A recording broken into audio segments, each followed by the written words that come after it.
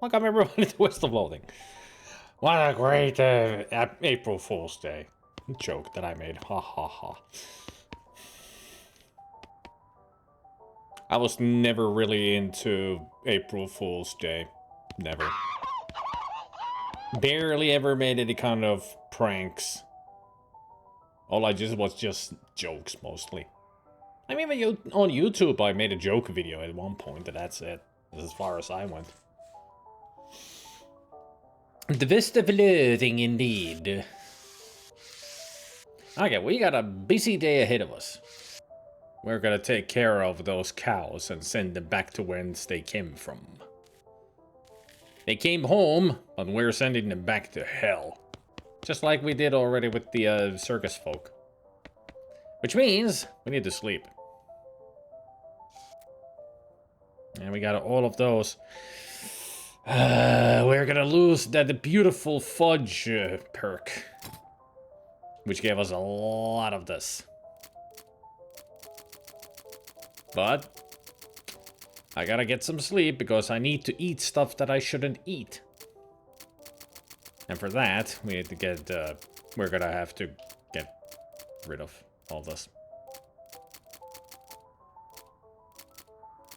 Yeah, the fundamental plus 23 to all.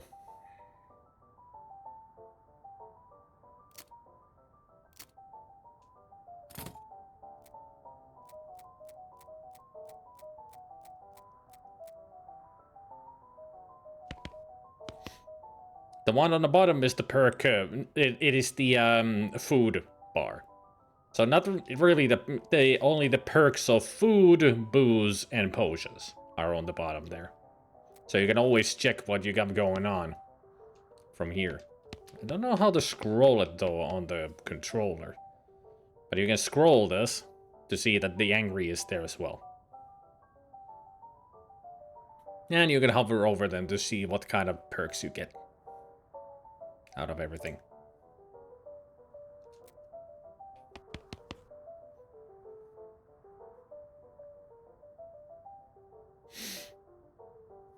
You did all the chocobo racing things in Final Fantasy VII and finished the game. A long stream because it took like forever. Yeah, the chocobo side quest in 7 takes forever to get the golden one. I know, I've done it every goddamn time. You gotta do it though, because you get so many good rewards out of it. Especially once you get the golden one, you get the best freaking summon materia. The things you people do for streaming. I'll do it once we get to Final Fantasy VII. Looking forward to doing the chocobo breeding.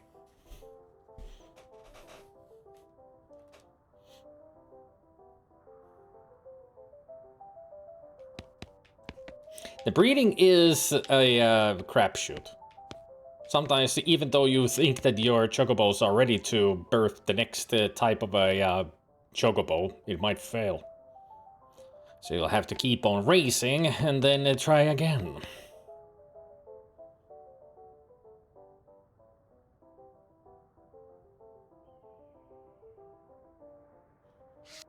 Well, there wasn't any chocobo breeding in Final Fantasy IX. You just need to find treasures to upgrade your chocobo. Hey, sweet. Anyway, let's go to bed. You dream that you're trying on new hats while fleeing from a huge rock. Suddenly you get in a fistfight with a scorched black woodsman. You wake up quite refreshed. Okay then. At least I didn't wake up screaming this time.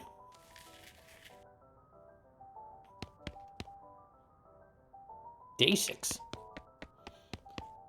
Let's insult ourselves. A vulture-sniffing, goblin-chasing jerk.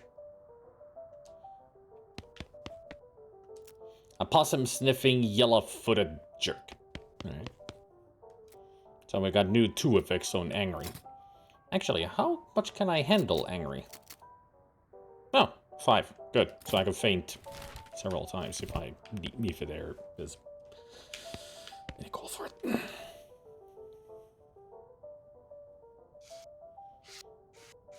You either need lots of time to find each one or a guide. I only got the water one. That's why I played through 9 with a guide, so I could do everything. Well, almost everything. There were a couple of things that I missed through the playthrough, but that would have been too much of a waste of time. Because they were just small things. And there was that one side quest that I just denied of doing, because it's the worst one. A completely pointless side quest right at the end of the game. Now, what do I need to do? What do we need? So, right. We need to eat food. The bad food. Which is...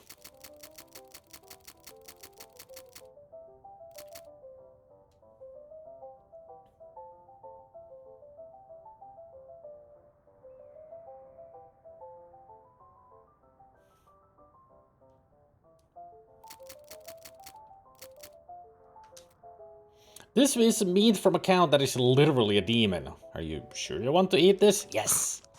You eat the steak. It is extremely spicy, in the way that riot spray is extremely spicy, but for some reason you don't mind so much and chow down regardless. You feel a spike of pain in your stomach. Ugh. Raised steaks. You've taken a risk and eaten an infernally tainted beefsteak. Did it actually affect my pain tolerance? Probably not.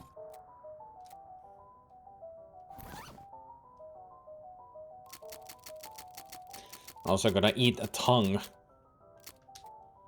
Tongue is extremely gross. Not really.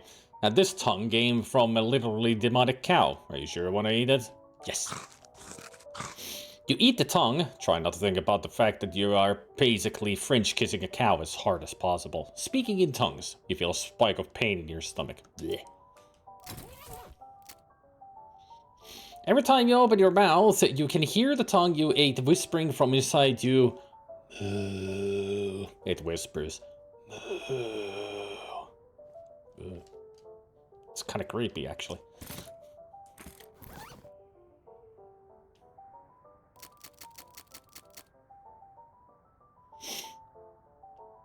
Playing Tetramaster and getting mad because how did he win? I'm fucking stronger. Yeah, but I did still win the championship. I actually have had a cow tongue. Pretty much tastes like beef, but it's just tougher to eat. That's pretty much the only difference. The texture is actually quite nice.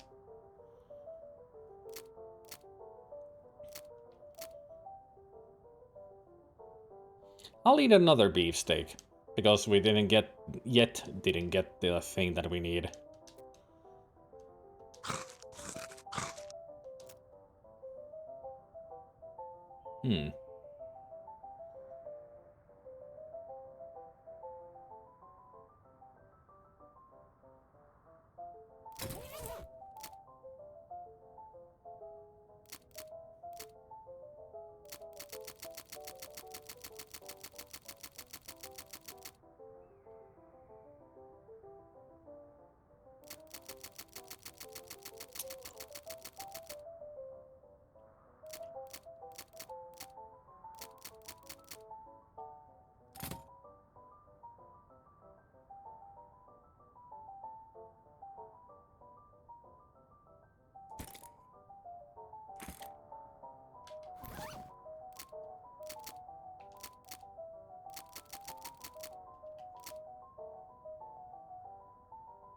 Increases your muscle by 11 and your maximum HP by 25 for the rest of the day, but you shouldn't drink it.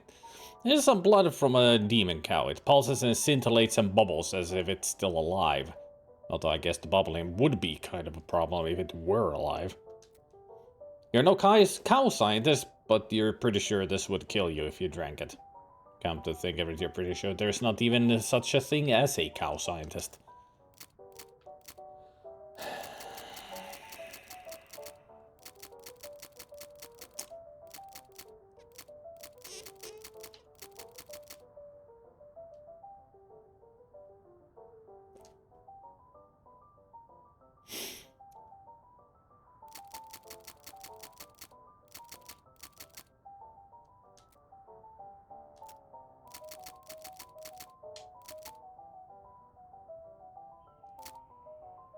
You rub the stick of butter all over your body, greasing yourself up for whatever is to come. Let's get cooking. I'm all buttered up. What's up, Buttercup? Your level of butter and coatedness, that's what. It didn't give me the corrupted perk, which I should have gotten after eating the cow stuff, especially the beefsteaks and tongues.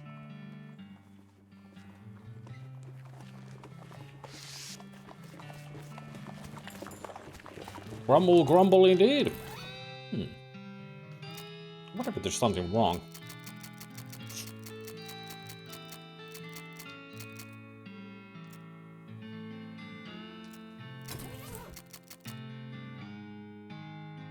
Stomach capacity doesn't go up with the next level up. Got to look this up.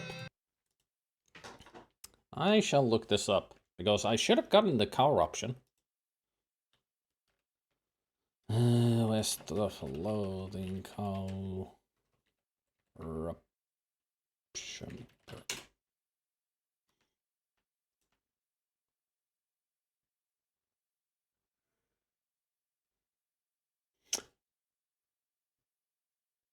Eating at least 5 of the following foods. All 5 foods can be eaten over multiple days. Oh, so we need to go back to sleep. That's how it works. Makes sense now. Back to sleep. You dream that you're having lunch with your mother while fleeing from a tiger. After that, you get in a fist fight with your mother. You wake up screaming. Okay then.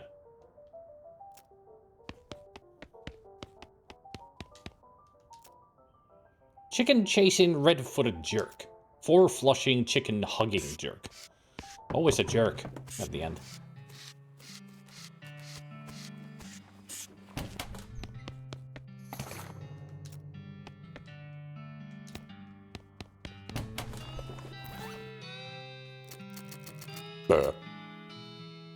Hey, Goblin.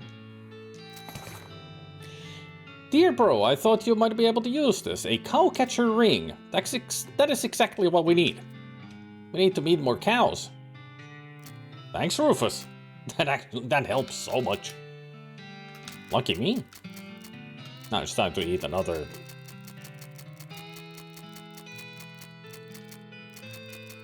One beefsteak, please. You feel a spike of pain in your stomach. Yet again. Now let's also eat a menudo. Yes, you eat the menudo, Geode. Sometimes a bucket of intestine remains behind when a cow undergoes the transition to an inferno ungulate, and you get one of these. A stone sphere full of boiling tripe. Hey, Fuzzy. This stuff is made out of cow stomach. Demonic cow stomach. So not only would you be eating that, you'd also kind of be eating whatever the cow ate. Are you sure you want to eat this? You eat the menudo. It is intensely spicy and comes with swirls of aftertaste that you refuse to analyze. Feel a spike of pain in your stomach. Ugh. You feel an evil presence burning within you. You moo. You got a perk, corruption. Uh-oh. Menulid. You feel like you've been replaced by a younger, better-looking version of yourself.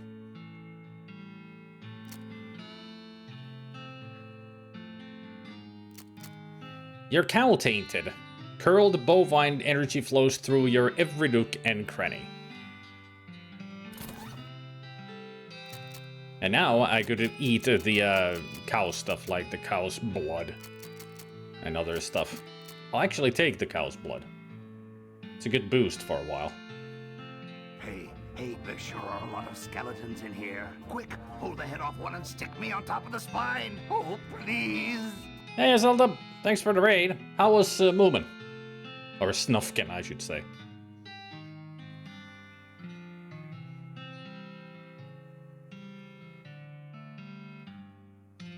Thanks, Twitch, for telling me to follow a Zelda as well, even though I'm already following a Zelda.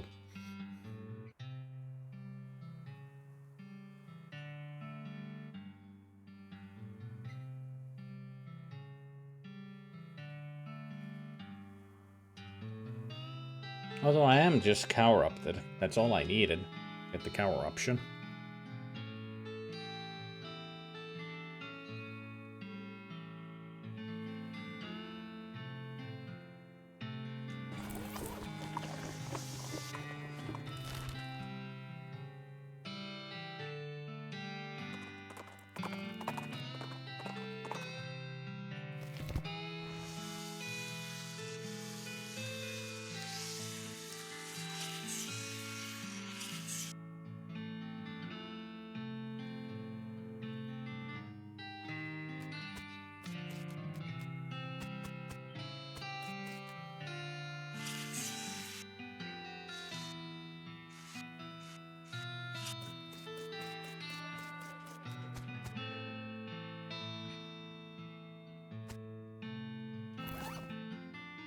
Right.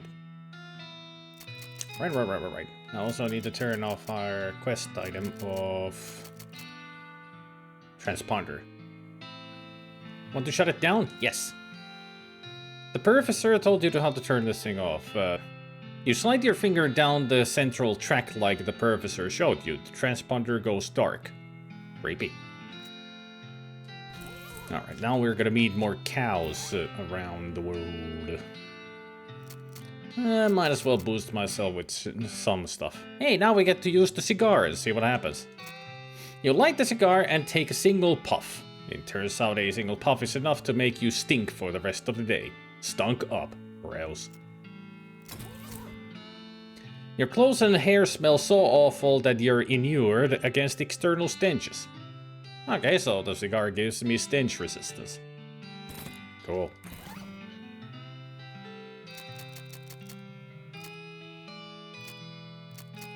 Welcome to the Plushy family. Also, it's been 41 months, or almost 3.5 years. And I have no witty remark for that. Well, you don't always need a witty remark. Thanks for the resub, Zelda.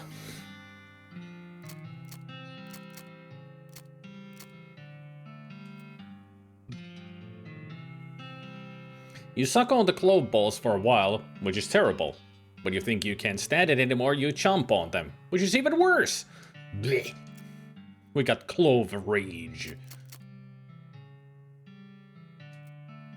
You move around until you're overlapping the ectoplasm in space and then wait a while for it to absorb. Slightly ghostly. It tickles.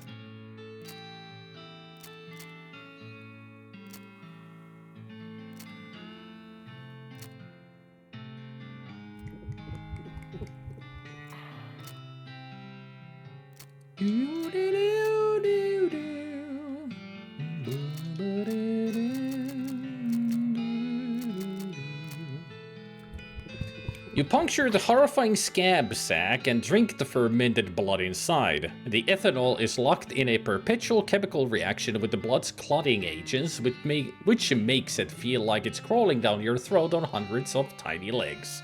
No. Ugh. Disgusting. Not you, Zelda. Not that you're subscribing every month. I mean, that is even worse than disgusting, but, you know.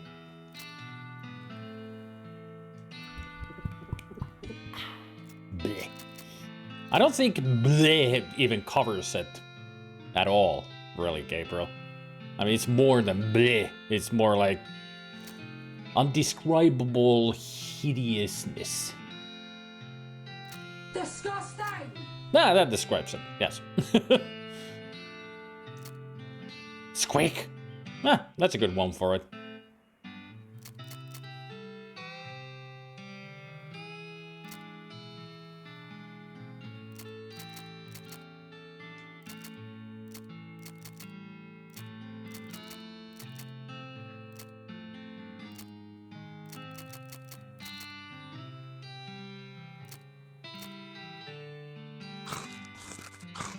You eat the pudding, even though you haven't eaten your meat.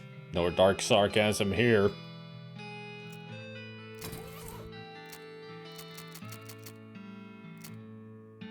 You're still angry at whoever put clove flavoring in that candy. It just isn't fair. That person needs to be beaten. You're just a little bit past the curtain of this mortal realm, which makes you just a little bit harder to punch. You're at least 10% spider now by volume, you monster.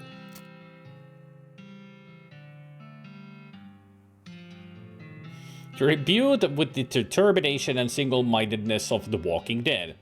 Fortunately, you're not also imbued with their hygiene. You're just plumb happy to be here. Well, I am. Hey, look where I am. West of Loathing, streaming, friends, enemies. I don't know who the enemies are, but friends at least.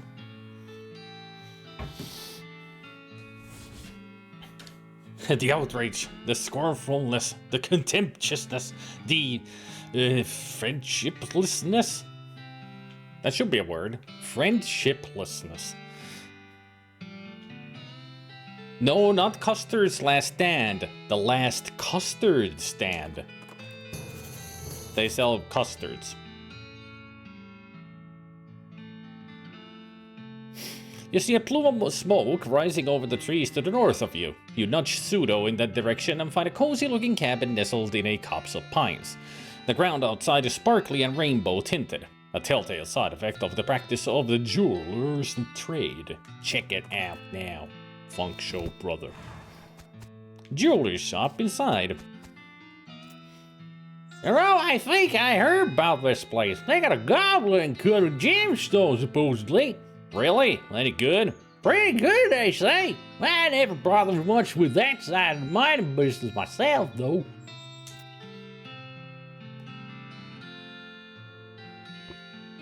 Unfortunately, the custards are endless. It's just the name is Last Stand because the previous stand was the first one.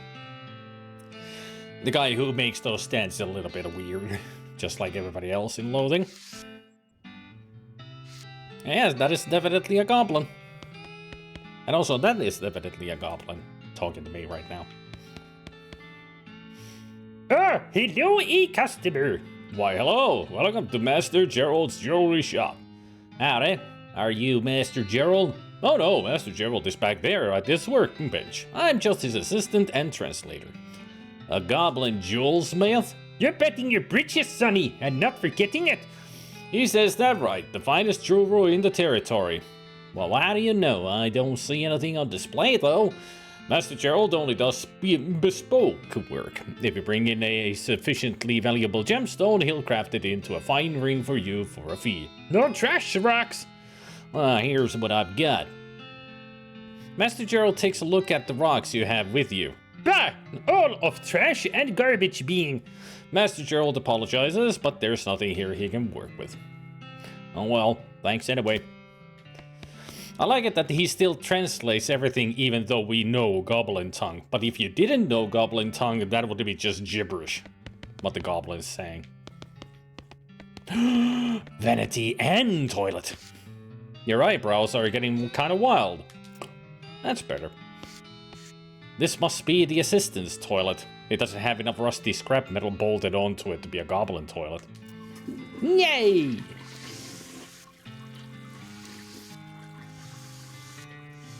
This is the goblin's bed? Maybe?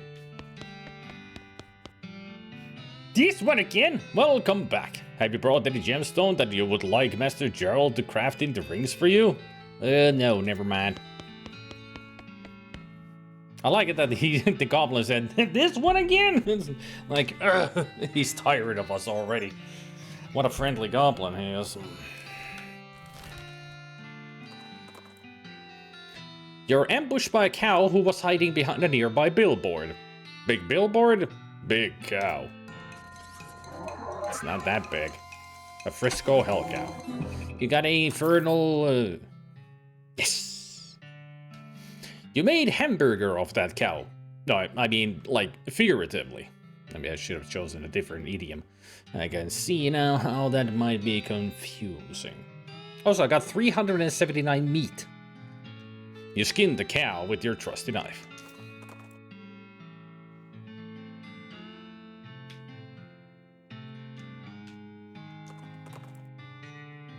There isn't a whole lot of occupy yourself during these long rides. If you've seen one cloud that looks like a kind of like a duck, you've seen them all.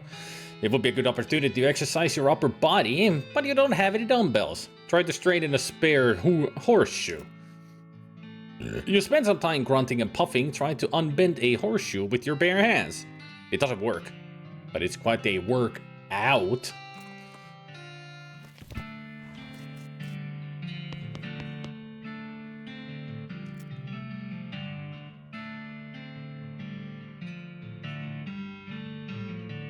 Undulated horn gloves.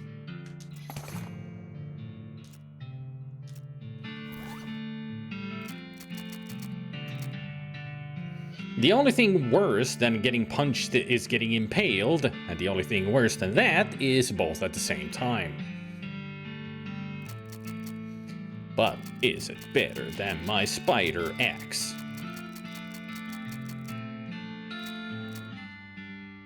So currently 21 to 25.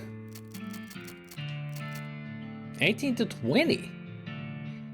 It won't have the same maximum damage. I think that would only go to 21 to 23. But it does spooky damage. But it doesn't have the +8 muscle. So Spider Axe wins. Best weapon in the game for a cowpuncher.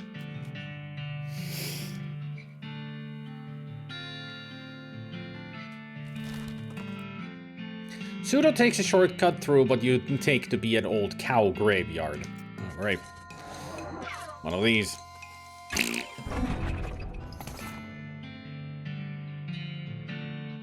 Ashes to ashes, dust to dust, pillar of cow bones to pile of pulverized cow bones. Amen. Yet again, I'm gonna straighten a horseshoe, huh? It's 40 XP every time, so I'll take it. Find a big crate, which probably fell off a wagon on its way to a ranch or something. Unless maybe it just grew here wild? I've seen a lot of weird looking cactuses in your travels. You pry the lid off the crate and help yourself to the contents, or perhaps its seeds, which just happen to look like the following objects. 2 logs, 2 soaps, 1 nerve pills, 1 smelling salts. Oh hey, what's this? Orthopedic boots. Now sure is weird.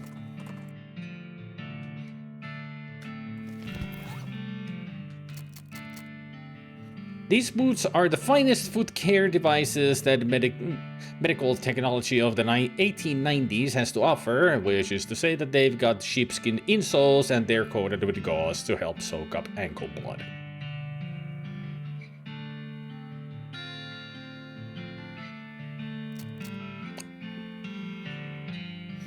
These aren't the kind of nerve pills you take to make you less anxious. They're the kind you take to make you more anxious. What's the point of them then?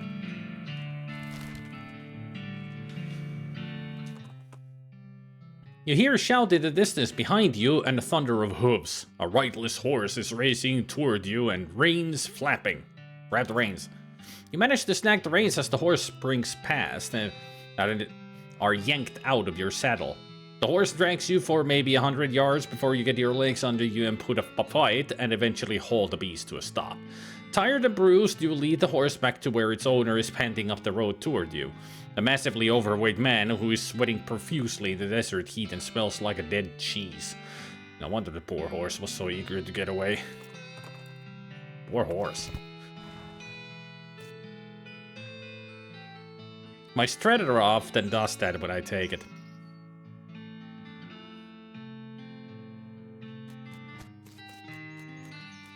I don't think it's a good thing that you become more anxious first.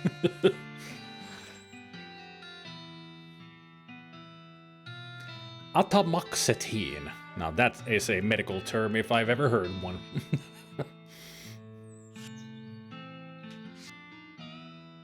I should name a spaceship. That should be a good name for a spaceship. Atomoxetine. Welcome aboard to my spaceship. Atomoxetine.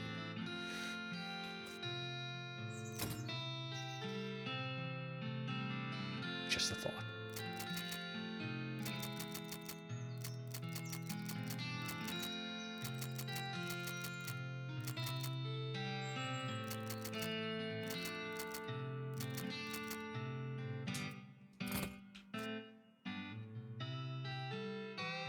Custard Man Stan. Give me them sweet custards. Moxie, Mysticality, and Muscle. I'll take one vanilla. I need the muscle. The hair on the back of your neck stands up as you realize you've ridden into the midst of a herd of ghostly floating cow heads. You've heard that some ranchers, in a desperate effort to avoid the homecoming, deliberately drove their entire herds into the ocean. Yeah, it's the drowned cows. Poor cows.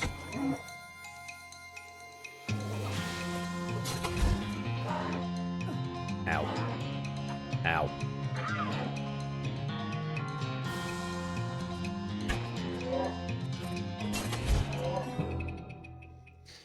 My psychiatrist referred to them as the Adam pills because of the name. She also said that I would never take those as they often cause nausea, and that's a big enough phobia of mine that she would never give them to me. Soul fragments. You got what the heck was her name? I've already forgotten. Alice is the doctor. Sally. That's her name. Sally.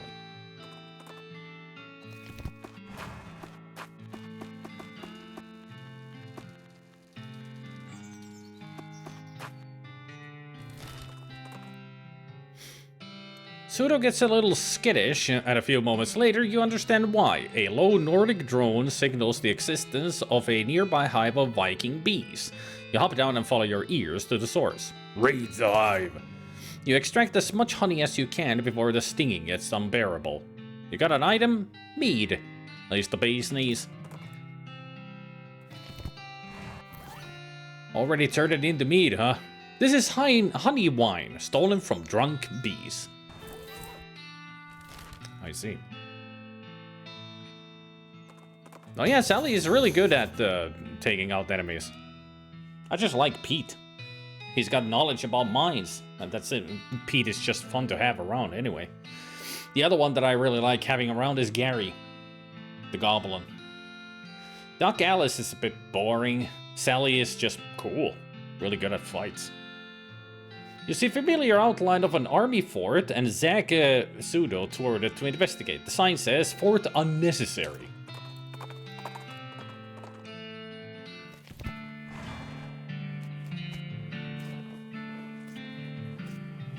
Have not met any of the others yet. They're at the beginning. In the prologue. In Boring Springs. That's where you meet all of them. Some of them just need to be met in a certain specific way. But you can meet all of them. Can you change partners? Nope. You're stuck with the one that you take with you. You can only have one partner, and they are non-interchangeable. So you'll be playing the game through with Sally. But that's the good thing about the game. Replayability. Not just all the things you can do in the game, but also the partners, to see how they all differ. In Shadows over Loathing, you can change partners, but not here. They actually fixed that in the next game, that you can actually change partners. It was, in my opinion, is a great thing to have. A Nordic hum of Viking bees, there's a reason I love this game. Well, now, this could be a decent looking fort if they took better care of the place. Are looks more important for a military installation? Why, sure. A fresh bottled yard is real intimidating to an enemy. I guess it does mean they've at least got a lawnmower to hit you with. Somebody arranged these cannons haphazardly and then left them out in the rain.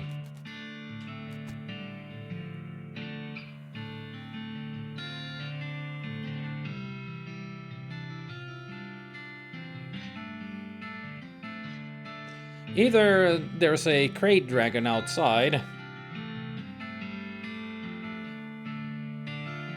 or it's the garbage man. Can't really tell.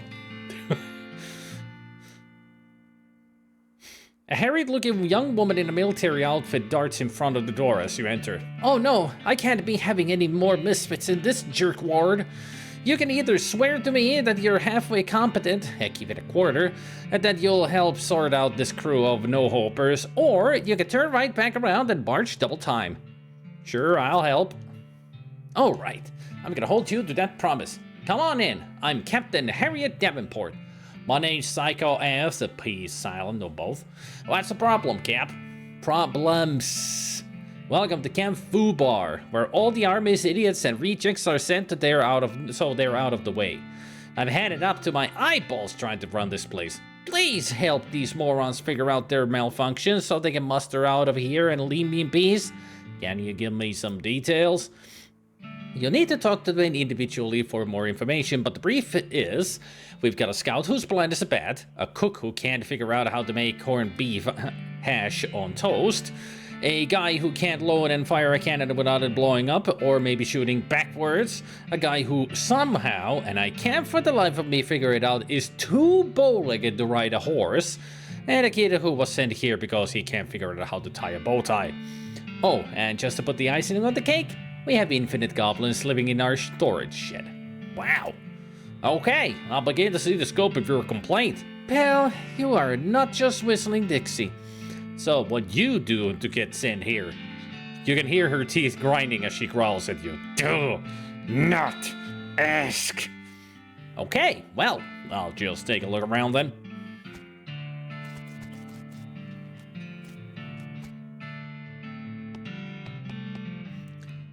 There's a nameplate on the desk that says General What's-His-Name. The desk is basically empty, but you do find an old medal discarded in one of the drawers. Medal of Adequacy. This medal was awarded to General Francois What's-His-Name for his wholly undistinguished service. So the What's-His-Name is actually his name. Hey, Madral. What's on my label? Because this is awesome. Oh yeah, I got the attorney's badge. But the adequacy is better. It would be cruel to loot these people's supplies, you think? You shouldn't take their food. They'll probably never be able to get any more. Don't worry, I'll get them once we get they're not here.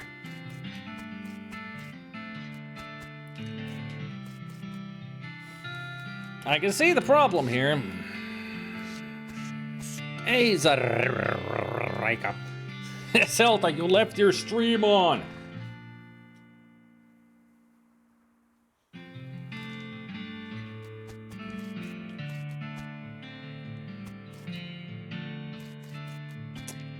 So, who do we help first? The guy with the problem with the cannons? The way too bow-legged guy? The cook? Or the guy who's blind as a bat?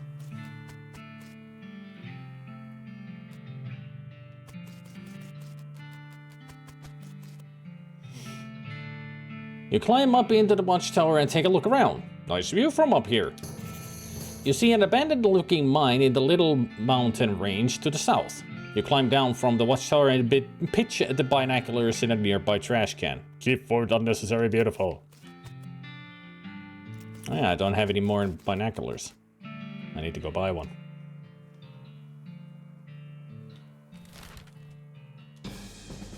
The hair on the back of your neck stands up as you realize you've ridden into the midst of a herd of ghostly floating cowheads again.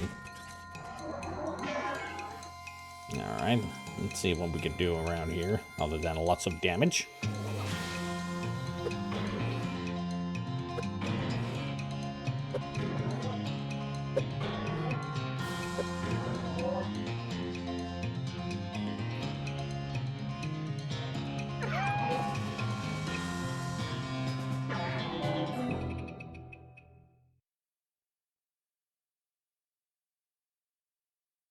Can't get over his silly walking. How about the single-use binoculars? Not single-use, disposable.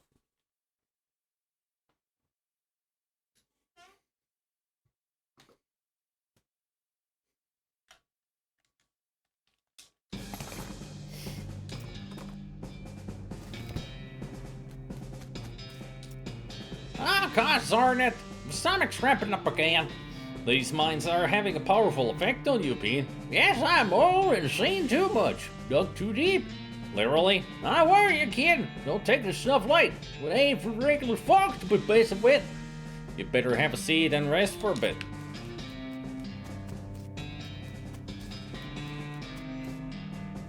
There's a shiny thing in here. Strange silvery crystal. This dry washer is caked in dirt. Wash and dry it.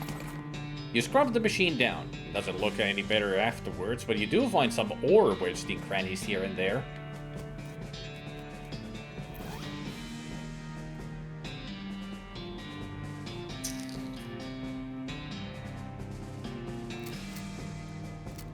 This crystal is silver in the sense that it is silver colored, but not silver in the sense that it is not made of silver. Everybody got that?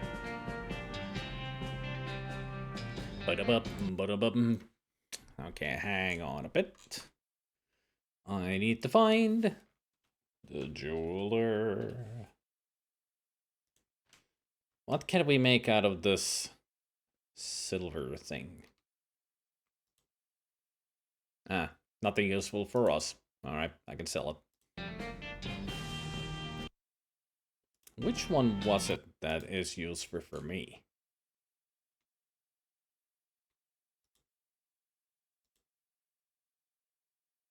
Oh yeah, that one.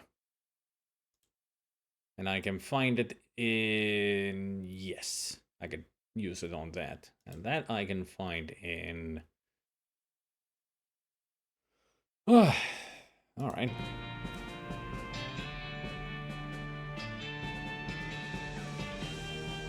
It's like the missile copy-paste them. The missile knows where it is at all times. It knows this because it knows where it isn't by subtracting where it is so from where it isn't, or where it isn't from where it is, and so on. Yep. In other words, what? I think it broke my brain. I can feel the aneurysm again. This elevator has a lot of stuff wrong with it. Well, let's hit the problems with our percussive maintenance. You hit the elevator in all the right places. It's easy when you know how.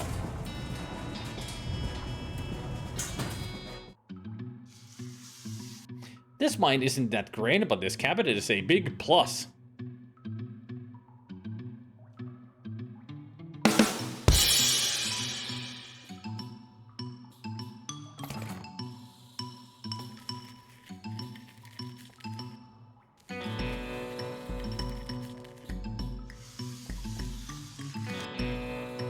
Whoa, what's up with these weird rock lines? This card was abandoned in a hurry. You got an item, unrefined meat nuggets. This switch has long since rusted away to uselessness.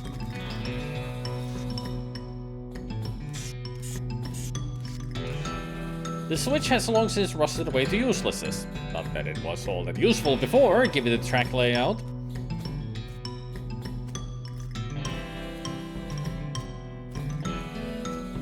Oh! Well, I wasn't expecting giant snakes. Gonna have to fight these snakes to get through here. I'll check the other place before I come back. They can live for a little while longer. Nothing here.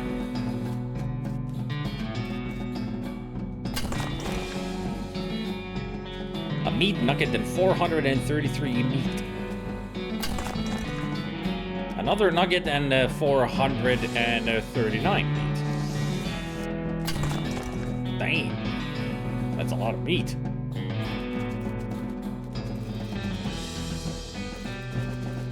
It's a big stash of mining gear. Dynamite and sulfur won't match. Alright. It's some kind of a drilling machine. Not to mention vibrato people being here. Someone's doodled spirals all over the table. This place seems poorly ventilated for a campfire. Maybe that's why no one's here. The note says, Dear Jeff, got called up north to deepest delve. See you soon. Praise be Roberto. Sincerely, Jeff. Oh, that's the two that we saw talking in a different note before. It's a shelf containing an effectively infinite amount of sarsaparilla. You got an item, sarsaparilla. A sarsaparilla. You've already got it plenty.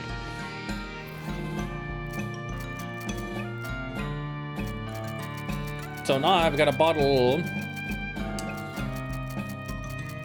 of sarsaparilla, and sarsaparilla. No, we haven't. We still got those 6 left.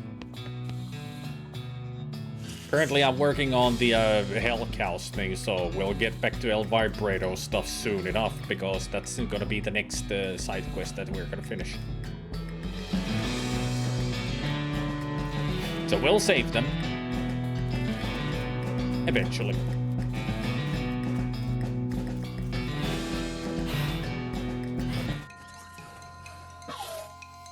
Coal snake, coal snake, coal snake.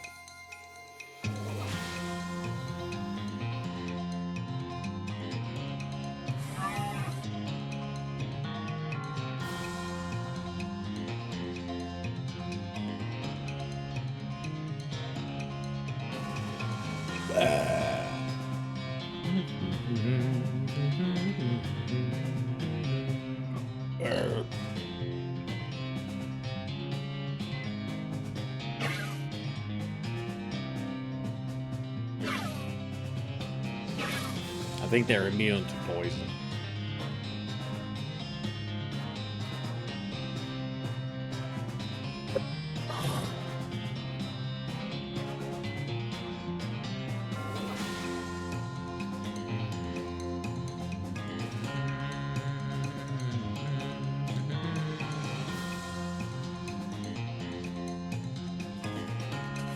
Double. And flame on. Well.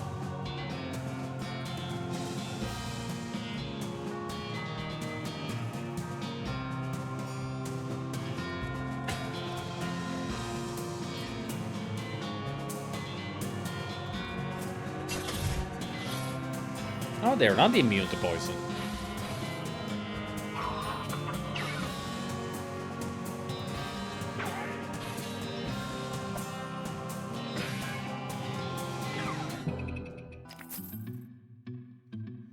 You definitely dispatched that trio of serpents, and we got coal snake skin. Which does what? 3 moxie to my hat. This is a coal snake skin that has been liberated from a coal snake's body. I don't think I can put it then on my turnip. Yeah, I got already hot resistance with the snake skin. So I don't think I used this. Your hat's already got a headband on it. You don't want to be the person who shows up at a party wearing multiple headbands, do you? What if I did?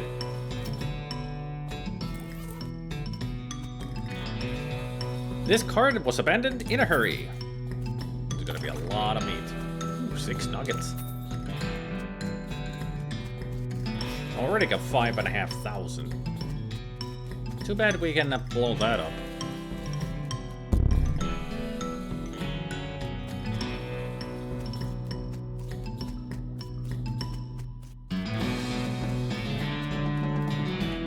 Your vibrator transponder goes crazy when you get near these rocks. Ow, I turned it off. Oh, there I go. West Central Storage Facility. A bunch of paper carts on this table.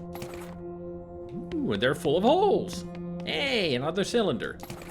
Good to have. Scraps and punch cards. I got a lot of punch cards. Where was it that we can learn? Was it the abandoned well? 3 electrified cow skulls float out of the woods and surround you.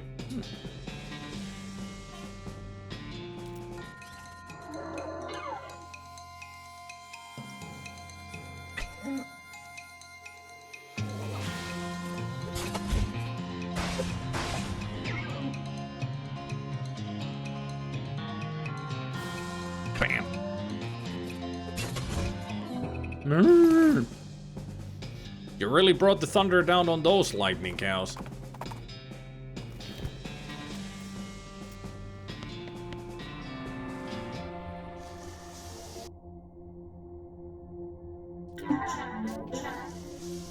I'm sure if we can finally learn the last words that we haven't seen. Adjustment coffee maker organic. Clothing. You have nothing else to learn from that kind of card. Clothing was the last one that we were missing. Magnitude, teleporter, toggle, orientation. I've learned all I can from the punch cards. So now we know the full language of the El Vibrato.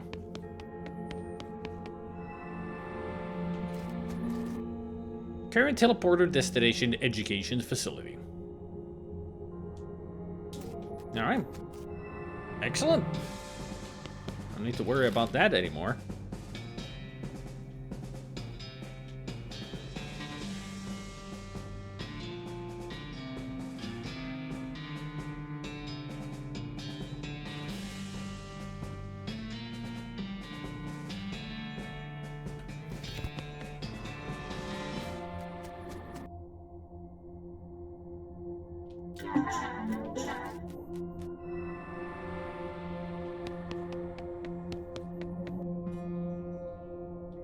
No, it wasn't here. Where was it that we can make stuff?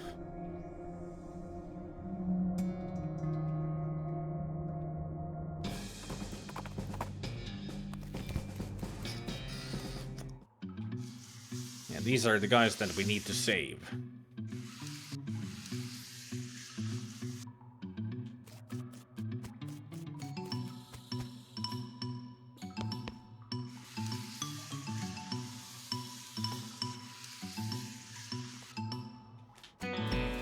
Yeah, there's the note from Jeff to Jeff.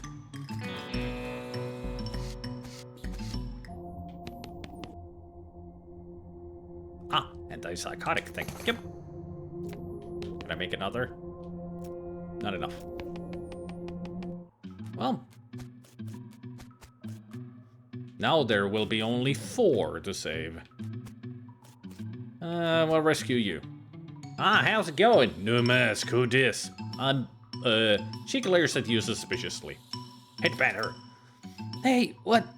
I gotta go. She books out of the mine, eyes wider than the eye holes in her mask. So much for that. 4 to go. That isn't much, that's only 20 scraps.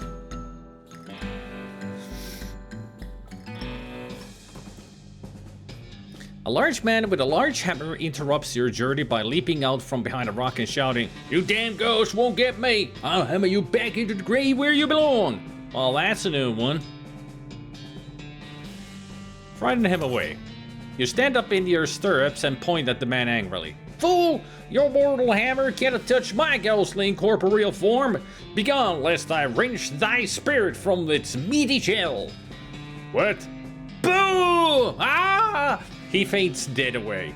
After checking to make sure this isn't literal, you take his sledgehammer. You know, just to make sure he doesn't hurt anybody with his weirdo ghost mania. A construction sledgehammer. Well, that's one way to deal with them. It's a sledgehammer, and it wants to be your it.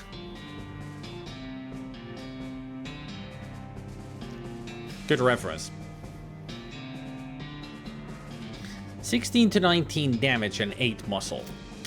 Still not better than I have what I have. The creepy spider thing. Yep, 8 muscle. Same amount of muscle, but the spider axe applies 8 poison to the enemy. So take that, construction sledgehammer. You're ambushed by a cow. There, done. Next. More infernal leather. That's what I need. I need to get more leather. Looks like you found an abandoned crate of military supplies. Since it's addressed to Fort Unnecessary, perhaps the shippers took that to heart. You pry the lid off the crate and help yourself to the contents. Military-grade whiskey and full canteens. Oh hey, there's also a first aid kit in here. Surgical gin, nerve pills, and bottle of laudanum. Not bad for like 5 seconds work. A gurgling hiss draws your attention to a nearby skeleton. Honestly, just the fact that there was a skeleton here should have been enough to draw your attention, but I guess you're getting used to them. This one is wearing rusted antique conquistador armor, caked with mud and rotting seaweed, and waving a waterlogged old blunderbuss at you. I should be afraid of you? Are you kidding me? You didn't even survive getting off the boat. Oh, I'm shaking in my boots which are nice and dry because I didn't fall off a galleon and drown on my way to conquering a foreign land. Maybe you should have had a pool noodle instead of that blunderbuss, El Capitano Cinco de Moron. The skeleton gets so angry he can't even aim properly anymore. He petulantly throws his gun on the ground and storms away. Alright, we got a muck-clogged blunderbuss.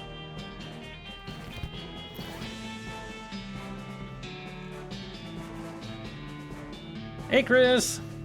And also, what is wrong with my chat? Because those emotes are like gigantic on my chat. I mean, they're just normal there, but for me, they're like 100 times bigger. They're taking up all the space on the chat. Everything okay there? My pop-up chat? It's weird. So weird.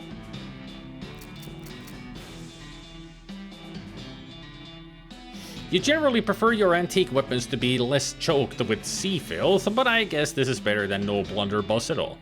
3 poison to enemy.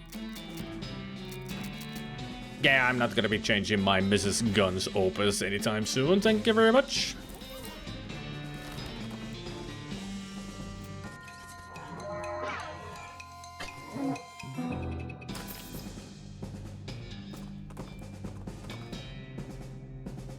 Off to one side of the trail, you spot a goblin digging in the sand with a little shovel and a pail. Hello, I'm Clams digging. Clams? Clams not buying in desert. Clams is ocean things. Haha, showing what you're doing. Clams ocean fish buying, like slugs with shells having. Not in deserts. Oh yes? Smarty human? Looking at this then. They pull a large piece of shiny abalone shell out of their pail. Which, while not exactly a clam, is indeed an odd thing to find in the desert. So angry about desert clam, I will be eating you up. What? Oh no! Give your shell to me and going away instead. Okay, yes. The goblin gives you the seashell and scampers away in a fright. Good. A shiny abalone brooch. This is a shiny piece of seashell with a pin glued to the shell. It's great that the ocean makes whimsical jewelry for you.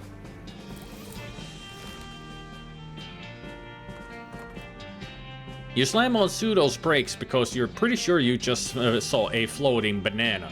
When you hop down to investigate, it turns out it's not floating, but perched precariously atop a thin stalk. Picking it could be risky. You grab a banana. Ooh.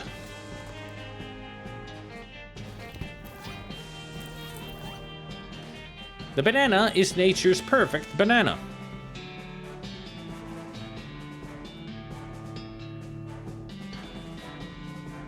So let me get this straight. We wandered in the desert, and there was a banana hanging from a stalk. A stalk! Just a singular banana. And it is just a banana.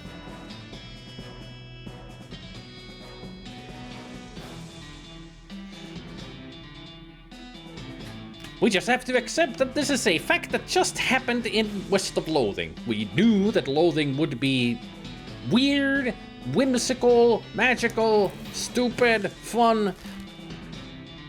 But this takes a cake. Like, no, it's... Don't think about it too much. You're really gonna break your brain. Just accept that you just grabbed a banana from a desert. There.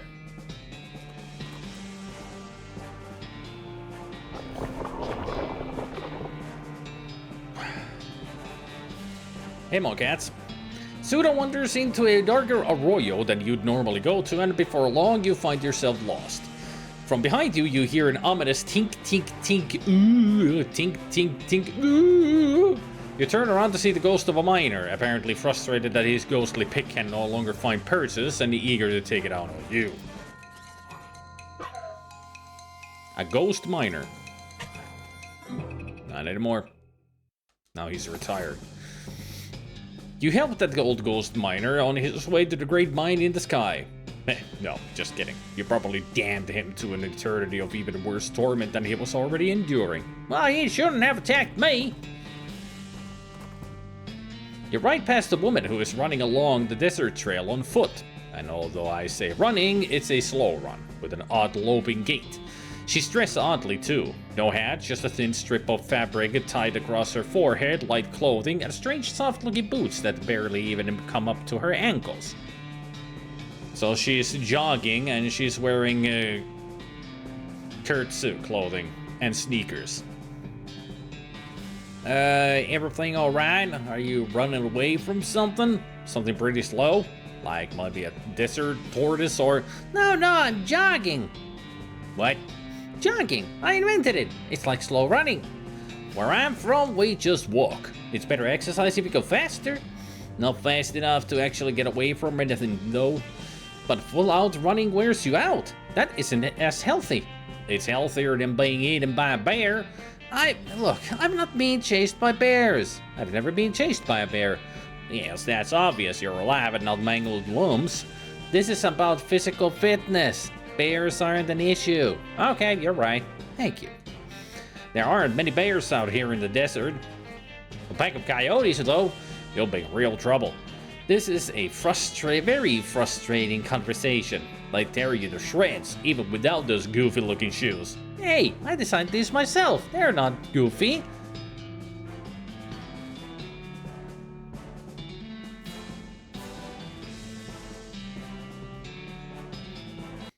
I want to see what I need to say to get those sneakers.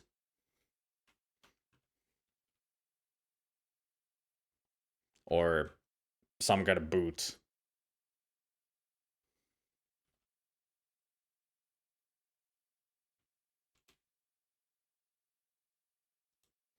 Nest of Loathing.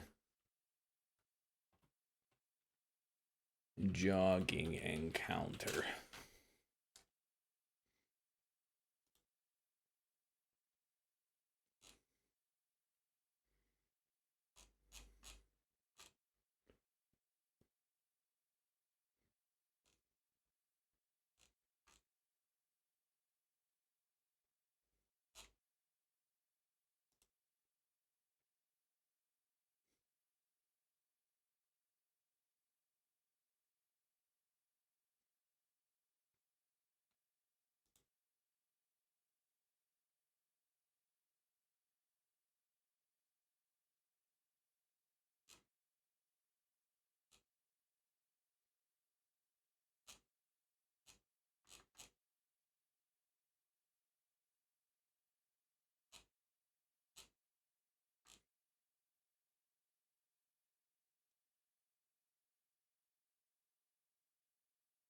Yeah, boy. Yeah, boy.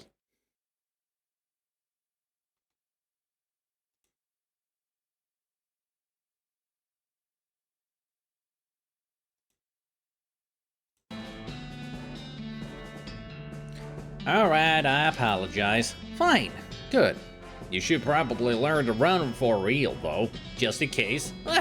I'll take you up on that right now. She starts to jog away. You're still doing it wrong. I hate you. Goodbye. Bye.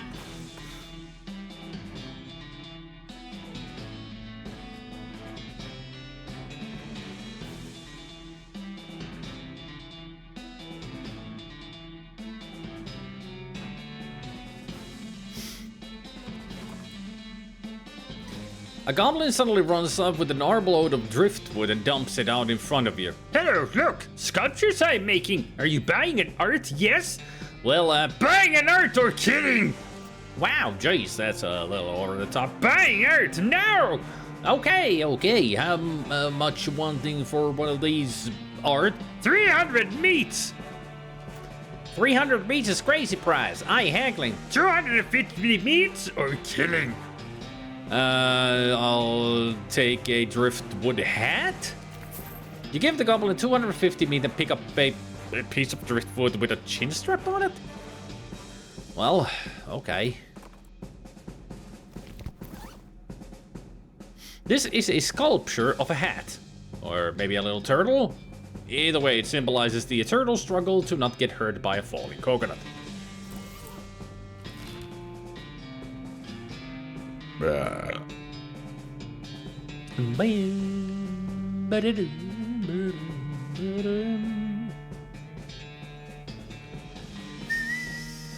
Actually, let me see how I can find this area that I want to get to.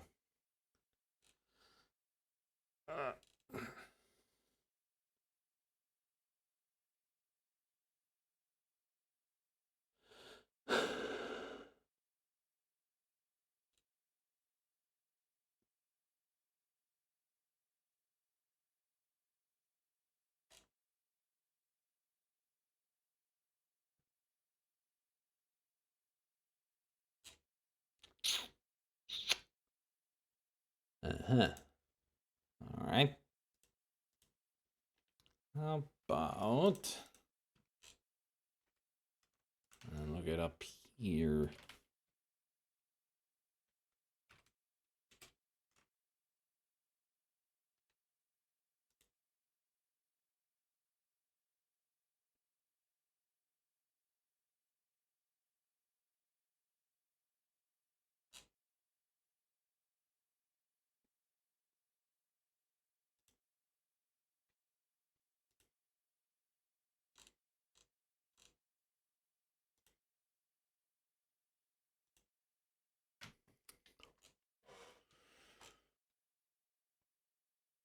Uh-huh.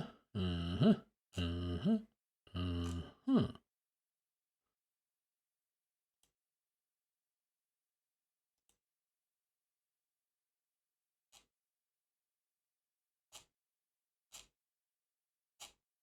Mm-hmm. All right.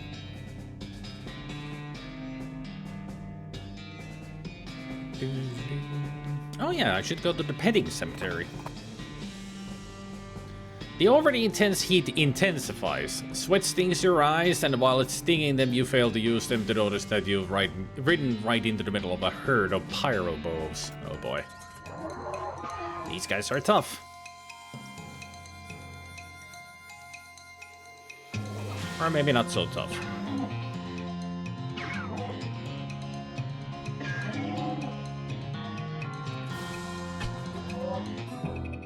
Silver bullets for the win.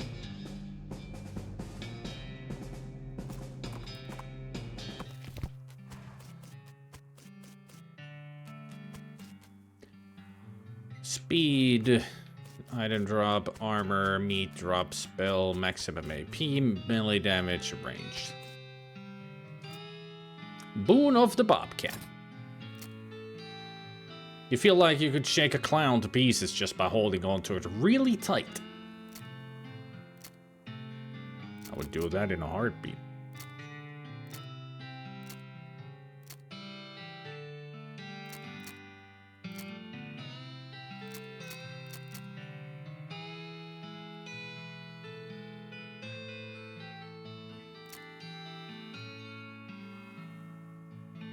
Hey, go for some.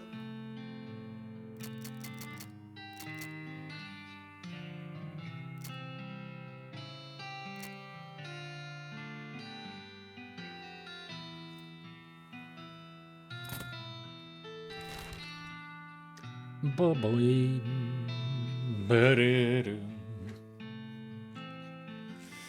So what was I up to? What was I looking for?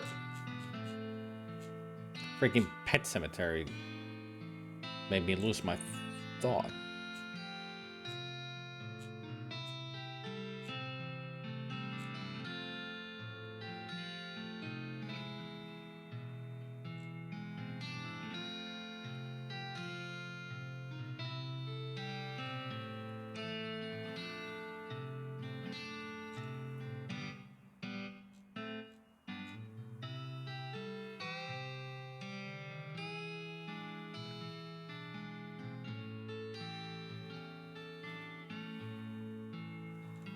I cannot remember what I was doing. What I was supposed to check up. Like, seriously. I've totally lost my thought. You come upon a covered wagon belonging to a newlywed couple heading west. It looks like one of their wagon wheels has broken. Although they have a spare, it was in the heavy corner of the wagon and they don't have any way to lever it up to get the replacement on. You get your shoulders under the corner of the wagon and heave it upright, muscles straining. The couple get the wheel in place and bolt it on as quick as possible and then they help you out from under the wagon, thanking you profusely. There isn't really a joke here, it's just a thing that happens, I guess.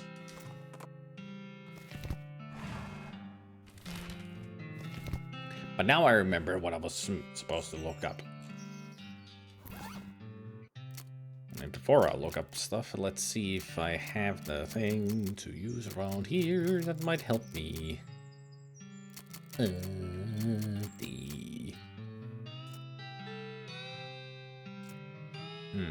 Right, it doesn't help me find him.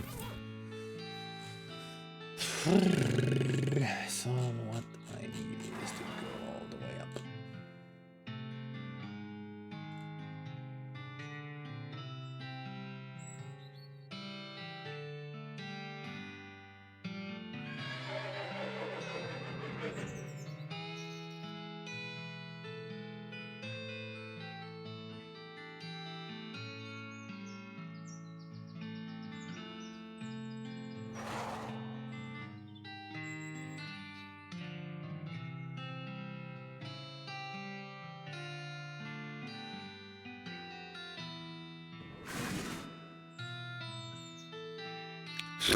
To you too.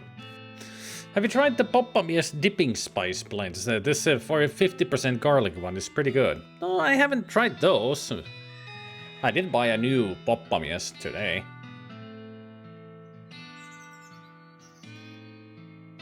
I'm sure that Chris will make me eat some spicy food again today. And now I will have a chance of trying out a new spicy thing that I bought. Wink. Oink.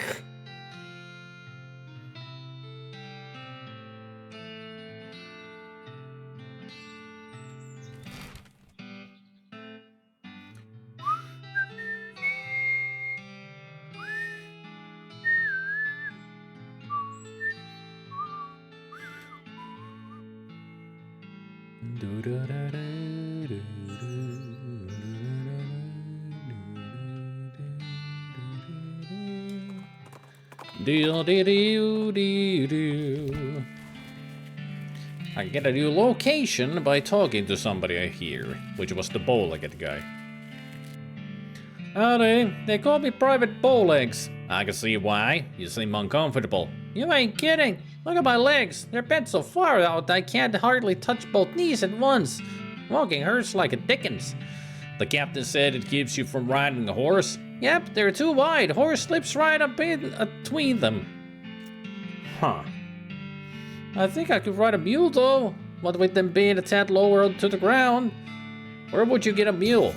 There's a place up north that rents them out, but I can't get out there myself, so I'd need someone to go set up the contract on my behalf and have it send me one. Alright, I'll check it out.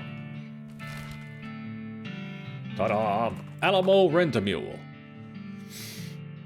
All of a sudden, you're being attacked by a vaguely cow-shaped ice sculpture, so rough that it could believably have been carved by cows themselves. It's a real surprise, because it isn't clear how that thing can move under its own power. Yep, it's an ice ungulate.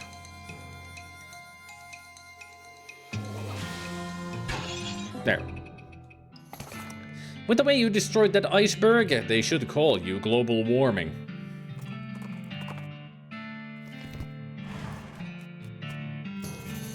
What's happening, Pete? What's up, Pete? There's another mine. His teeth are gritted like he's forcing out the words. I ain't wanna go there, but I think we gotta. Okay, I'm with you. Am I forgetting about anything? Thanks for the reminder. What's this place? No, it's familiar, I reckon. Yeah, it's right on the tip of my tongue. Probably not important. It's almost as if we needed to remember something. Can't think of anything. What about you guys?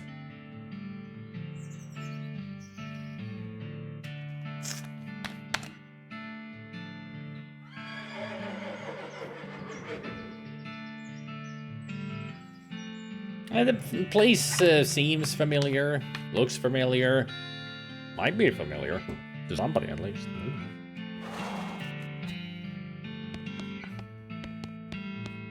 This year's model. That's not a mule. That's a horse. It lists a bunch of features you can pay extra for when renting a mule, such as self-kicking tires, extra cargo space, self-kicking tires, side of coleslaw, two-way sneeze through wind vent, fussy dice, cruise control, anti-lock hooves, steel-belted radials, leather floor mats, getting kicked insurance. Hey, Skim. Looks like this is where you go to rent a mule. Just judging from the sign, you know. Howdy, welcome to Alamo Rent a Mule. How can I help you? I'd like to rent a mule. Don't you have a horse? What do you need a mule for, if I may ask? Oh, it's not for me. I'm picking one up for someone else. Oh, all right then. That would be 1,500 meat. Wow, Nelly, why is it so expensive? It's a lifetime contract. The rental business isn't what it used to be, so we made some changes to our business model. I suppose technically we should change the name to Alamo Buy a Mule, but we'd had to change all of our branding. You can't really rebrand a mule. They're too wary after the first time. Never mind.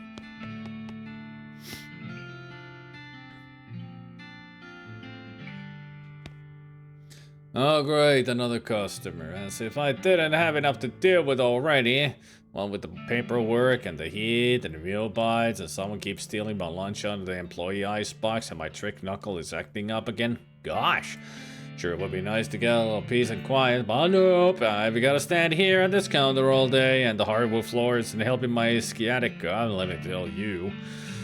Don't even get me started on what they pay us around here. The bills eat better than I do. And if all that wasn't bad enough, I'm gonna drop my daughter's birthday present down the stupid hole and the stupid mine. And will anyone go and get it for me? Yeah, right. You want me to go get it? What? Really? Did a miracle just occur? I can hardly believe it. Where did you lose it? Oh, not far from here, a place called Debus Del Mine. I was looking to scavenge some free string to tie up the package with, and I dropped it. And of course, because it's a bracelet, it's round, so of course it rolls into a hole under some kind of stupid machine. Ugh. Okay, I'll check it out. Good thing we already found the place thanks to Pete. Hey, a needle.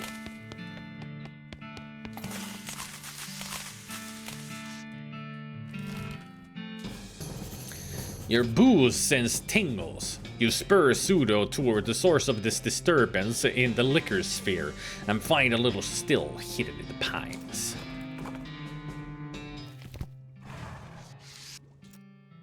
What's this thing? Heck, you don't know what a no still when you sees one? Hey? No, I got that. My uncle makes a turb squeeze that's really awful, actually. But this still is kind of weird looking and has some extra stuff going on that I don't recognize. Well, way to find out. Fire that sucker up. Well, why not, I guess. There's a jar of moonshine under the spout. Take it. The jar of moonshine. It's a still for turning moon into moonshine. Get it?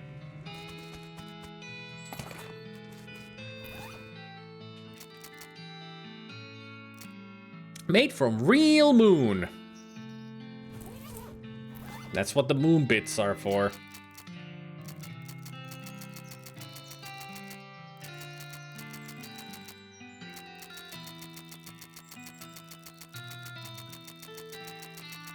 Can't remember where the moon bits are. I think it's food.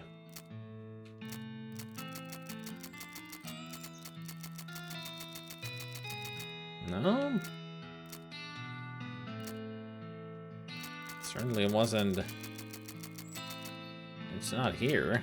Maybe it's miscellany?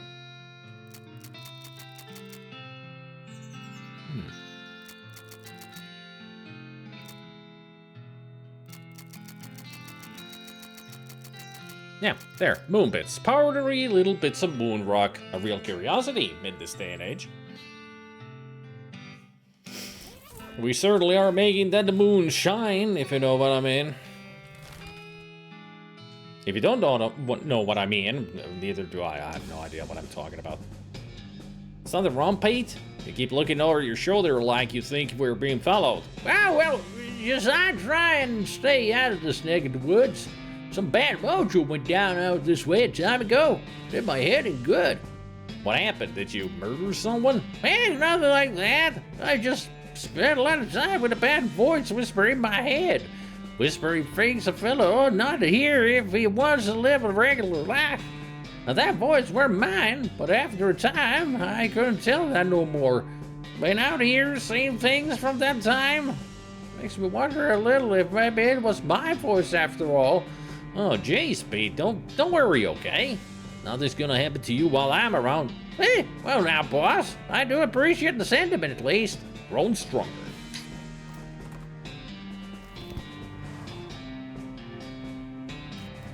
Had some yesterday, actually. Got a couple of practitioners as friends.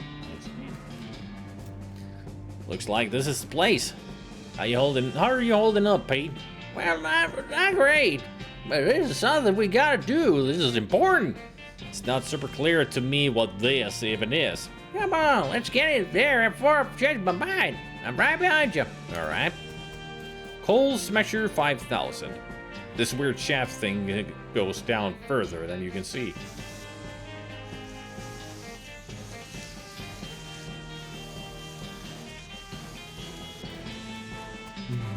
Boom, boom, boom. This shaft has collapsed, but there's a rope leading down through the rubble. A floor-to-ceiling shaft. An impassable cave-in. Don't even try to pass it because you can't. I was so hoping to see what's in the box.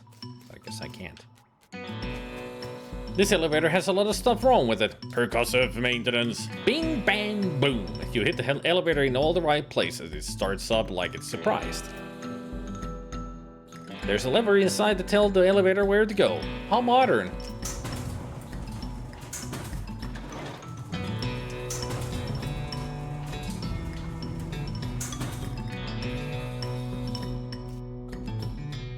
Just a bunch of worthless leftovers. It's a nice cupboard, but it's bare.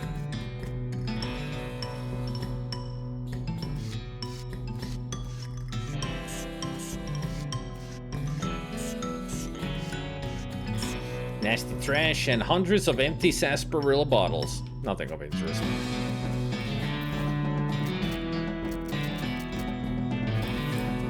Gotta be one of them. Otherwise they might attack me. These cultists are really going to town with the whispering and tracing of spirals in the air and generally being really creepy cult weirdos. One of them notices you approaching and nods politely before going back to her muttering and whatever. She's the only one that notices you and none of them seem inclined to get out of your way. Leave them to their insanity. What if I wore the leader mask? These cultists are really going to town with the whispering and tracing of spirals in the air generally being really creepy cult weirdos. As you approach, one of them notices your square mask and gasps. A chosen one! A chosen one, the other says, echoing in whispers. Yeah, that's me, alright. Move aside, please. I need to get to whatever's at the other end of this room. We must not move. We are tracing the spiral. You load your voice up with darkness and gravel. You dare to defy me? Me, one of your master's chosen? Whoops! Oh, sorry, I have a cold. What I meant to say was, of course, Joseph one. We salute your dark presence. She shakes the others by the shoulders and they all shuffle out of your way and then out of the room entirely. And don't you forget it.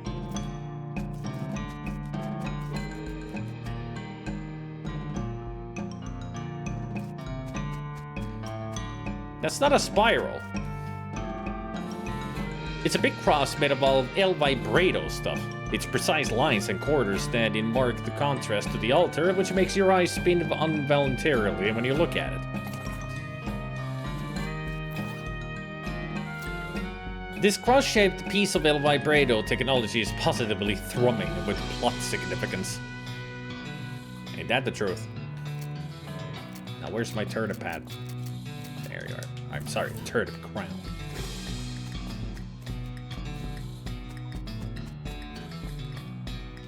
Level 3.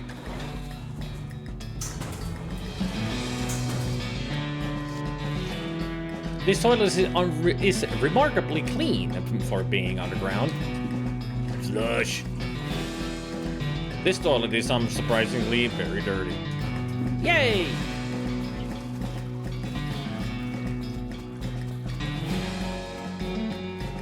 This thing is really heavy. It's a child's bracelet. This bracelet is way too small for you to wear, even if it wasn't also way too colorful for you to wear in public.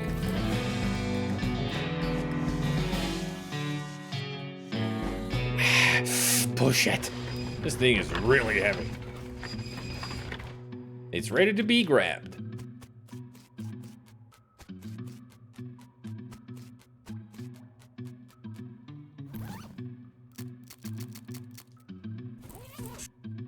There's a bunch of cultists here, whispering to themselves and tracing spirals in the air. 6 of them, to be exact. You try to push past, but the one in back shakes his head and indicates for you to stay where you are. I guess there's the queue or something? Nuts. Well, let's get through this queue by dissipating it. You start to push past the cultists. Hey, don't... Oh, chosen one! This is a great honor. Yeah, thanks. Blessings to the master and spirals and stuff be upon you, or whatever. Scram, please. But this is the hour of prayer. We can't leave for any reason. All of you need to get out of my way right now, or I will cast your souls into the devouring maw of ultimate void. That doesn't sound good. No, it's very, very bad. What happens there? Oh, just let your imagination run wild. Hey guys, new orders. We need to scram. Thank you. This shaft really got shafted by a cave-in. Looking at this altar makes your stomach spin. The central spiral has a nauseating optical illusion effect that makes it look like it's spinning, even though it isn't. You feel like if you get too close, you might fall right into it. This spiral, you don't like this one bit. You don't like this spiral at all.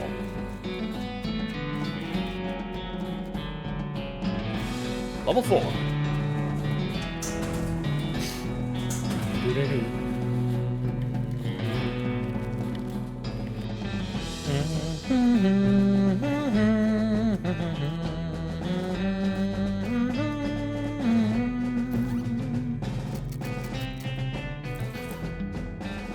There's a whole crowd of cultists here, muttering and doing creepy Tai Chi.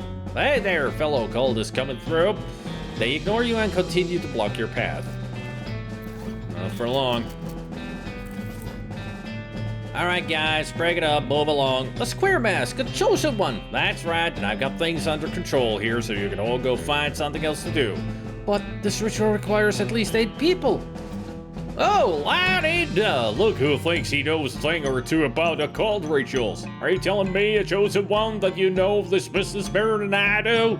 No, I meant no disrespect. You better not, or I'll have your skull filled with beetles or something. Oh, geez, that sounds really uncomfortable. Get out of here, all of you! The cultists scatter fearfully. And don't you forget,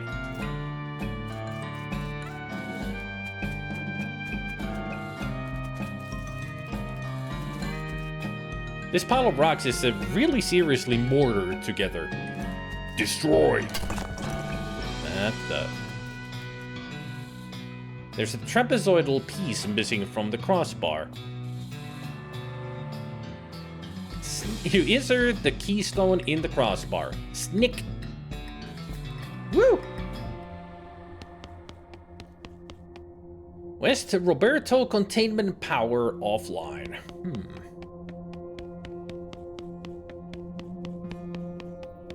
East repair to containment. Power offline. Okay.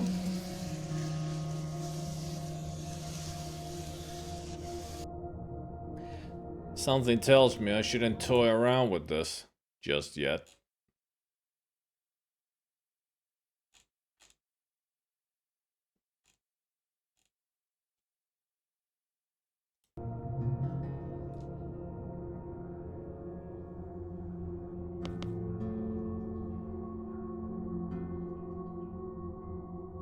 I can't do anything with this yet because it's not powered up yet. Sadly, cannot do anything with it, Lord John. It's not powered up, so.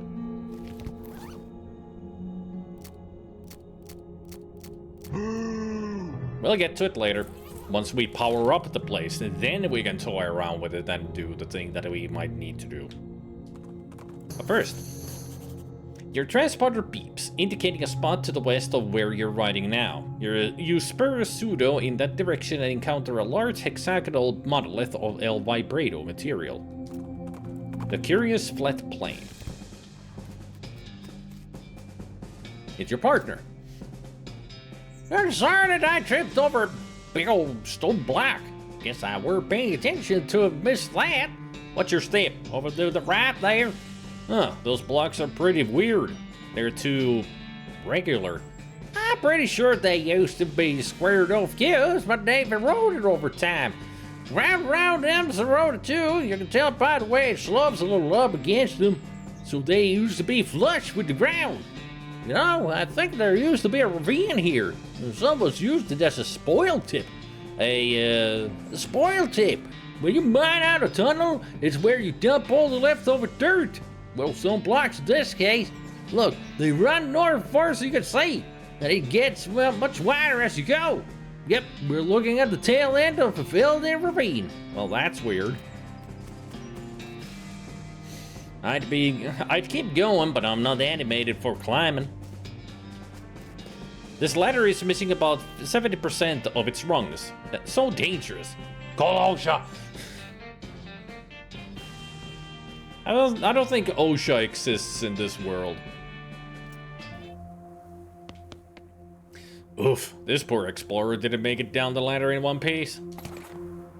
El Vibrato scraps, a rod, and punch card. What's a rod? This is a thin foot-long rod of El Vibrato material. It's got a little label on the side that says Emergency Cache Decloaker. Ooh! Excellent! We finally found that thing. This is definitely one of the largest hexagons you've ever seen. Second largest.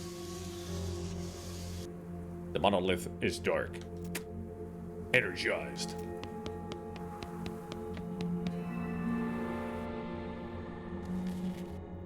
There's a piece here that's obviously broken. Primary terminal. Select secondary terminal. Local power terminal, weather adjustment, garbage terminal.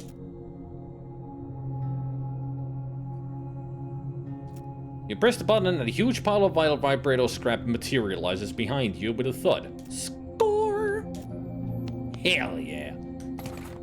33! We can save them. Yes! Score! Indeed, score. Let's go save these people.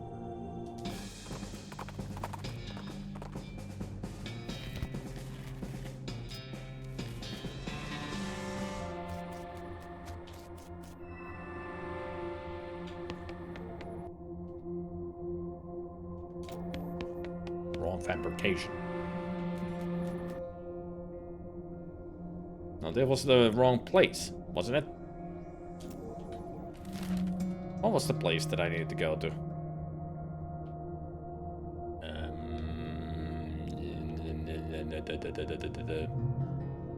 Wasn't it this place?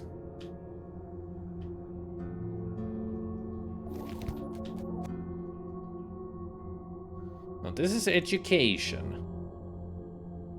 And the equipment that we can only make is the brooch and bracelet.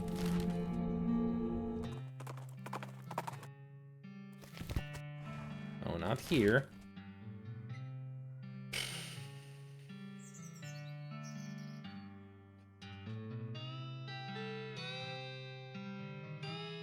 I've already forgotten where I made the thing.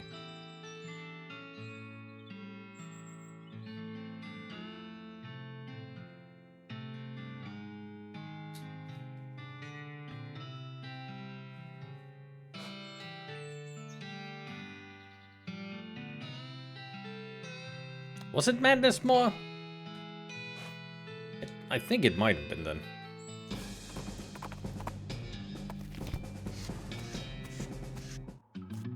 Yeah. It's where the mad people are. That's where we make it. Oh! That one appeared. Scraps and punch card. Complicated. That's what the rod is for. If you remember seeing those the formation of 4 stones in a square, that's where those hidden boxes are. And we use the rod to find them. Because it decloaks them. It's the only way to find those. 1. 2. 3. 4. Let's see these people. You okay? You seem kind of injured. I fell down. But the master picked me back up. That's nice. He'll pick us all back up. He'll pick you back up. No, he won't. Hey, what? Who? Where? Late first, ask questions later. He staggers away limping. Help me find some medical attention. Oh yeah, I've been sweating a bit today. Plus 13 today. I mean, right now I'm a little bit moist. Ah, what's up? I got some rocks. Yeah, the master gave them to me. He wanted me to have them. Okay, what's cool about them? They're mine. Don't touch them. What happened to me? What have I done? That wasn't me. She staggers away in a daze. I'm sure she'll be fine.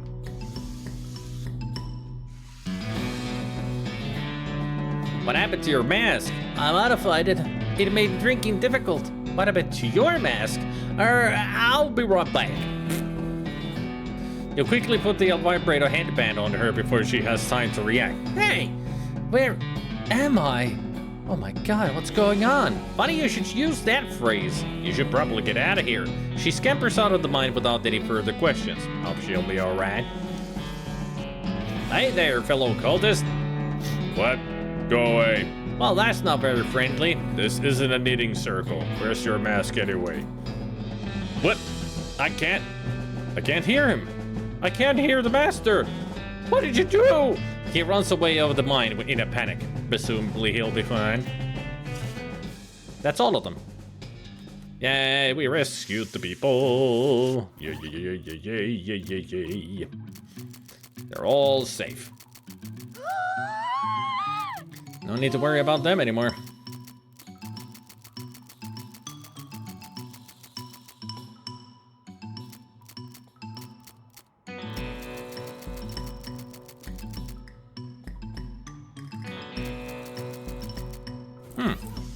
At least I know what to do with the rest of the scraps that we've got.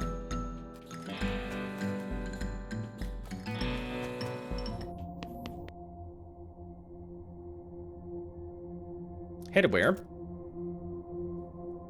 Oh. I don't have enough. How many scraps do I have left? Only 6. Alright, no wonder. I've never made any of the El Vibrato leg, foot, or headwear here. Well, once we find more. Alright, so that's done. Back to the flat plane. With a ghostly shrieking, a cow skull wreathed in its own personal blizzard of freezing wind and shards of ice swoops toward you. In as much as it's possible to ascribe an emotional state to it, you would guess the emotion to be upset.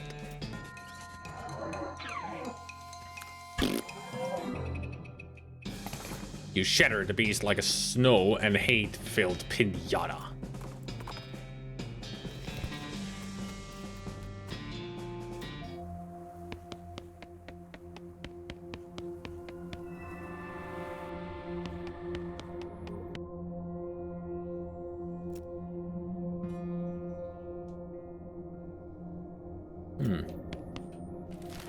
I know we can do something with the weather.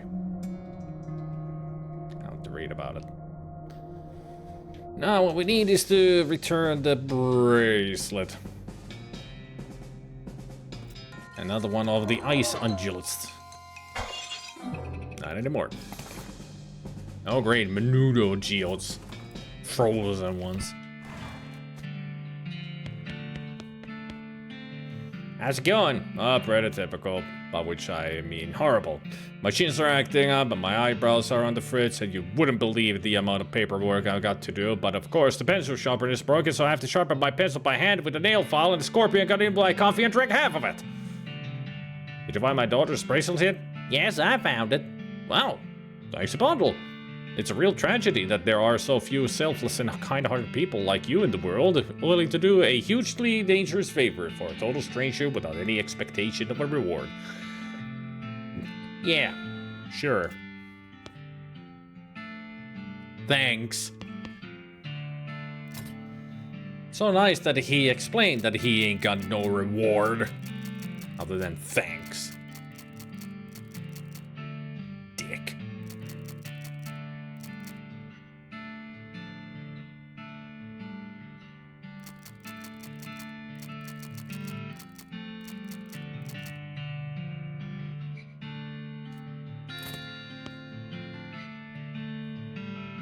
Leave him to his complaining.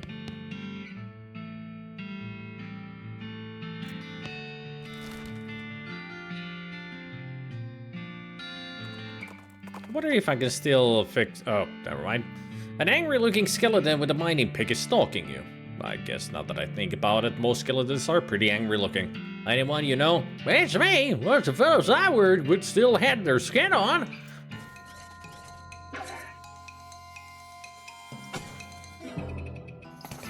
You destroy the skeleton and take your pick of his possessions.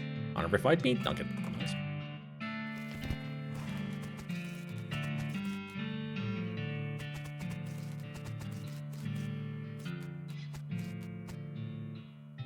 Howdy, they call me Private Bowlegs. I can see why you seem uncomfortable. Yeah, I can still bend his legs back. You don't need a mule, this is fixable. Hold still a minute. Huh? Well, okay. With some grunts from you, and some cries of pain from him, you normalize his legs. Oh, great jumper Jiminy, man! Hey, don't be a baby. Look, they're much straighter now. I guess I can't deny that. He winces as he mounts the nearby horse and rides out of the camp. Hooray!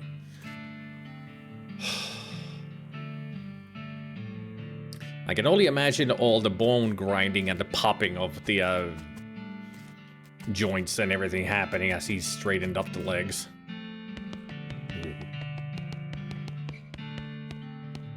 You shoot yourself a wink. Howdy. Ah, what's wrong? Oh, gee willikers. I had a pretty good job as the general's personal assistant, but I got fired and reassigned here. What happened? Everything was great at first. I'm pretty good at scheduling and I can write shorthand and I'm an A+ boot polisher. But then the general went and decided he'd look more serious and sophisticated with a bow tie and he expected me to do the tying for him. No good? Nope. I can do a sheep's shank and a bowline and a clover hitch. But for the life of me, I can't get a bow tie to look right. The general sent me out here with one to practice on and said not to come back till I got it. Help him out. Okay, here. Wrap the two ends like this, right? You want this side a little shorter, and that end crosses over top and then under and up, while the other side does a sort of zigzag, see?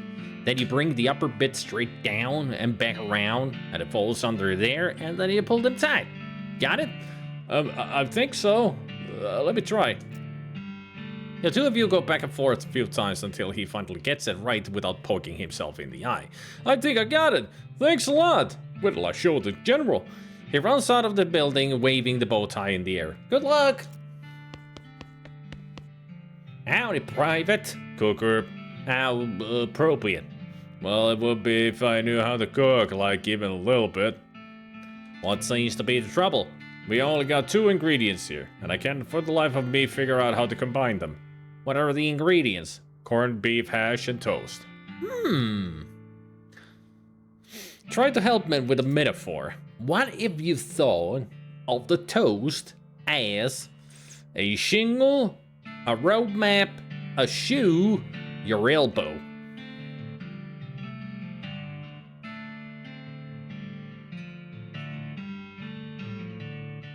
Your elbow, he nods, seeming to understand where we're going with this, and think of the corned beef as a corncob pipe, shinola, your head, a hole in the ground.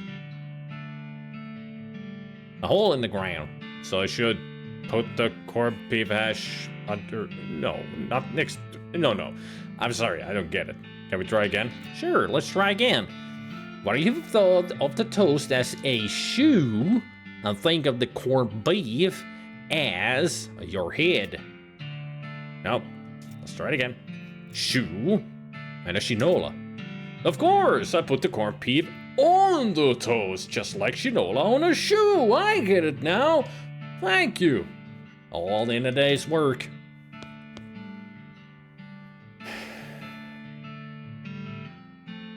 He couldn't figure out how to put it on the toast.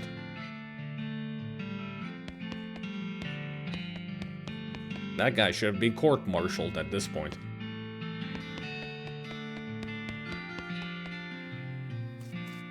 I still get a wink? Yeah. Okay, what I need to find is Sally. Or just go around in the stores.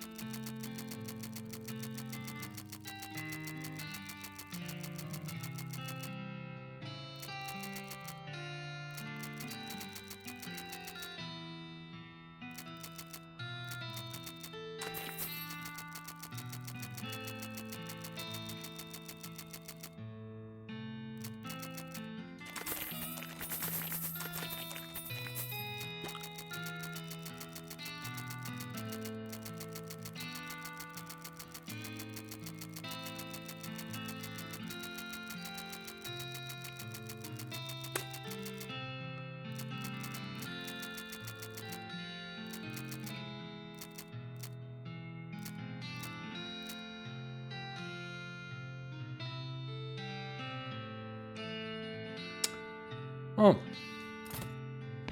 Alright then. I guess I cannot sell any of the El Vibrato punch cards. Anything new, Mary? Nope. Anything new, Doug? Nope. But I'll take the Jumbo Dog. Hey there, Grady.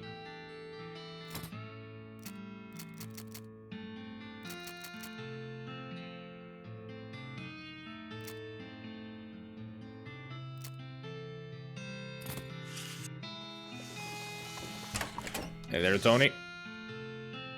A guy set up a brewery next door, and I was like, what if you had beer right there in your boots? So, yeah, interesting. Beer in the boots. Hey, Vorsti. Tony's beer-soaked boots. The constant squelching noise these boots make will repeatedly draw your attention to the ground, where you will find more stuff.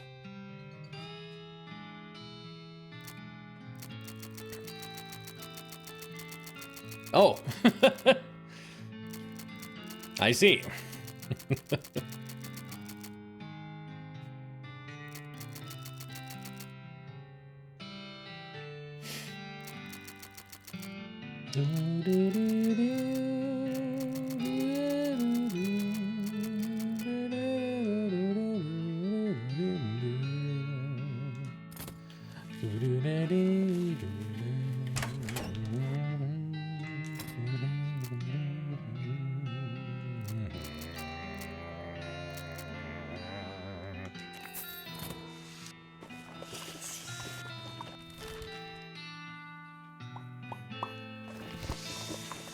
Let's slide over to our hotel room and see what I can make from that leather that I've been picking up.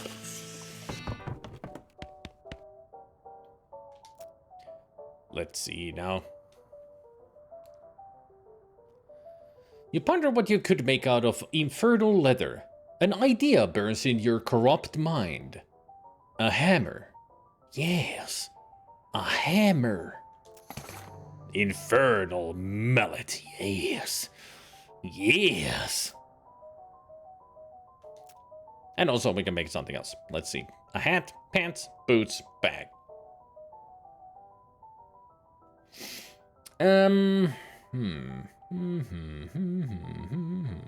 Let's make a hat. Nah, not a hat. Boots? Boots.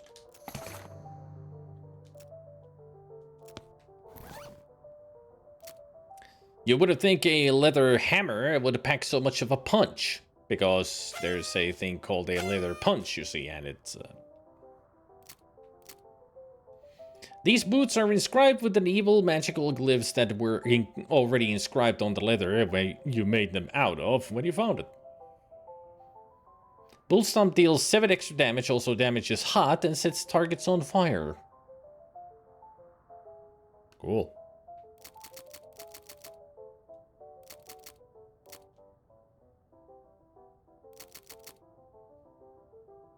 Seven speed and 1 maximum AP, and Bull Stomp deals 5 extra damage. Also damages hot. But these set them on fire. But there's no speed and no AP. I'll keep the smaller ones. But now that I got the hammer, all I now need is the cow's bane. Right? Yeah, I need the cow's bane. And for that, we need to find one other area around here. You find a crate at the side of the road. It has mining or maybe first aid supplies stenciled on it. Jeez, make up your mind, crate. You pry the lid off the crate and help yourself to the contents, which turn out to be both mining gear and first aid supplies. And a gun, medical gun. Score!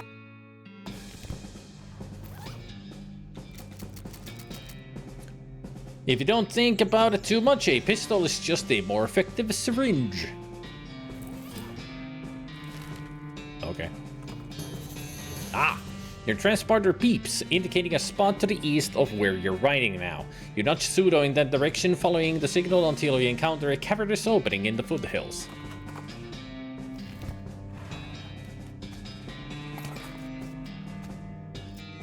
Oh, well now, this cave ain't natural. Huh? It doesn't look particularly spooky or anything, it's just a cave. Alright, well, literally. This ain't a natural rock formation. Someone stacked up a giant pile of boulders and rocks and such and left a cave in the middle.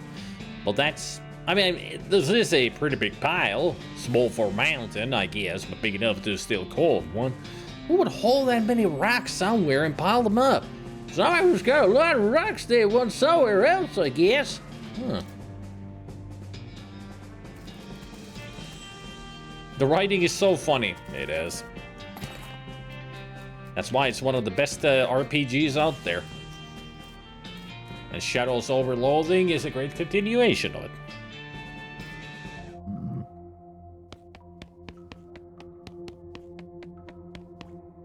Snakes. You could probably plug up all of those holes if you were strong enough. The snakes in that stack of rocks are not going to let you through here. Be strong enough. A shove here, a push there, and the whole stack collapses in on itself. There's something strange about these rocks. Some of these rocks are real. They vanish as soon as you look at them closely.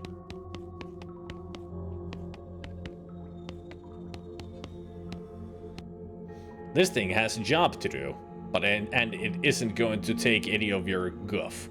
Put that guff right back in the bag, and make sure you use a twist tie so it doesn't get stale. Banish. Good thing I had one of those teleporters, otherwise I would have fought it. This is definitely one of the largest hexagons you've ever seen. Nah, third big. Third biggest.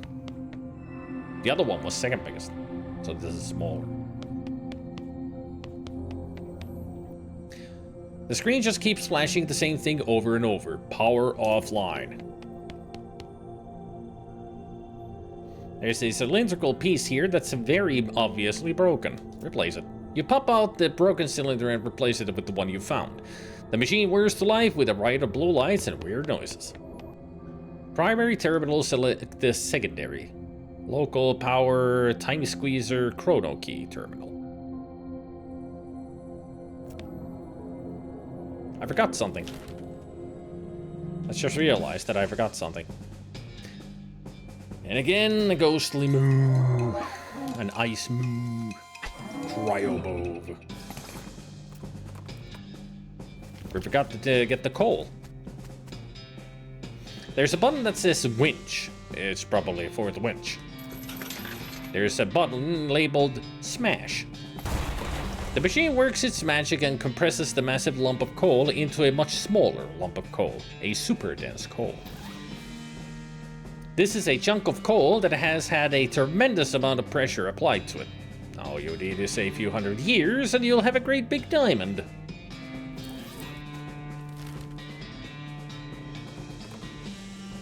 A tree next to you explodes in a shower of splinters. You turn your head slightly to regard a stump with a hatchet sticking out of it, then turn the other way to regard the large bear that threw it at you. On second glance, you see that he isn't a bear at all, but a big muscular man with a giant beard and bearskin pants. Howdy? If you think you're gonna take me alive, you get another think, Kim, pal. What I was thinking was more like, what should I do for lunch? And oh, that's a nice tree. I know you're one of them bandit owners. You ain't gonna catch me happening. Make yourself look bigger. You flip out your jacket and wave your arms in the air with a roar. Rawr! I'm big, a big human person. Go way there. I have a big coat and imposable thumbs. Yarr! Okay, Phil, you get 10 out of 10 for knowing what to do when you see a bear. But I'm not actually a literal bear. You get that right? Well, I don't even want to assume. He rolls his eyes and gives you a somewhat condescending pat on the head before tromping back into the forest. Whew.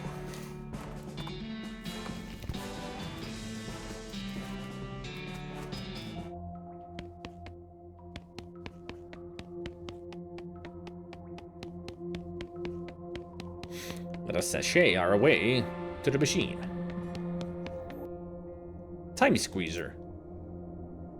Time squeezer power offline. Increase. Online. The monolith is dark.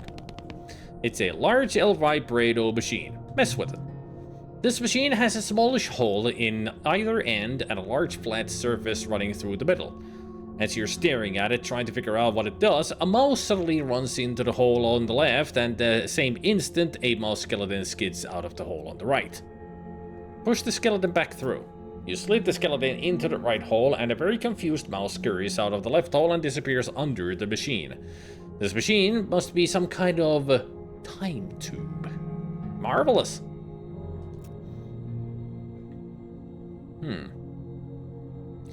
Put something on the left hole. Let's put the super dense coal in there. You push the super dense coal through and a diamond rolls out the other end. Whoa! And then we put the cowsbane seeds. You push the seeds through and a torrent of loose dried cowsbane sprays out the other end. You crumple and collect it into a bale. Dang it. How about some wine? You push the bottle of wine through and it comes out the other side much better. A bottle of fine wine. Fine! This wine has been aged to perfection. You saw it happen. It took less time than you think. This is an entire crop of cowsbane dried and wrapped up into a big bale. And since that Vatican decree back in 91, all bales like this are intrinsically Christian.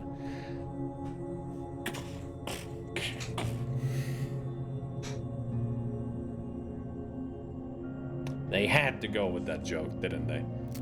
You're very proud of this diamond. You've been with it ever since it was a giant lump of coal. You got the joke, huh? Didn't you?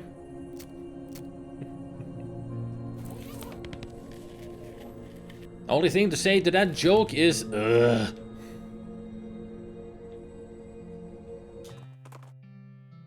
But now, jewelry.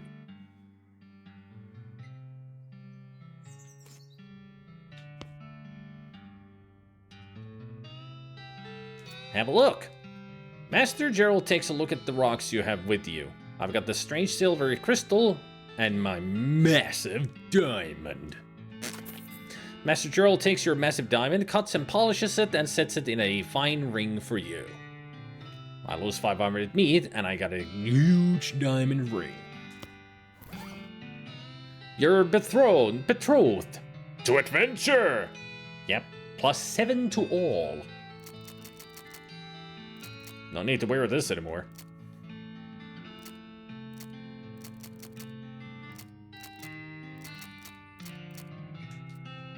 Hell yeah.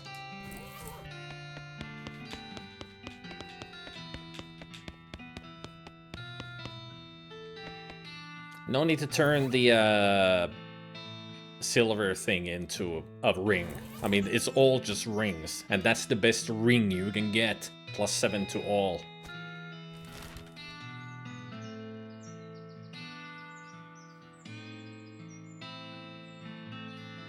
Alright, we're ready to take care of the infernal hell cows. Pretty much.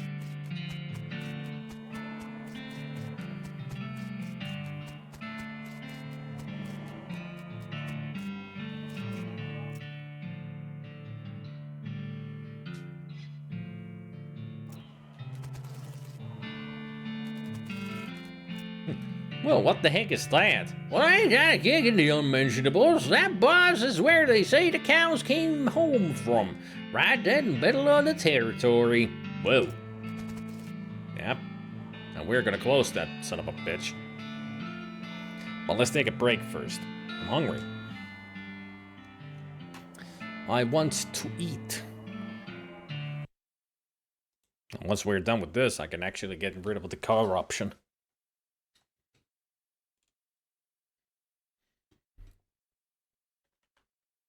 Yes, doy munches.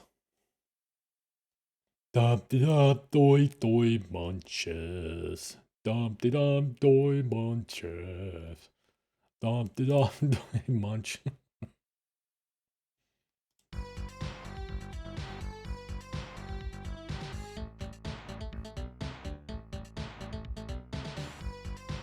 It's doy munch time.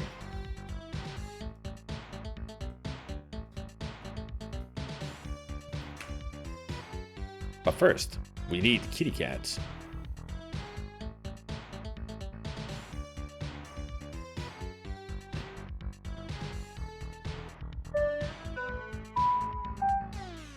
Ding dong, ding dong, ding dong, ding dong.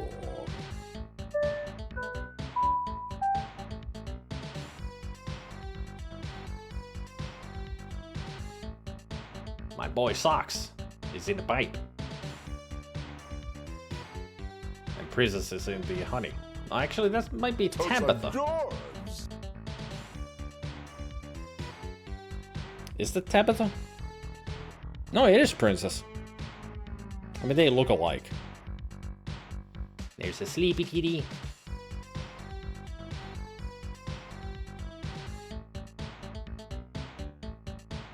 And then there's a hashtag kitty butthole.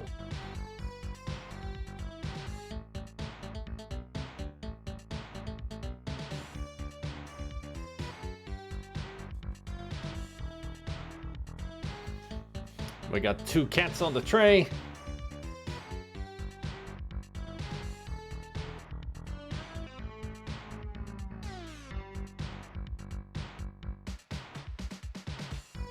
And then another hashtag kitty butthole. Pickles gnawing on that toy.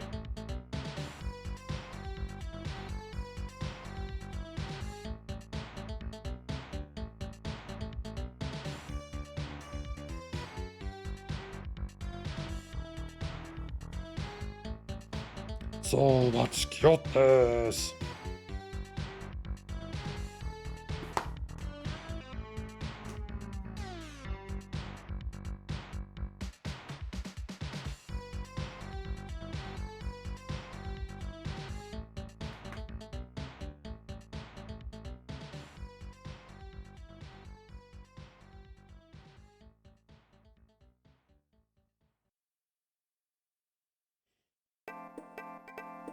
I shall be back soon. So you guys enjoy the music while I'm away. And don't worry, Yoshi will look after you.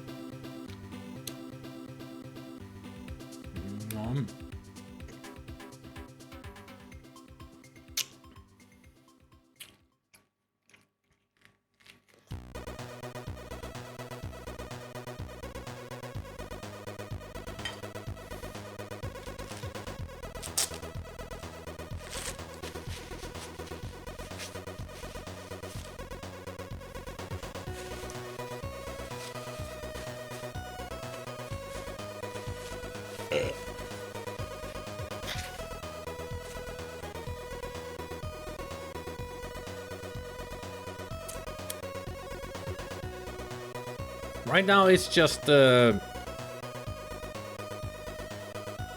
clementines. But since I just heard the ding, epistrefa mesos.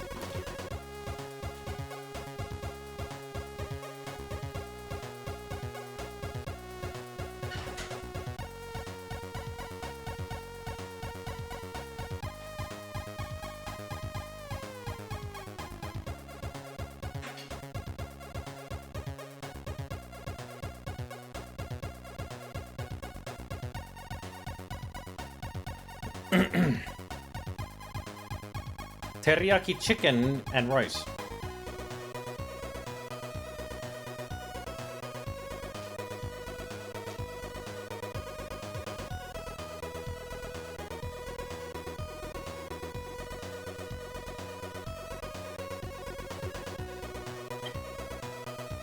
Omurfa indeed.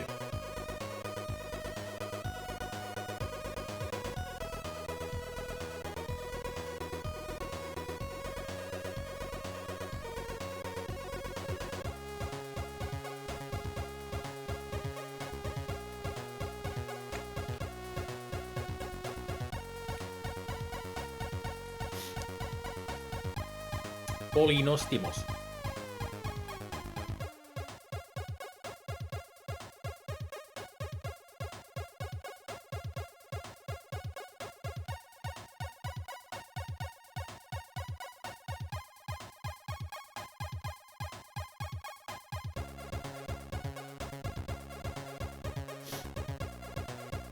Getting old sucks, right, Specky? All kinds of deterioration happening in the body.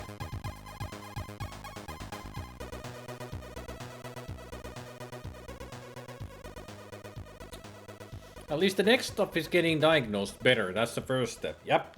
Next step is trying to do something about it.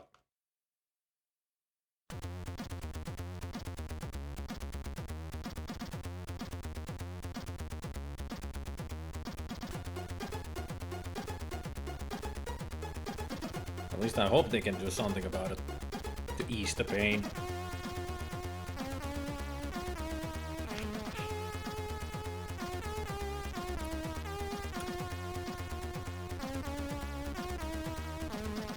I can imagine.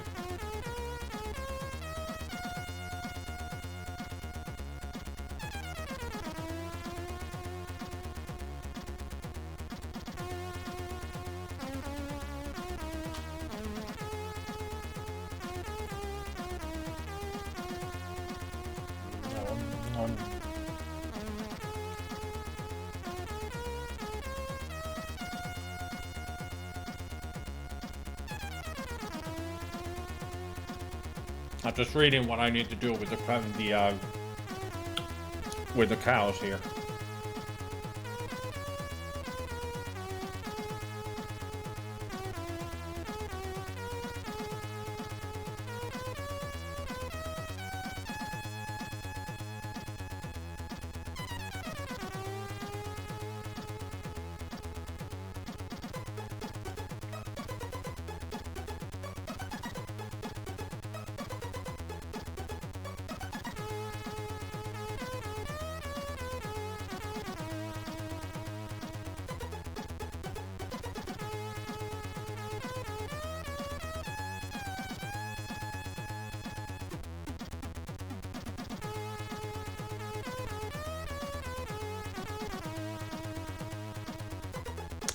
Let's hope that you find a good one to help you out.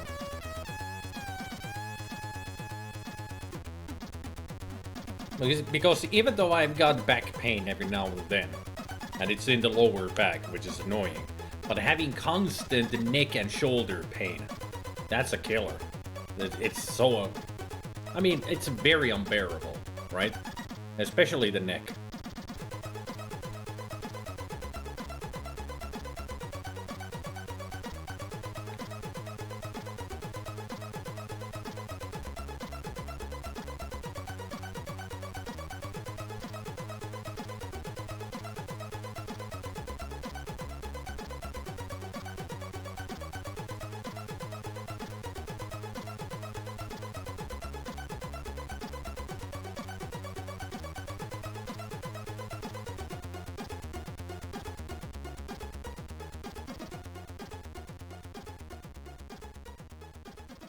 Oh. Ours has been a very nice day today. It went up to plus 13 Celsius. Definitely spring in the air. But also, we do have a lot of dust in the air too because of all the gravel and sand that they put up on ice. And now that the ice has melted, all the streets are covered with dust.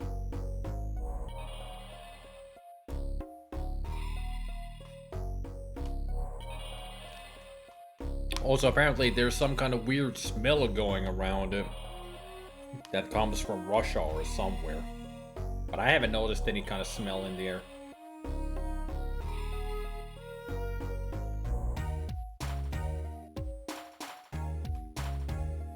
I mean, apparently the smell is supposed to smell like burned rubber or something like that.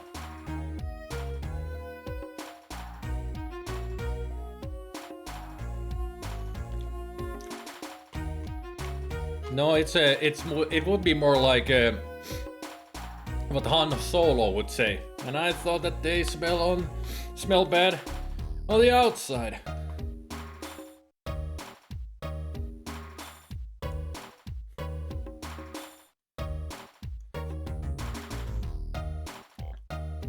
I haven't used my ride in 3 days and it was all gray from the dust. I mean, I saw a garbage truck today whizzing by and it just... a cloud of dust came from the road. And there's still lots of gravel on the roads too. It's almost like you're walking on marbles.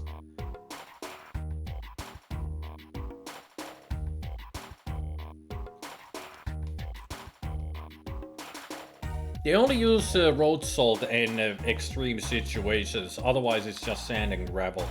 Pretty much road salt is for roads, but not for sidewalks. Here we have just tons of sand and gravel. But once that ice and snow melts away, it's just a mountain of friggin' gravel. And like I said, sometimes it feels like you're walking on marbles, so you can even slip on that gravel. Very unsteady.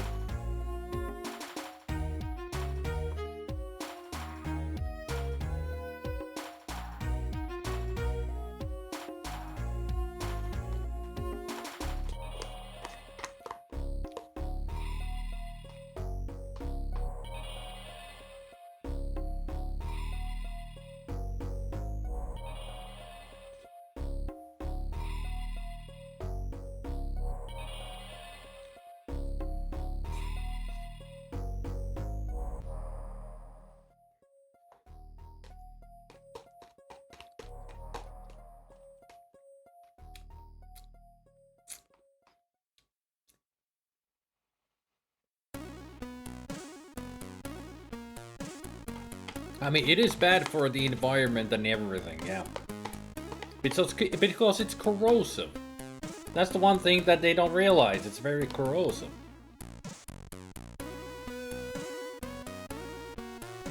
I mean, it doesn't melt the asphalt or anything, but it affects everything else.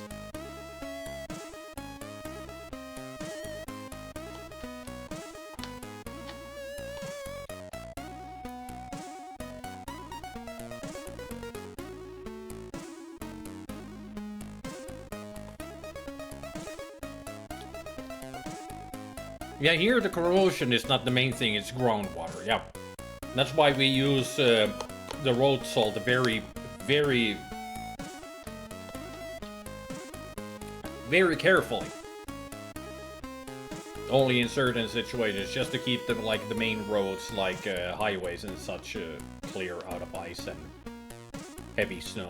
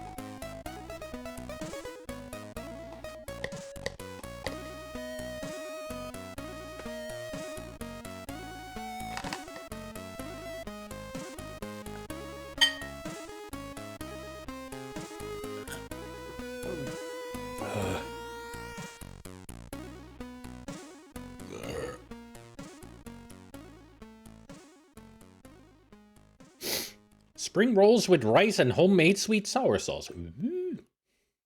Not a big fan of spring rolls. Spring rolls have cabbage in them. Or maybe I'm thinking of something else.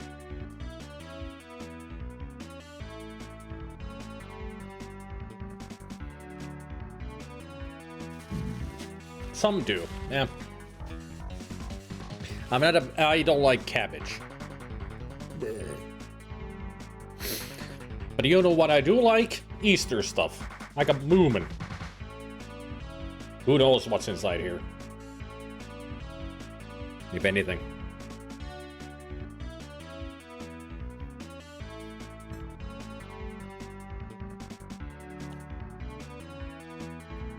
I think spring rolls are veggies and egg rolls are meat. I don't know. I don't know about the rolls, really. I'm just assuming. And of course I'm wrong, as usual.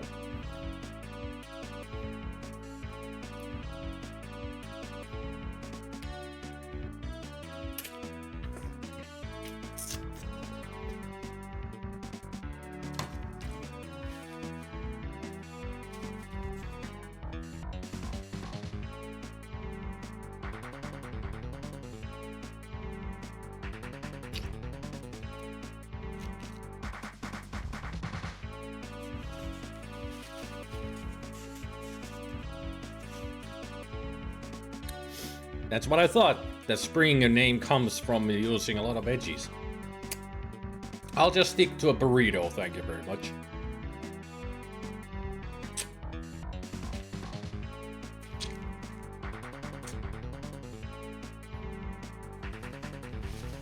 Which reminds me, the other day I actually did order some food from Taco Bell and I did order a burrito. The burrito was actually really damn good. I didn't get their hottest sauce on it though. Maybe next time. I just wanted to have the taste of it. But definitely burrito is something that I'll get from Taco Bell again.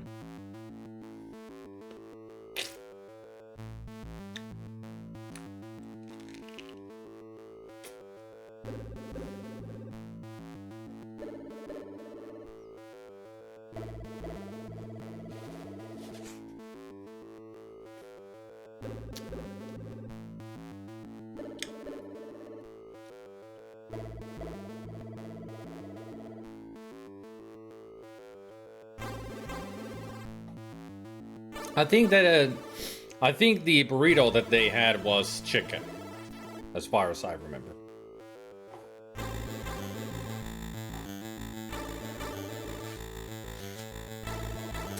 Just looked it up. What I have are egg rolls. Apparently the main difference is the thickness of the batter. Egg rolls being the thicker of the two, and spring rolls sometimes being wrapped in rice paper instead.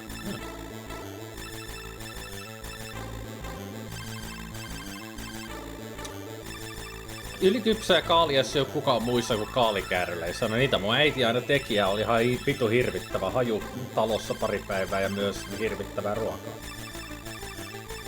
Oli se ja sama miten kaalia valmistettiin Venäjällä, mä en sitä vittu syö.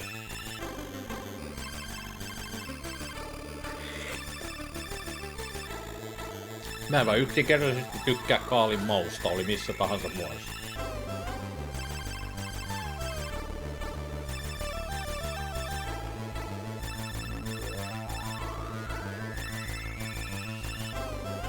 Here in the US they make egg rolls with pork and veggies.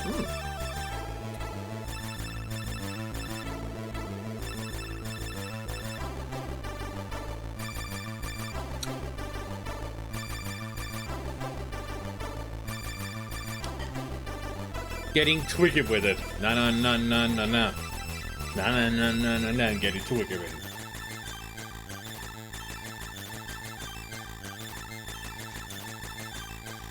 Getting jiggy with it has a fun story for me. Always a great anecdote. And the anecdote goes, I was hanging out with my friend and his brother, my other friend, best friend that is. He had been out with some people partying and all that. And they played Getting Jiggy with It at the party. And the next day he told us that he had been drinking quite a bit and he thought that the lyrics to the song went fucking the chicken.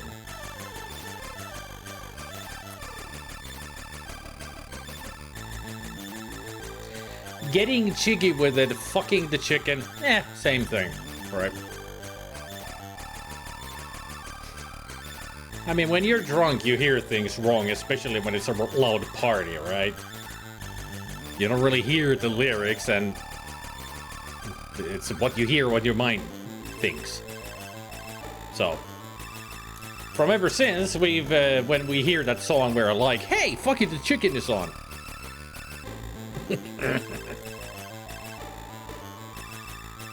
Never really been drunk. Me neither. But my friend has, and he gets weird. He's the fun type of drunk, at least.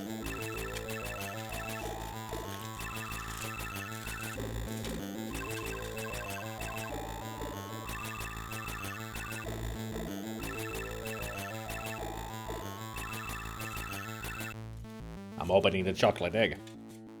Whoa! That is one big capsule inside. Like it's the size of the egg. No wonder I couldn't hear anything. I love misheard lyrics like that, yeah. Silly goof mode. He is already a silly goof, but when he got drunk, he turned into a super goof. A super weird goof. I mean, he got a little bit weird, but nothing bad. Just super funny.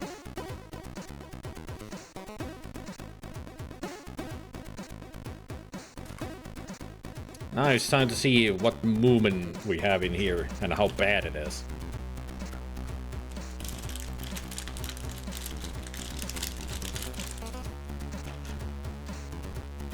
Packaging is a lot.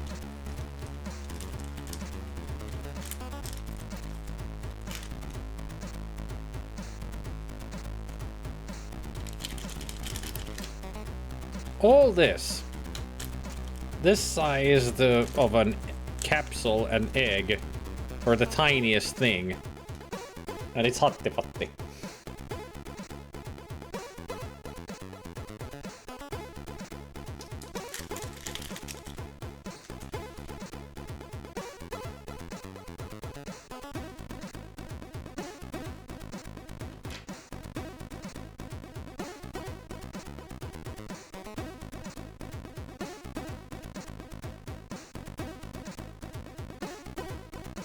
So now I got a hatti-patti plushie and these guys.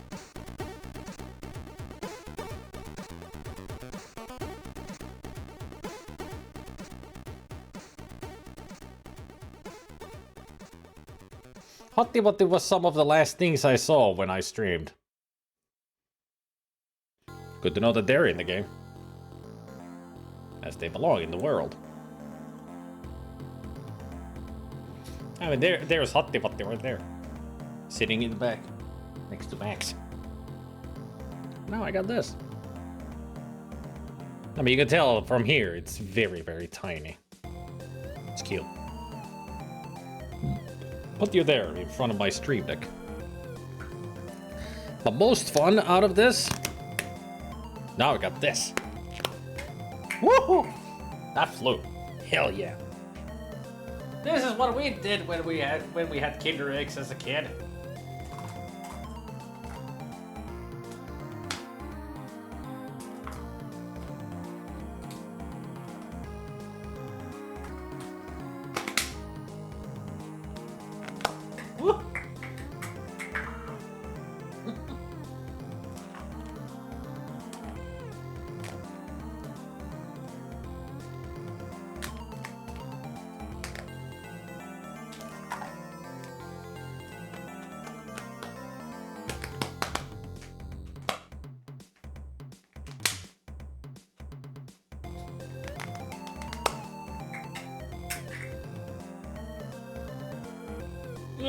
I've been hit.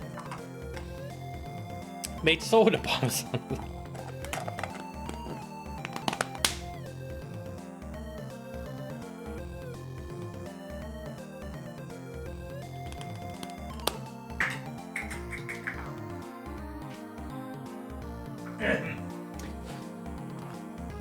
Back to reality. I only just reverted about 30 years into the past there. I should say 35 years in the past.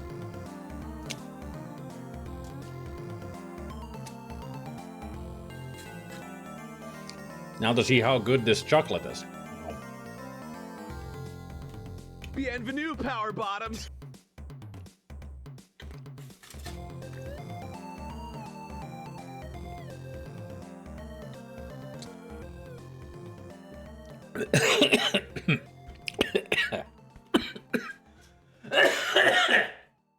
Side.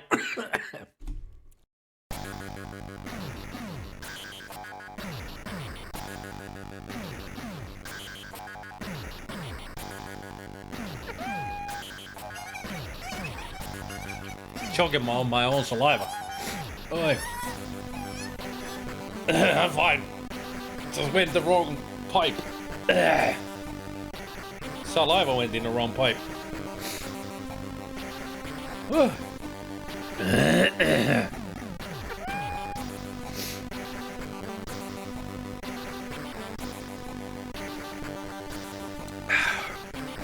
mean, drinking doesn't help, it's in the wrong pipe. But it's out now. And as I was about to say, it's slightly better than calendar chocolate, so it's not the best, but it's fine enough.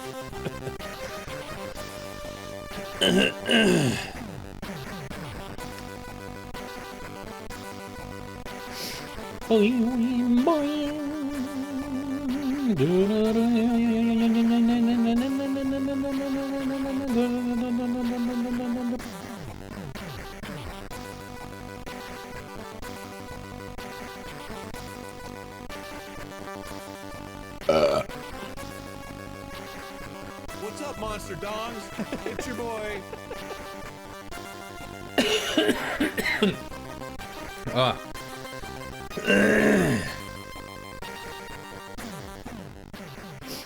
Oh yeah, I did add a new sound effect. Okay, we're done here.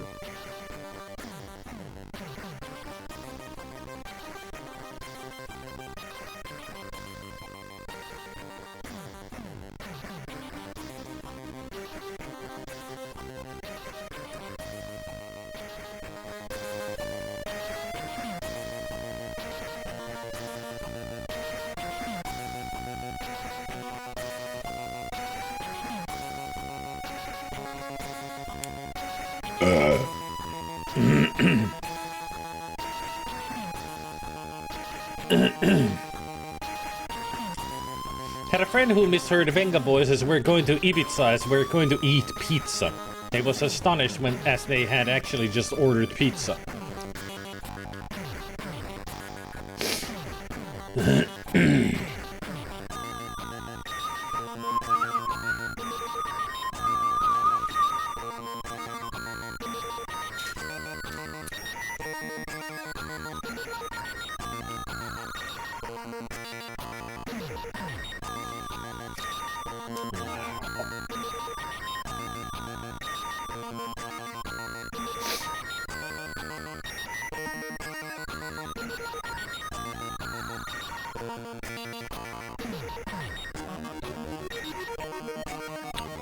Gotta say that the chocolate could be worse, but it actually is better. Just a tad too sweet. But otherwise, it's just like regular chocolate, but better than the regular calendar type of chocolate. So it's not cheap.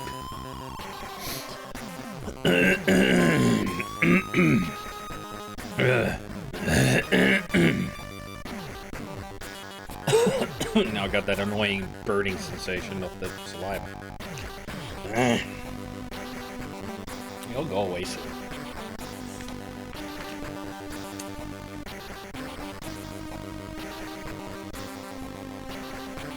I just decided to buy one because I went to the shop today and they had it. And they had most of their Easter chocolate on sale, like 50% off. So it was extremely cheap.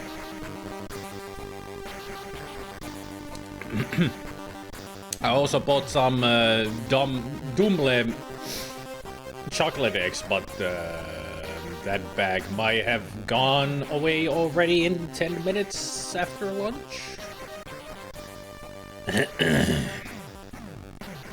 That one was just too good.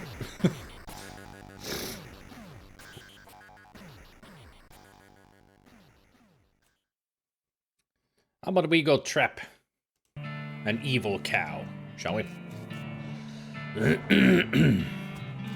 Let's make sure I still got the cow option. Good. Something tells you ringing this cowbell with your infernal mallet would be a very bad idea. But something else tells you it would be a very good idea. A third thing reminds you that you could also just ring it normally. Excuse me. Don't ring it yet. We need to do something first.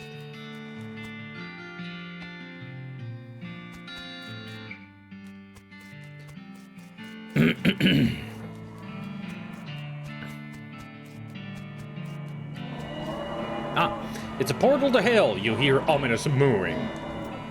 There you go. And now we ring the bell.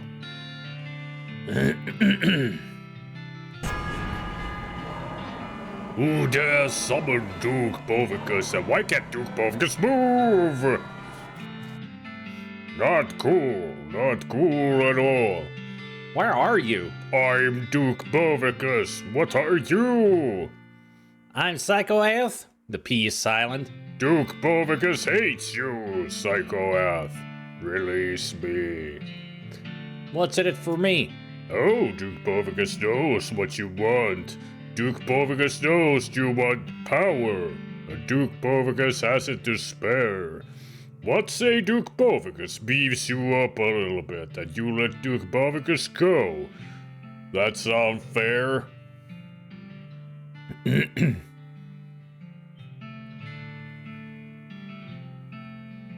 Ominous Booing is a great name for a punk band or a closed caption I want to see in some show.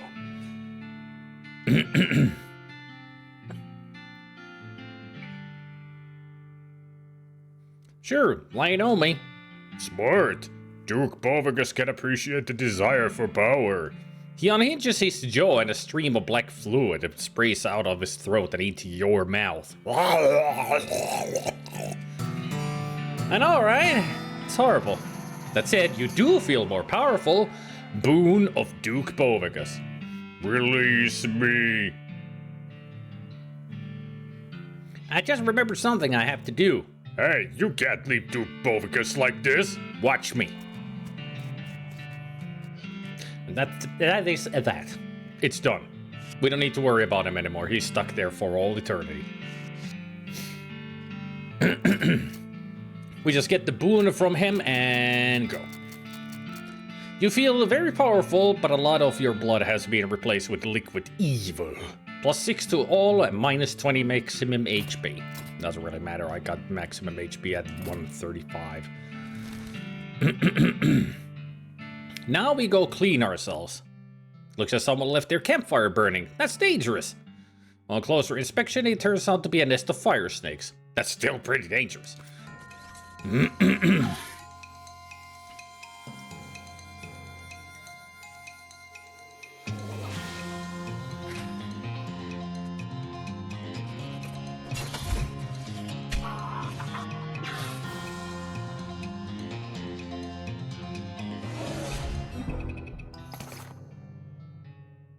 Fire moccasin skin. Only you can defeat fire snakes.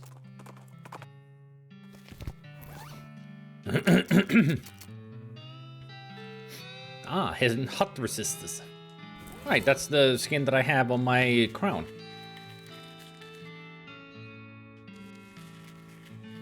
Your body is still wrong. Right.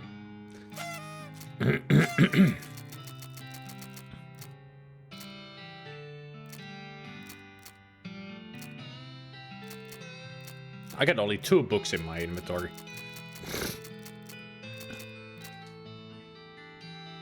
Warm-up stretching, 2 reps of lung expansion. Let's see. I'll write this down. Warm. 2 lung.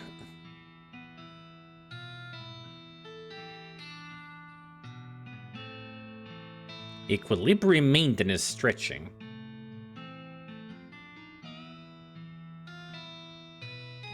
Three bone. And then a stretch. So that's a stretch.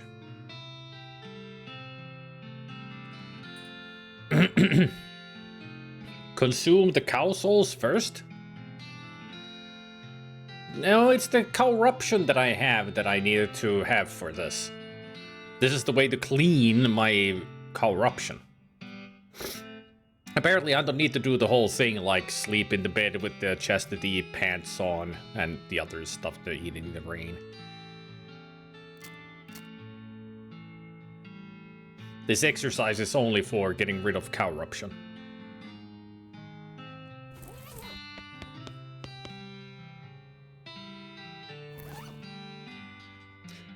Oh, right. I'm sure I have tons of infernal cow fragments. Yep, I got 18 soul fragments. Yes.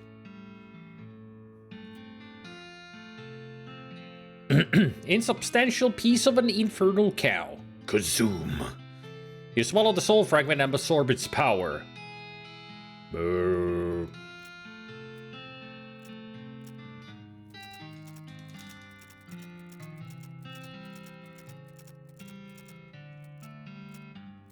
Totally forgot. Thank you, Gabriel.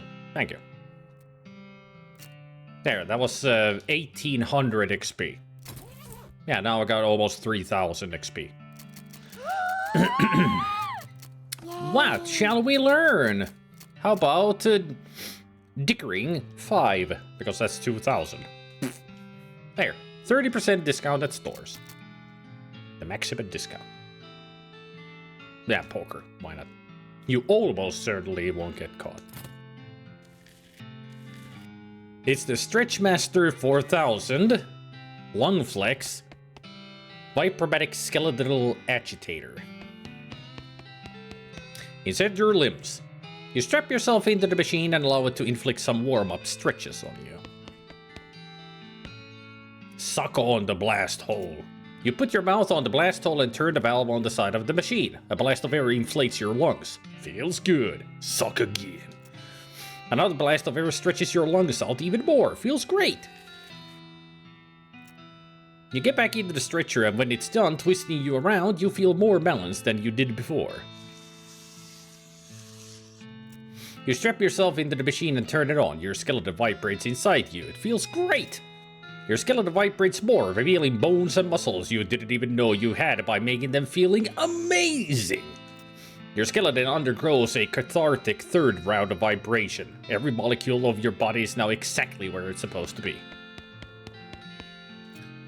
You strap yourself into the stretching machine for a nice relaxing cool down. Wow, you feel great! You feel the corruption leave you. You lost a perk, corruption. Hell yeah. There we go. And I still got the boon of Duke Bovicus. So, Hell Cows, done. Now we can focus on El Vibrato. Close that window, since that's done.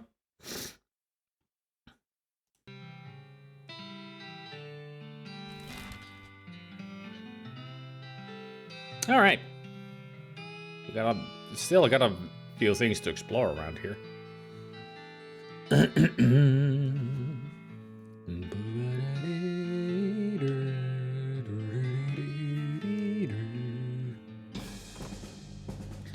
Well, that's odd. There's a tree stump here with a raw plucked chicken sitting on it, on a plate. You dismount and start walking over to take a closer look at it when a shot rings out. The chicken jumps a foot into the air on fire and lands back on the plate, perfectly roasted. You slowly turn around and see a woman wearing a black chef's hat blowing smoke from the end of her revolver. This here is my property. I ain't care much for trespassers. Well, hey, I don't mean to. She holds up 3 large baking potatoes in her left hand and points her pistol at you with her right. Side dish, it's either these here taters or you. You got 3 seconds. Just hold the 2. Well, she means business. I wonder if there's something I could do about this. Like, this encounter here.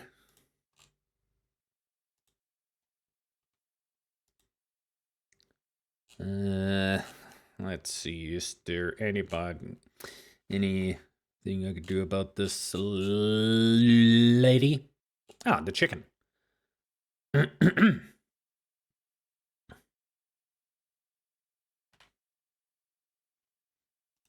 Apparently intimidation is the way. Now you see here, what if I beg her for my life? Or...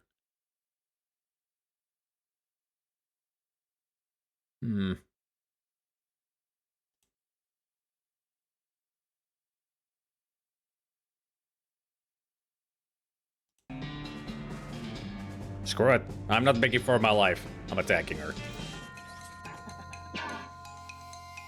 Backcountry chef mages. Ah. I forgot that chefs are magical. You won! Looks like your metaphorical goose gets to stay literally uncooked. Whew.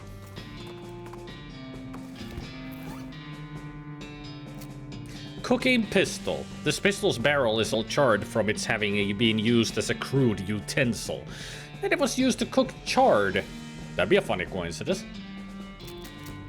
Would it? Cooking pistol or Mrs. Gun's opus? I mean, I don't even need to think about the guns. Oh, wait. I forgot. There's the ladder over here. Forgot to check this. Oh boy, a tool ox. A tool ox? Huh. All it had in it was a gas cap. It's like the cap for a bottle of pills, but it smells like kerosene. It's probably the cap for a bottle of kerosene-soaked pills. That makes sense. Yes, makes total sense.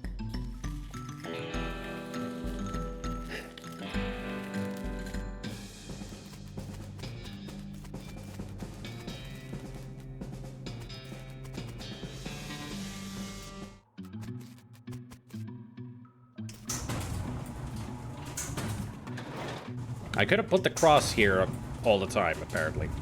I think it was a typo. It just makes it funnier that it's a tool ox instead of tool box.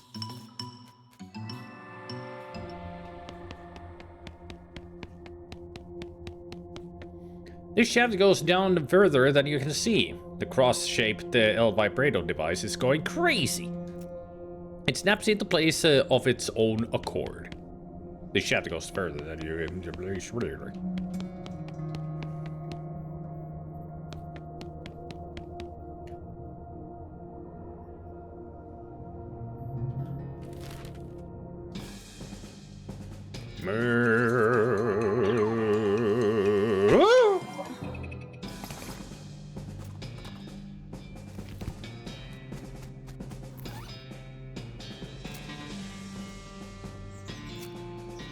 Yeah.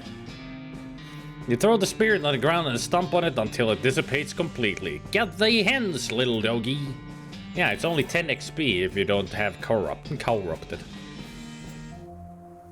totally forgot. And that's how it works. Thank you to Gabriel for remembering.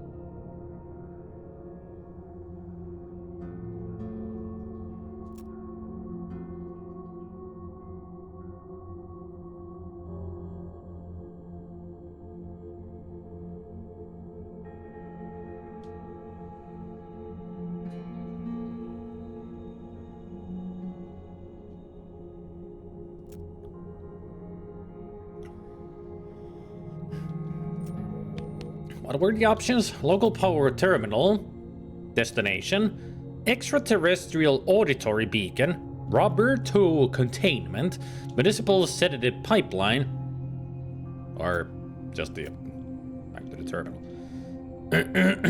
Containment, please. Yeah, that's what I said.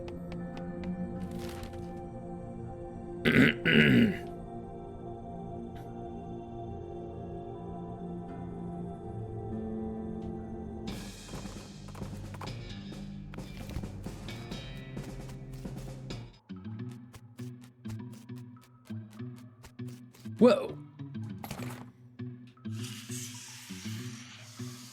Is he still asleep all the way here?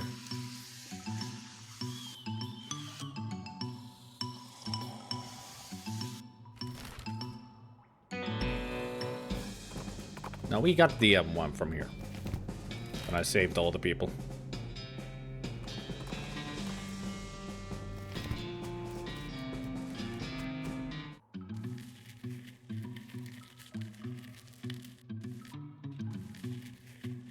That's where we got the soup.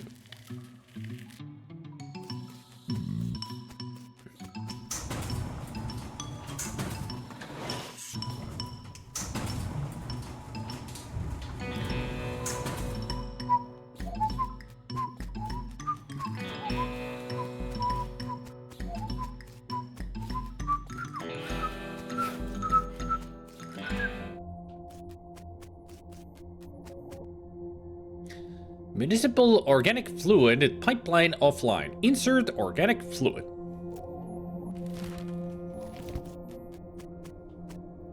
Municipal organic fluid pipeline offline. Right.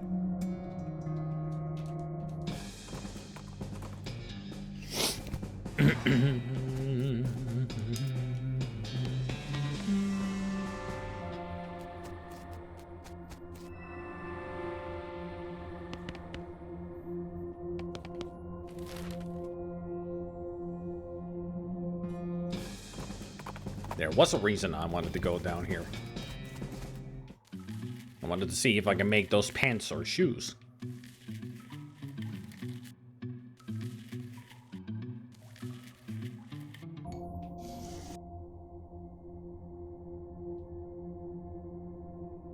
Let's make boots.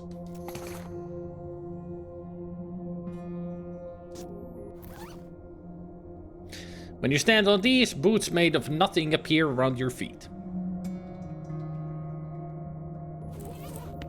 Are these boots made for walking? Because that's just what they'll do. You're not sure what you're supposed to learn from that when it emits noise like a duck. I have no scraps. Zero. Nada. Zip. Alright, jumble neck mine.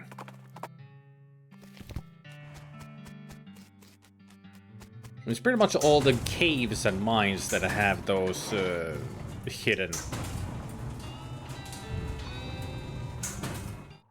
hidden caches of El Vibrato.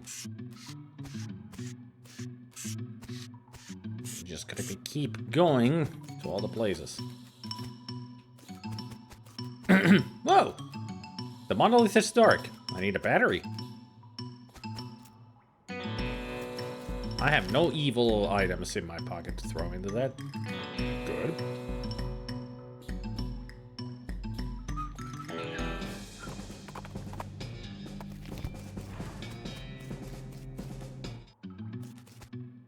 Another monolith. Not useful. You espy an empty whiskey bottle sitting on top of a fence post about 60 paces away. Try to shoot it. With a single crack shot, you shoot and crack the single bottle. Nice shooting. Woohoo, 10 XP. Hey, I forgot some hot coffee from here.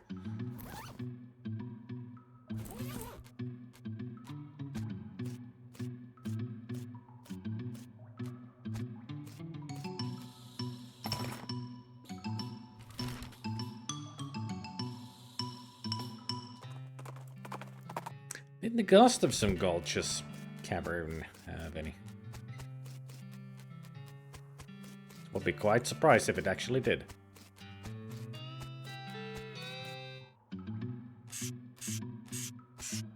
Nope, it doesn't. Eh. Still worth the check.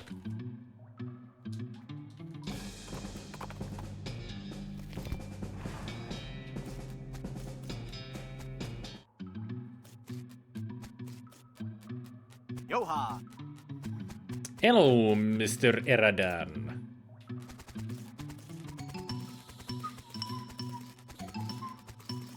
Skibbity, skibbity, skibbity, skibbity, skibbity, skibbity, skibbity. Boom.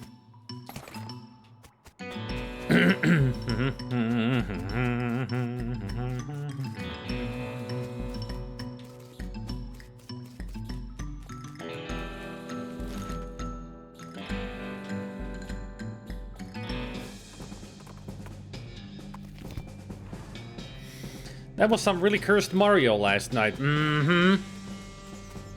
It certainly was some weird stuff.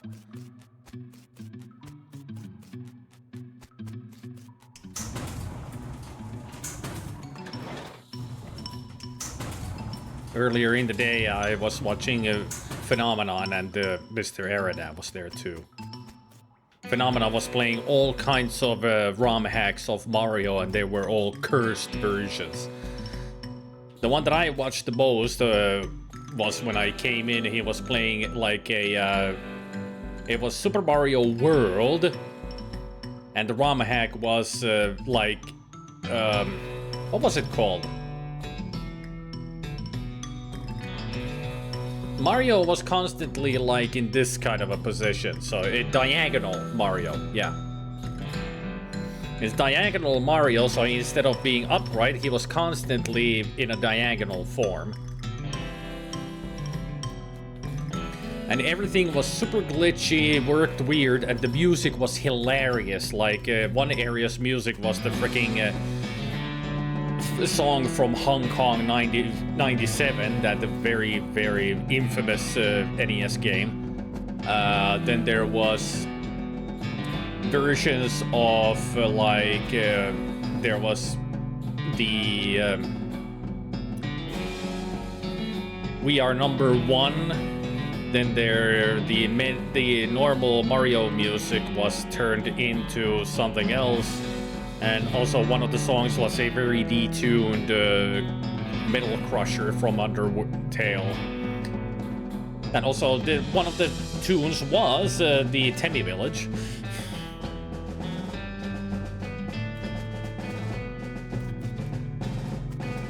Well, not the knockoffs, more like mock-offs. I mean, they were just hilarious ROM hacks. Just to make them work bad. Just really badly working Mario games with hilarious results. Like the one that he played was on the N64, Super Mario 64 with a shotgun. Shotgun Mario 64. So it was pretty much nothing but Mario 64, and he had a shotgun, and you could shoot anything with it. He even killed Bowser with one shot, and he only had 6 stars at that point, because he didn't need to get the stars because he could shoot the doors down.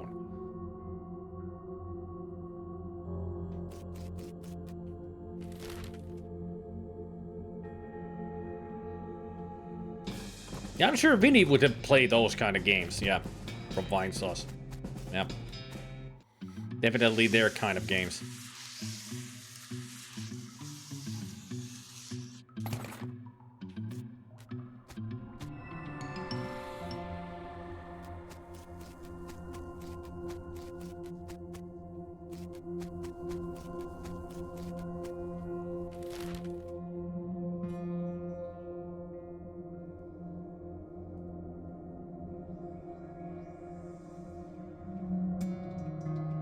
Okay, so what else do I need to do?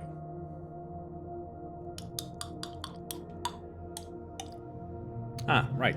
I forgot to do the chrono key.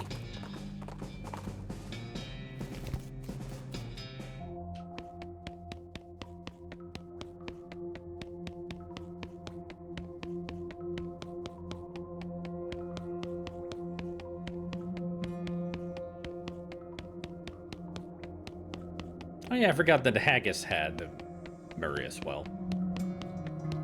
I mean, of course the Haggis would have Murray.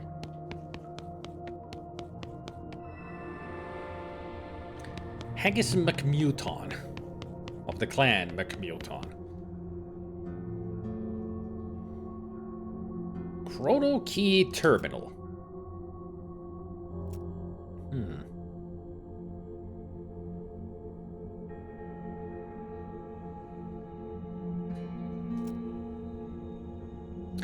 Local power destination, Chrono Key Fabrication Facility.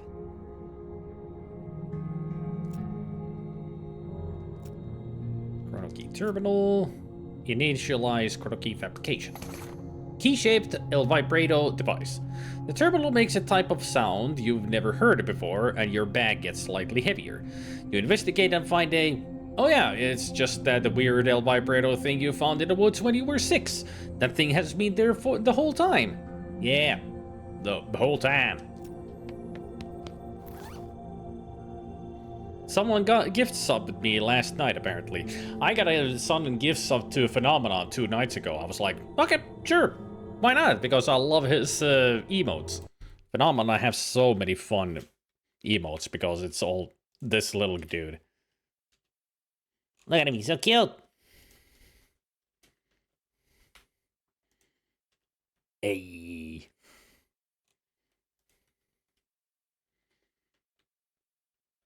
Oh yeah, in his BTTV he has the whole alphabet and some symbols in the Mr. Saturn font.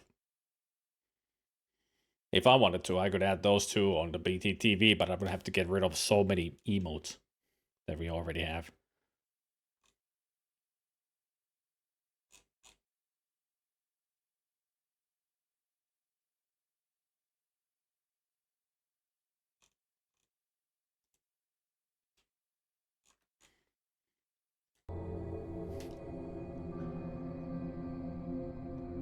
This small El Vibrato machine looks like both a key and a keyhole.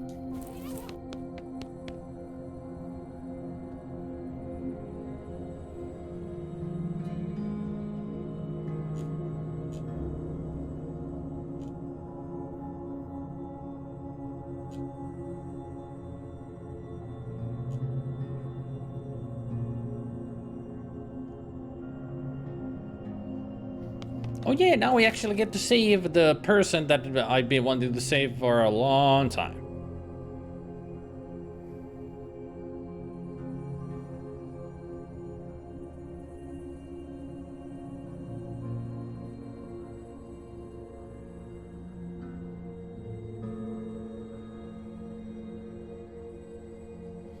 Dingo.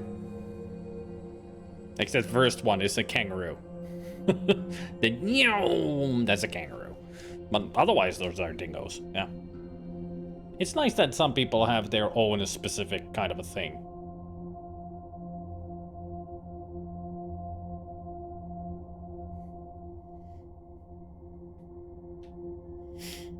If I was a partner and I had those tons of emotes open, I would start making my own emotes. And they would be our plushy friends. I would turn them into pixel art.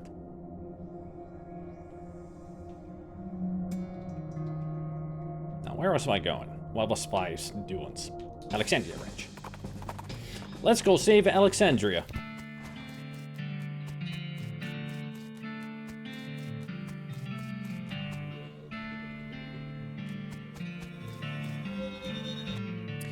That key-shaped vibrato device hums as you approach the floating window and peer through.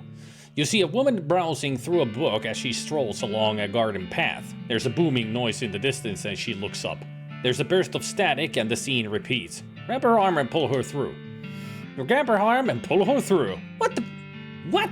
What a rescue! What in the hell just happened? What did you do? Save your life.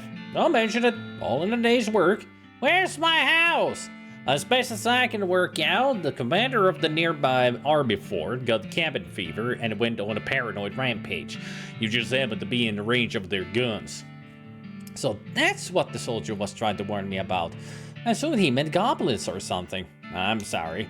Well, but how am I alive? I happened to see you through a time rift and pulled your throat just before the explosion. Don't ask me to explain that. Okay. Also, you're probably a couple of years out of date. How long has it been for you since the cows came home? Since the what now? Ooh, boy, you have a lot of catching up to do. Well, I can't do it in this pile of rubble. What am I going to do? Oh, my lovely books. Well, speaking of books, there's a town called Dirtwater. Sounds charming. There's plenty of space there, and they could use a library or a bookstore or something. Okay. I suppose it's better than living in a crater. And some of these volumes look salvageable. All right, I'll head there directly. See you later.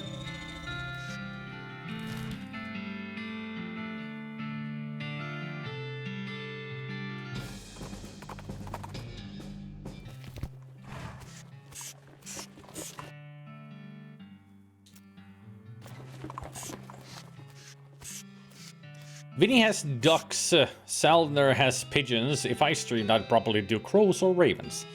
I'll be getting something specific to me once I find an artist I trust who can make the kind of creature I want. Haggis has sheep, fittingly.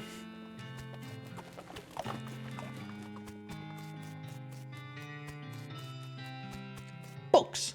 The last lot has now been made unavailable. Occupado. Oh, hello again. Thank you for telling me about this place. The locals have been very welcoming. Glad to hear it. Oh, and I never really thanked you properly for saving my life, so thank you. Although I still don't really understand what happened. I don't think I could explain it if I tried. And you're welcome. Can I interest you in a book? Advanced cowpunching, desert and drinking, get cracking, mind your maid, ecology, your ecology, percussive faintness, and walking stupid. So if you didn't take walking stupid at the beginning, this is where you could buy it. So late in the game. I'll sell you this. You're welcome.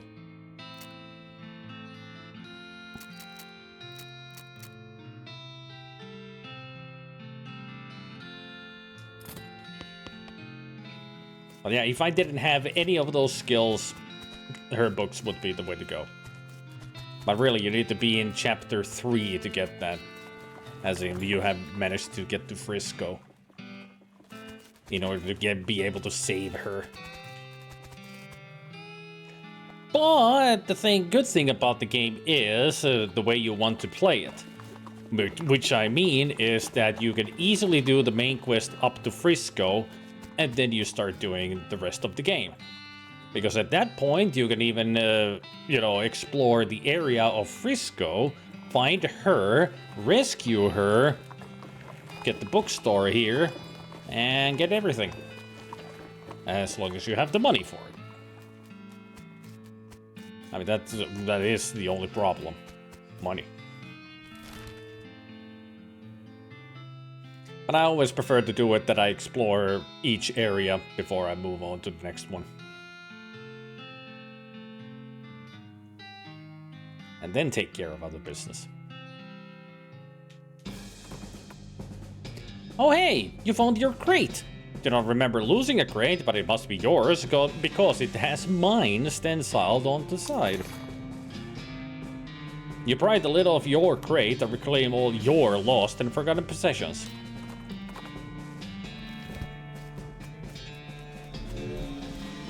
Your key-shaped and vibrato device goes nuts when you get near this thing.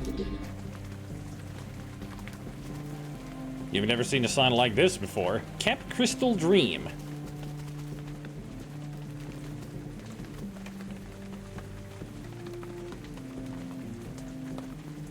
I don't know about you guys, but there might be something weird going on with the background. I'm not really sure what it is.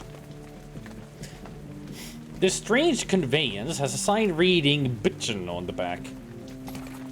On the seat inside you find a gun, you think.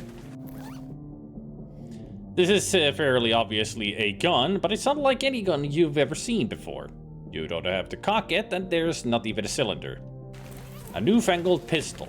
Well, it would be a newfangled pistol right now, because this is around the time when they already started inventing them. It's perfectly moral. Ah, yes, it is. Yeah.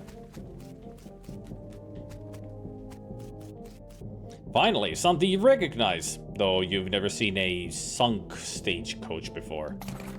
No survivors, but somebody left a really nice hat behind. Really nice cowboy hat. If there was a museum of cowboy hats, this one would be in the area with the highest security.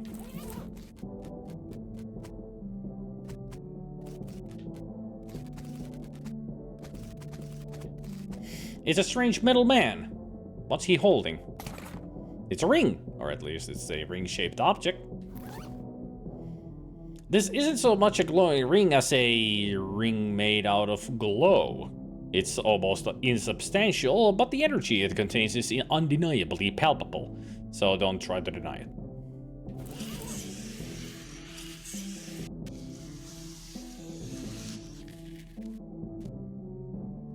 You approach the sarcophagus. The top has long since crumbled to dust and it is empty. Wait, no, it isn't empty. There's a jawbone on a very small pillow. You bend down for a closer look and hear a faint whisper. I beg your pardon? I'm sorry. You lean in even closer. You still can't hear it. Pick it up. This seems kind of rude, but so is leaving without hearing what it has to say. You pick up the bone and hold it to your ear. Oh, come on, please speak up. Hold it even closer. Stick it in your ear. You jam the jawbone as far into your ear as you can. You stick your finger in your other ear. You jam your finger into your other ear. Close your eyes and listen as hard as you can. And... I'm dying. What? I'm dying! Okay. You put the jawbone back into the sarcophagus, and in doing so, notice something yellow be hidden under the pillow. You grab it as a reward for your patience. A smiling face button.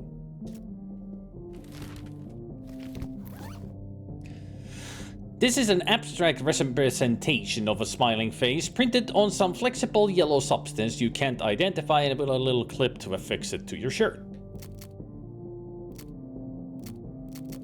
+7 to everything, +15 to everything. Have a nice day.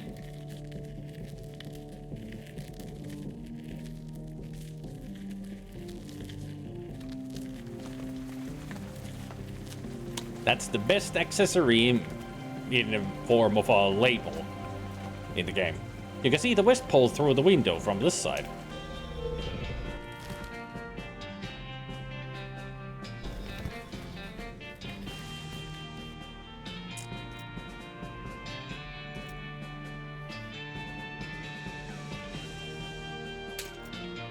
I'm dying? Nothing happens.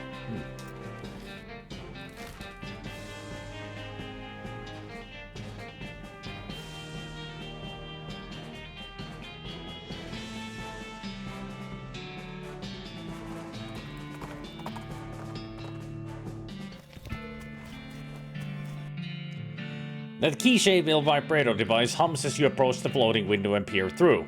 Through it, you see a busy city street. Metal vehicles you can't identify move past at unimaginable speeds, though the window is thankfully far from the road they travel.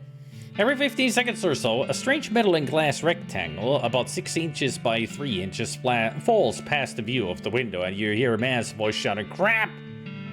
Crap the rectangle next time it falls." You snatch the rectangle and the view through the windows is replaced with static. Strange glass rectangle. Wow, this is a nice rectangle. Strange.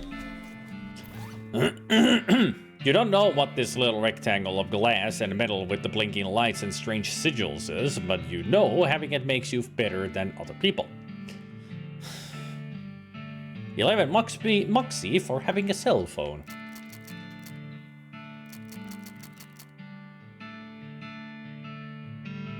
Yep. It's an iPhone. That's why you're better than everybody else, because you have an iPhone.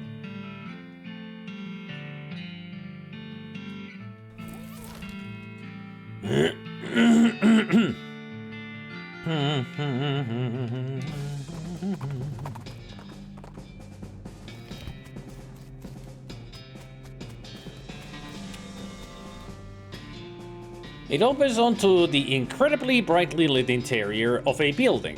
A sign on the far wall reads Snake Springs Plumbing Supply, established 1925. And a sign on nearby bin full of toilet plungers says plungers, 45,000 meat each. That's exorbitant.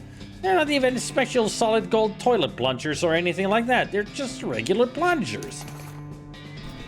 There, I got a plunger. You finally found the other kind of plunger.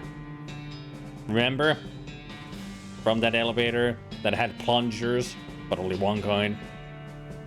Now we got the other. Deal stench damage instead of physical and apply 10 poison to enemy. Still not better than our creepy spider leg axe thing.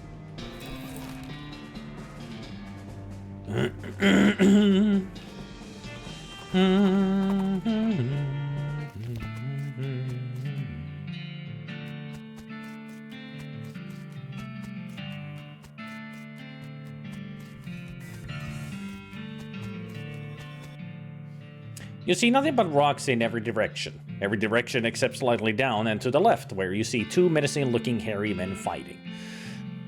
Wait, they're not fighting. They're taking turns bunking each other on the heads with clubs, but they're smiling and giggling. Through the window, you can just barely reach the shoes of the one on the left. Grab it. You grab the man's shoes, which makes him giggle even louder. As soon as the shoes pass through the window, it snaps to static. Strange.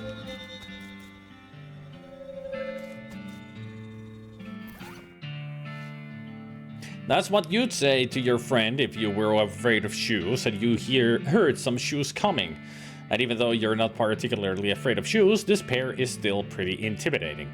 Hide shoes. Hide shoes.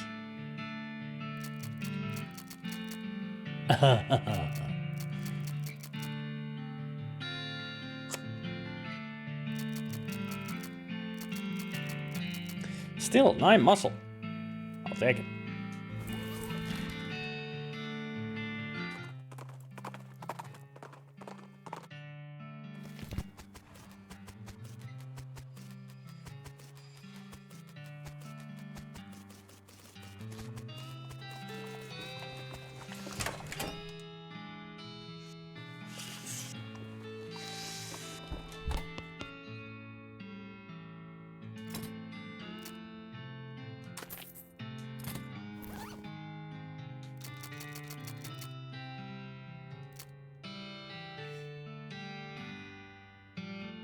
You thoroughly polish your boots until you can see your reflection in them, only your reflection is moving slightly more quickly than you are. How am I seeing a reflection on hide shoes? Unless we made it glisten like a, the... down on a duck?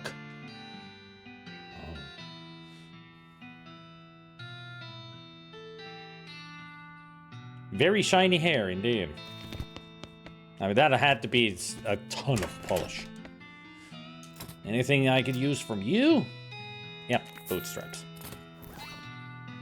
There. You affix the bootstraps to your boots and give them an experimental tug. There. 9 muscle, 3 speed, maximum AP 1. Excellent.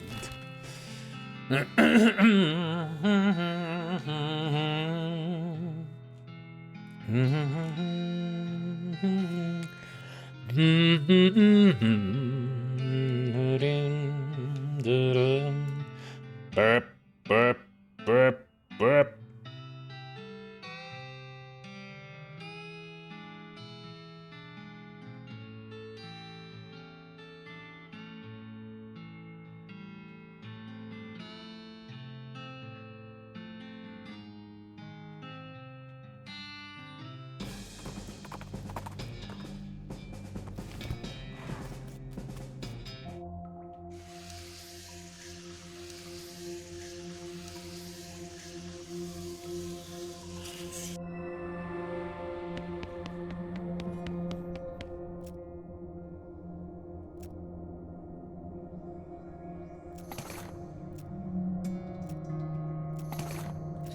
Hooray! You push the dynamite through and it comes out older and more unstable. Hooray!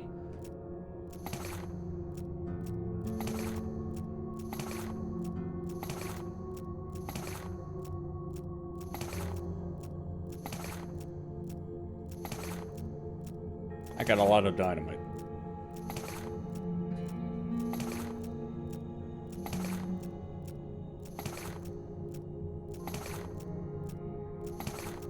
The old stick of dynamite does double damage to normal dynamite. So.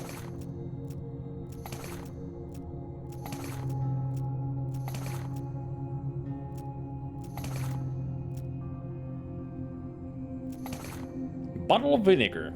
You push the bottle of wine through and it comes out ruined. Crap. This bottle of vinegar is like tombstone for a bottle of wine. And like a tombstone, you can't really do anything useful with it. I got 24 old stick of dynamite. This stick of dynamite has been aged to unstable perfection. It's not too dangerous to carry around, not that that would stop you, but it definitely packs a bigger punch than normal dynamite. 40 damage. Yeah, double the damage. There, bottle of fine wine. Phew. And I can also put some vibrato scrap in there. A headband. A headband. Boots. Headband. Keystone. Headband.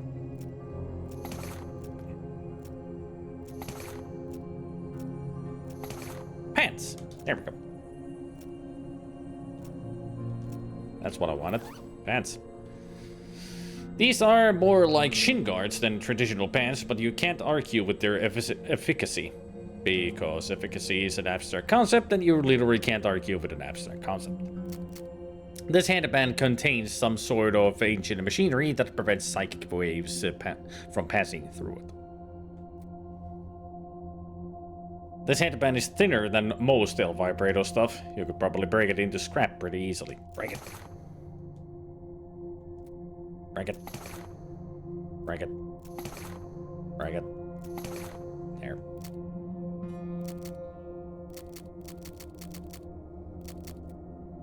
Oops.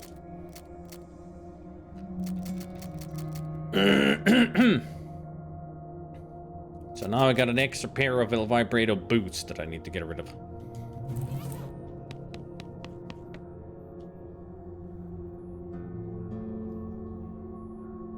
So that's what we can do with the time tube thing. Pretty much the only things that we can do now with it is, if I had wine, I could turn it into fine wine, and if I had, the scraps can turn into anything: batteries, keystones, headbands, shoes, pants. And the dynamite into old stick of dynamite. That's all there is to it, really. There's not like a million of items to put there, just a few.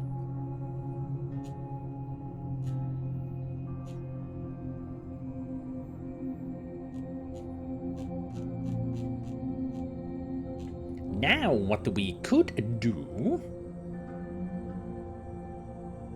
is, before we start working on more of that, let's go back to the West Pole. You run into a goblin chef. You can tell they're a chef by their hat and their big fork. Well, I guess either they're a chef or they've recently eaten a chef. Hey there! Hey, hello, human. Hey! Hello, goblin.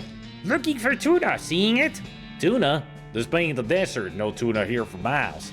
What are you saying? Tuna is local delicacy. Tuna? You meaning a fish? Swimming thing? Right, human. A tuna isn't swimming. This is desert. Very to swimming. Well, yeah, that's my point. A tuna is round and green with red knobs. Pokey spines having. Oh, some kind of cactus? Like a prickly pear or something? Yes! Duh! Well, we have got cans of tuna from cactus. We should know. We got foraging.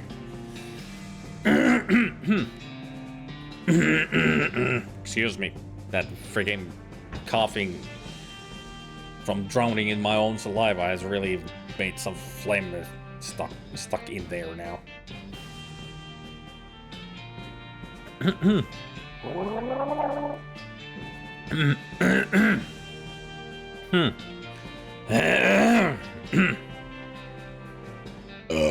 So annoying that it keeps, you know, plugging up my throat. So I can't really talk that well. Gets in the way. I might have to go actually spit it out. Ugh. Intimidate them. I'll show you, Tuna. Give me that fork, or I'll tuna you. Ah! What that even meaning? Rah! The goblin drops its fork and runs away, panicked and confused. Tuna fork. You can never tune a fork, but you can tune an egg. I mean, what? Now you know what a smoker feels. This fork is made for shoveling tuna, but it's okay to just hit stuff with it if you don't have a lot of tuna to move.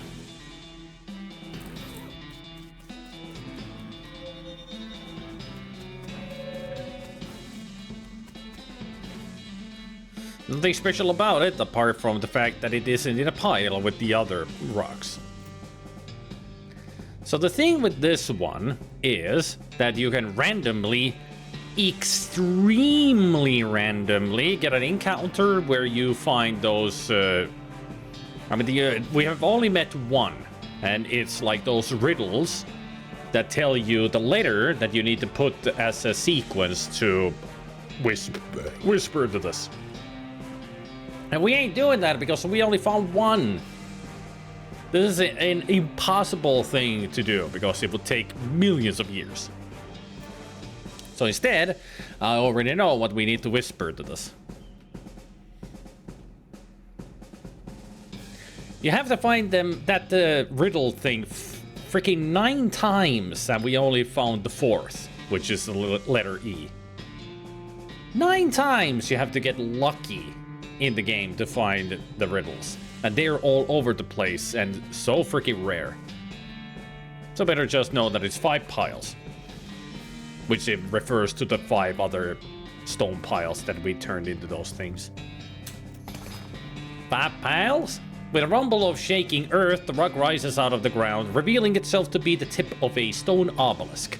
A hollow in the center of the obelisk contains a small stone ring, which you take, the obelisk retracts back into the ground.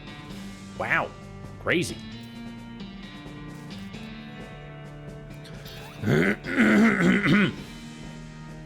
You know, I felt like that since the March 17th. I've had an issue with phlegm and coughing since I was sick. It's annoying. I know. And this is only because I started choking on my own saliva. This ancient ring, cut and polished from a single agate, is engraved with the petroglyphs for good job. Yeah, the petroglyphs, those are the ones that you need to find to solve this. 9 of them. This really is annoying. I mean, they're just stuck in there. I mean, I keep swallowing it back and I'm thinking, no, it's gone. No, it's still there, idiot. Gotta go cough it up. That's what I should do. Cough it up to get rid of it.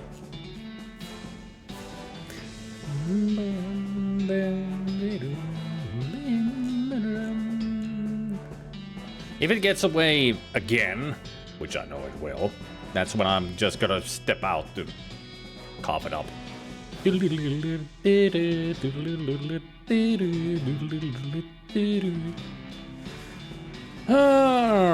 Alrighty then. So we solved the thing here, didn't we? That was the cross. You're approached by a shambling skeleton of a man with a lumber axe and a big bushy beard. So it's either the skeleton of a lumberjack or the skeleton of one of those Johnny-come-lately axe and beard fans.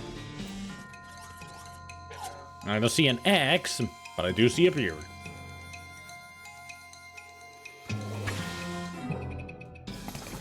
You chop that skeleton down like dead wood. Well, exactly like that, pretty much. I shall return. I can feel the flame again. I'll just turn off the microphone. You don't need to hear me coughing over there. So I'll be right back.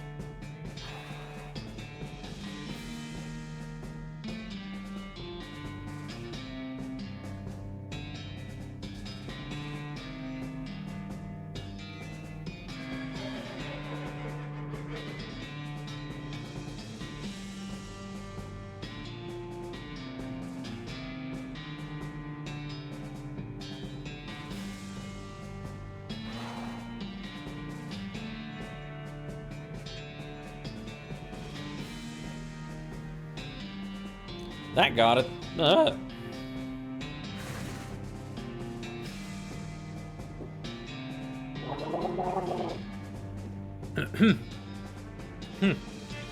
See, that's been my problem. It's impossible to actually cough up. It's just below the point that I can hit by coughing. Oh, that's the worst.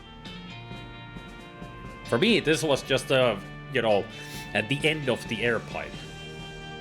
So it gets in the way when I'm talking.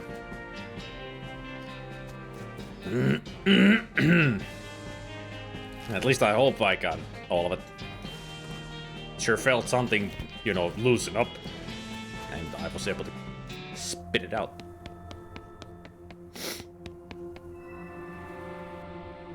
Stupid saliva.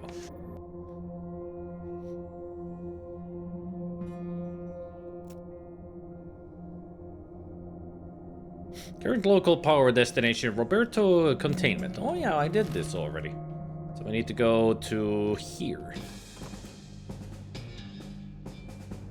You find a makeshift grave. The wooden marker has been carved with an epitaph, not from around here, but a real square little fella. Dig up the contents of the grave, which are pretty much the sort of stuff you'd expect to find. Just stuff to sell. And it's one of those peekaboo things that shows up once or twice a day. They'd be gone for about 2 days and then return. Yep. I know exactly what you mean. I've had those. That's when it turns to throwing up. Gagging, absolutely, but never throwing up. I'm a master of willing myself not to cough, specifically to avoid that. I mean, sometimes I have tried to clear... Well, not tried. I have cleared my throat so hard that it turns into a, you know, a gag reflex, but I can't pull it back. I might get a little bit of a queasy stomach after it, that it feels like I have just vomited. But it's pretty much, it's the way to get the phlegm loose. And usually with that method, it does get loose. But it ain't the most fun feeling, that's for sure. And I thought I put you on vibrate already.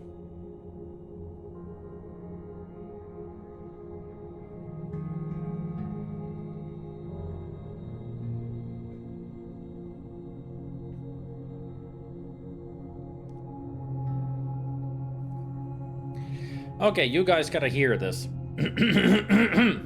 My friend just said a cartoon, a comic. Heavenly Father, humans have started doing sex for enjoyment. They've also started screaming your name when they climax. Not gonna lie, it does turn me on a bit.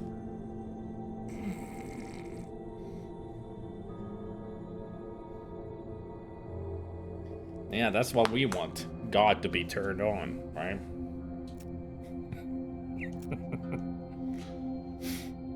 Planetary garbage disposal system, military coffee maker system. Military coffee?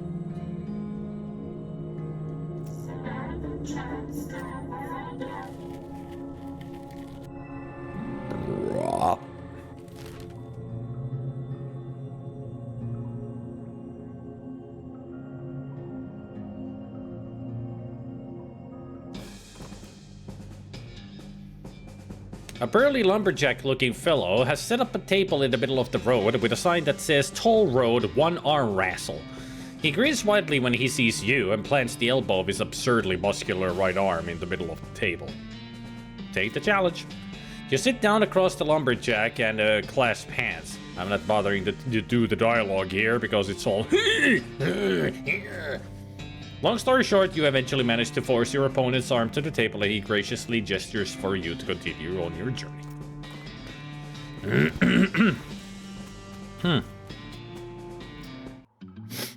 I can vomit on command without having to trigger my gag reflex with a finger or something. I grew up with severe acid reflux and IBS. Every morning when I got to school, I'd throw up in the nurse's office to be able to function for the day. Well, third period and onward at least. I rarely remember homeroom and first and second period because I slept through most of it because of the pain. So I've gotten used to and had lots of practice.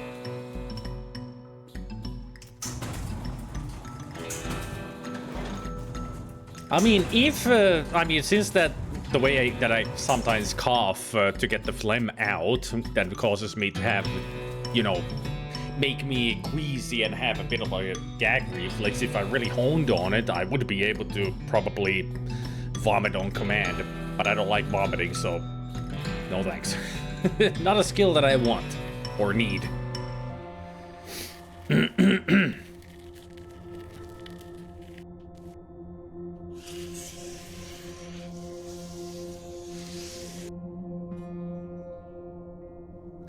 West Roberto Containment Power Online. East Roberto Containment Power Online. Positronic Resonator detected. Initialize Roberto Containment System. I don't know, Gabriel. I mean, we should stop talking about vomiting. It's a disgusting topic. So, that's all I'm gonna say. What I just said. Let's just initialize Roberto Containment System.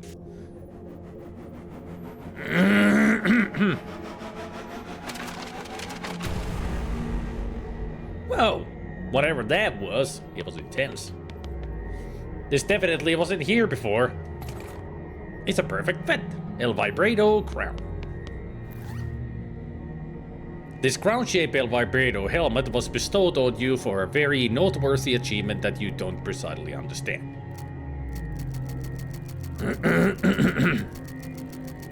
So the turn of a crown gives me +3 to all stats. The El Vibrator crown is +7. Perfect fit, it said.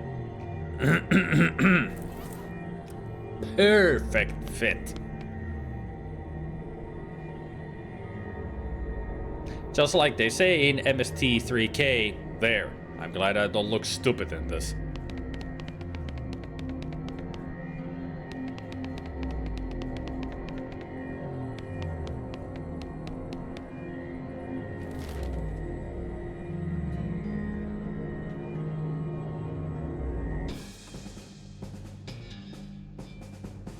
Another freaking ice Angelus.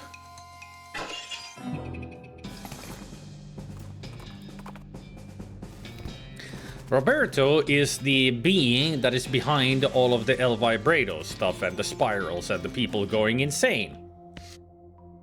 In other words, Roberto has been working on making people insane and doing his bidding while he slumbers and waits for the moment to wake up and take over the world. So, basically, we just saved the world. Twice. From the Hell Cows and from El Vibrato. Well, rather, from Roberto. So an AI, yeah, basically, an AI.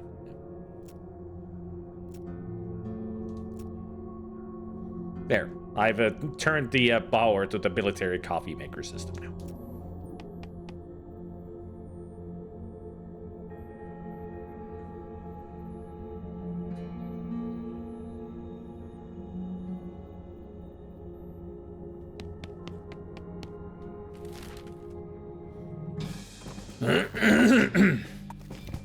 So this is what they call a success. A successful ending to this side quest. So what I now need is to silver plate this thing. So over to the silver platter. Plater.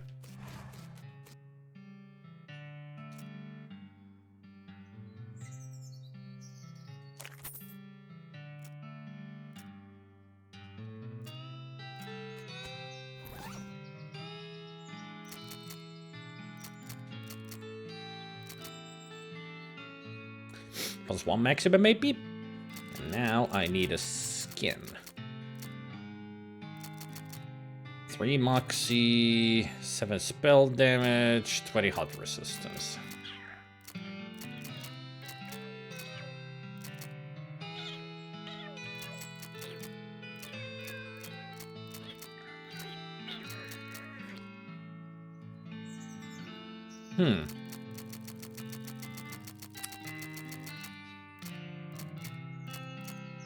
Moxie, spell, hot resistance. Why not?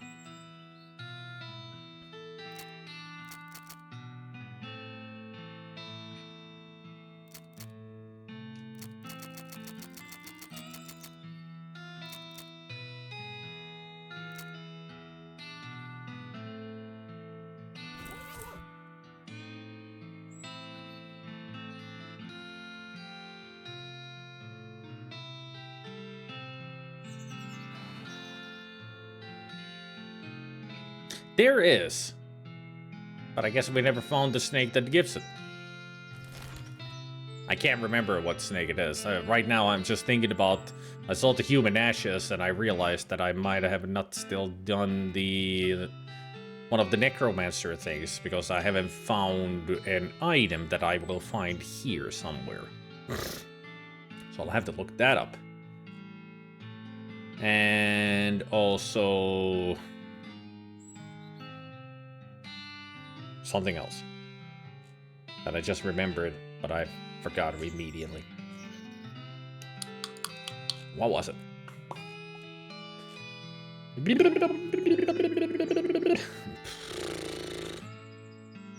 No, I'm just going insane. Yep. I'm going slightly mad. I'm going slightly mad. What is it? It is it. Necromancer, next mix. Dost thou haveth the thingeth that I needeth?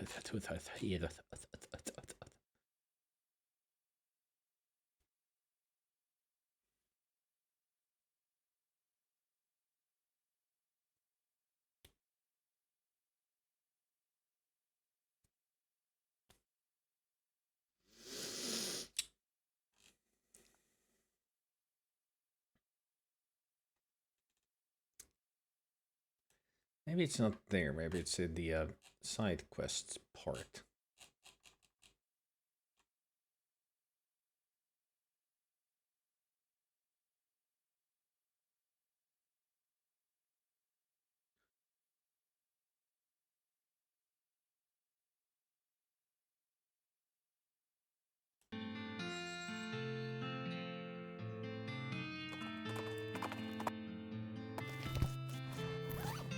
Wait a minute.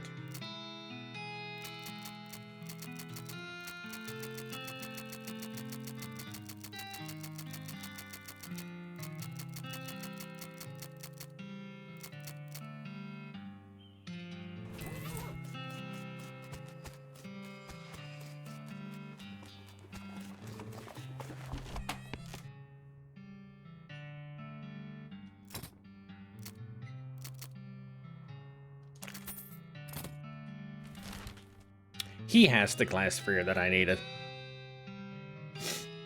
So now I got the stardust from the meteor that we found a long time ago.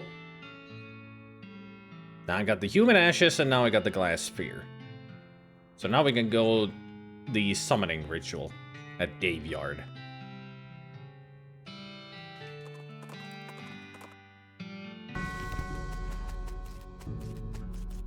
Spooky, scary skeletons and summonings.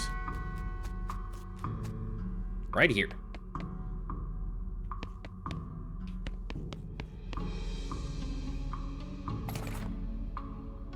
The gore-splattered scroll. You dig through the rags and find few things that look like they're worth keeping. I guess I never got the scroll from here. The scroll is almost too covered in blood and viscera to read. Lucky for you that you've gotten all that practice reading inside of a dog. What? Okay. You scrape the largest of the giblets off of the scroll and read it. It says to take a pile of human ashes, spread them out in the shape of a person inside a red chalk ritual circle, then sprinkle them with stardust and place a most perfectly, or better, glass sphere where the heart would be. Anyway, that's the gist of it. The actual text has a lot more these and thous and such as the like that. Plus, there's a bunch of weird gibberish you're supposed to say out loud while you're doing it. It's a nearly perfect sphere of glass. It'll help you see around corners.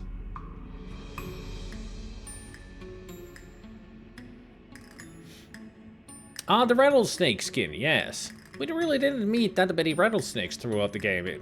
Probably at the beginning, but I didn't have the skinning knife yet. So.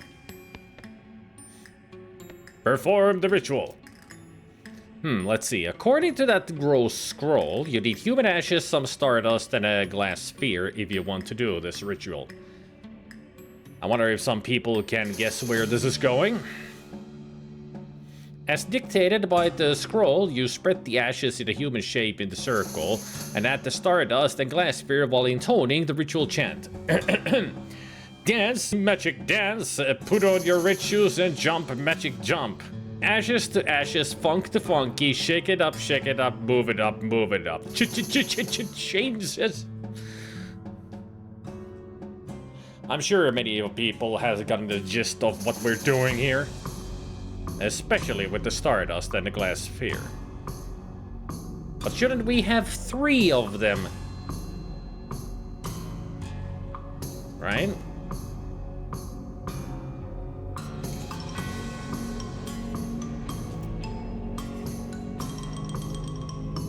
You found a Bowie knife?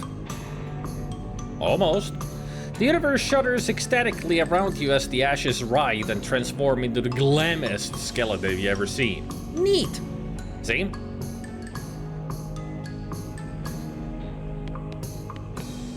Whoa, that is the coolest skeleton you've ever seen. Attack! The skeleton of Dave B. I wonder who it is.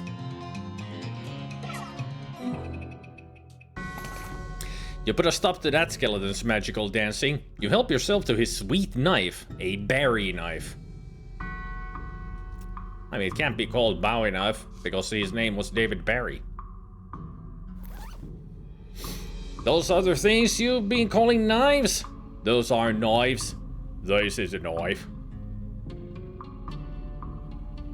Damage is 6 to 7. This is like one first level freaking knife.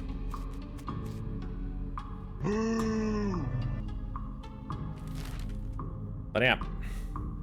There you go. We found the David Barry. And for that we needed to get the Meteor Stardust. Just to summon Ziggy. And the Goblin King and the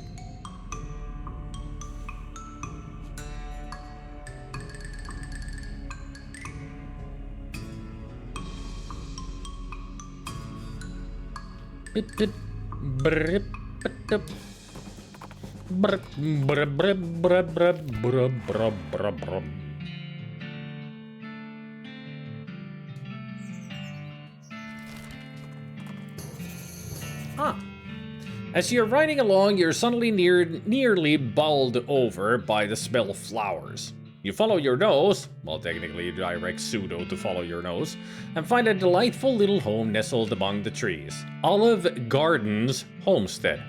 Stop and smell the flowers. Well, ain't that clever? I never thought of growing a cactus on purpose. Yeah, it seems pretty handy. You'd have all the toothpicks you'd ever need. Huh, sure.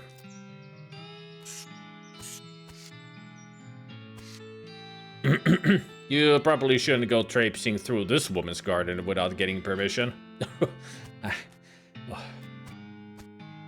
Howdy. Howdy, stranger. Name's Psycho. P is silent.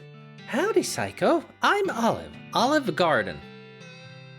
You got those breadsticks? Unlimited? Nice garden you got here, Olive. Why, thanks. Looks delicious. Oh, I don't grow them to eat. I just grow them to grow 'em. In fact, if you got the know-how, you're welcome to harvest anything you'd like. Thanks. Sure thing, hon. Why, I'm always happy to meet another cactus aficionado. Did you know there's more than 2,000 different breeds of cactus? All different shapes and sizes and all different colors of flowers too. I'll be. If you know what sort of cactus to look for, they'll help you survive out in the desert for quite a while too. They collect and store a lot of drinkable water, and several varieties bear edible fruit. That's fascinating. And that's even before we get into their medical uses. Did you know that if you sterilize cactus spines over hot coals, you can use them for sutures? Did you know that, very fancy? I'm gonna suture up your butthole. Interrupting me like that.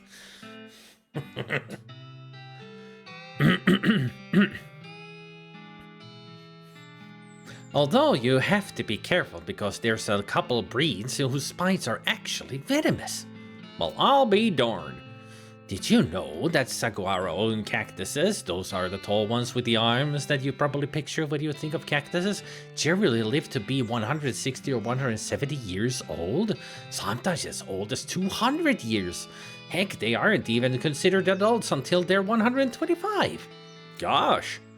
You'll probably think I'm silly, but I kind of think of these cactuses as pets. They're like my big green prickly children, though a lot easier to take care of, obviously. People probably think of me as that weird cactus lady who lives outside of town, but that doesn't matter to me so long as I got my little babies. You know, if you love cactuses so much, why don't you marry one? Psycho, you are definitely not the first person that suggested that, and I'll tell you what.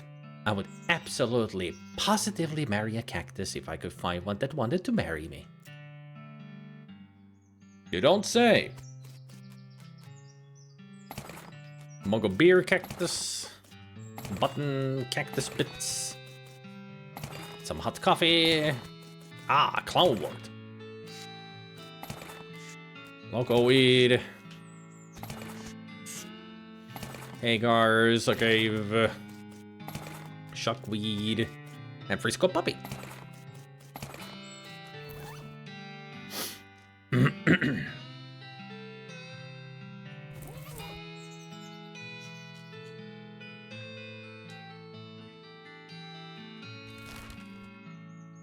I think we know a cactus up for the job. Mm-hmm.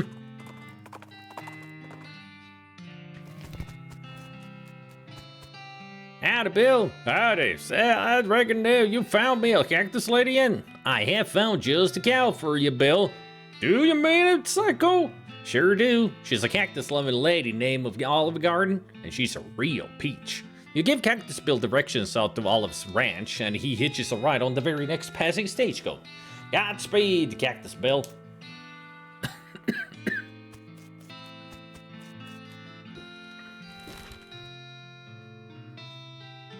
How about we go find out how the lovebirds are doing? A skeleton moseys up to you wearing a leather vest, chaps, and a rancher-style felt hat, bleached white by long years in the sun. He also has a tin star on his label that says Texas Ranger. He glares at you with the suspicion in his eye sockets, but doesn't say anything. He's missing his jaw, so he probably can't even hiss like most skeletons. What's up? You're a long way from home? The skeleton apparently decides he isn't interested in you and turns to continue on his way. Hey, wait. You're hunting for somebody, right? Maybe I can help. The skeleton considers this, then pulls an ancient and faded wanted poster from his vest pocket.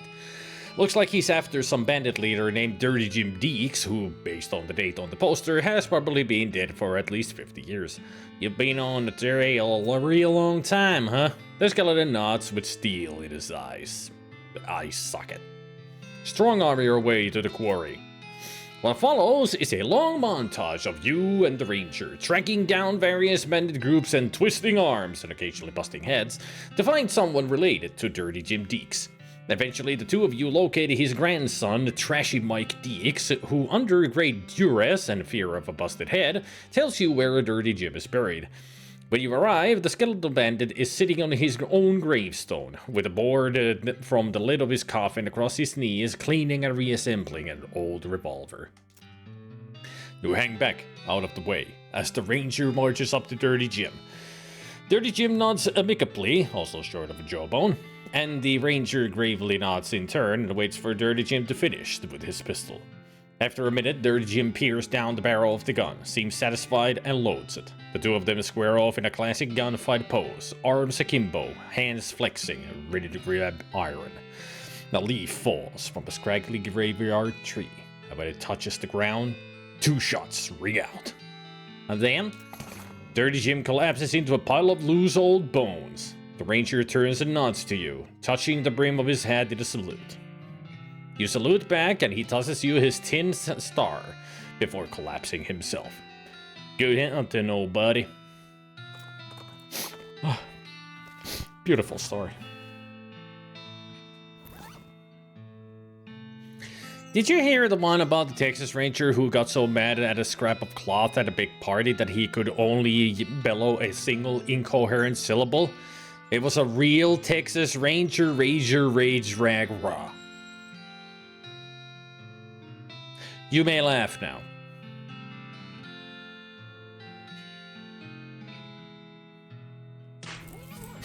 I said laugh, not facepalm. Oh, look how happy they are.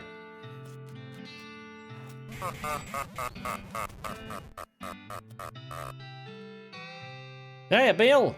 I see you found the place. I found the love of my life, and it's all thanks to you, Psycho. Yes, thank you. It was love at first sight. We got married right away. Well, I'm just glad to have helped someone find happiness in this desolate wasteland. Good luck to you both. Happy end to those two. What else we got? What loose ends? You catch a whiff of an especially fragrant pine tree as you're riding down the trail towards your destination. You park Pseudo next to it and look closer. It appears to be a northern mustache pine. You've heard great things about the sap in these things. You carefully tap the pine and draw off a dram of the musky sap. This stuff will really do wonders for your upper lip. Real must-have.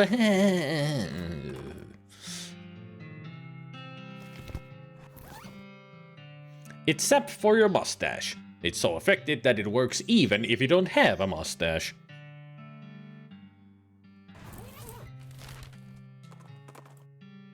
A goblin runs up to you laughing. They're carrying a boulder over their head which is taller than they are. Whoa, wait, what are you planning on doing with that? Aha, you catching!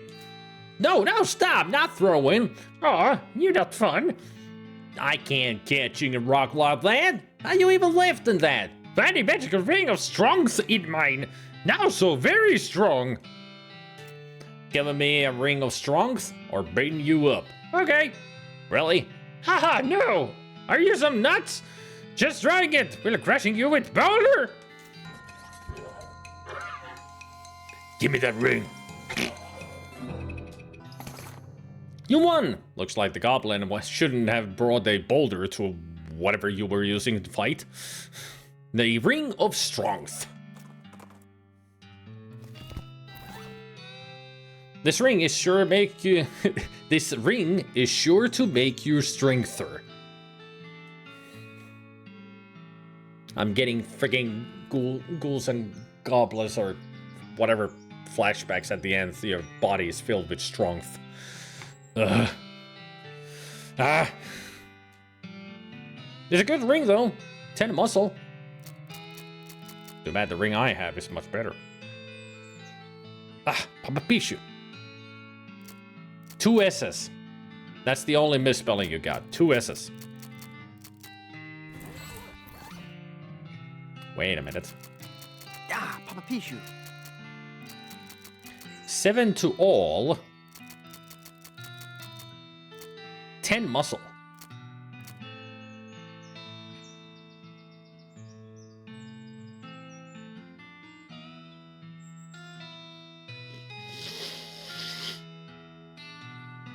Would it be worth it? Nah. diamond ring it is.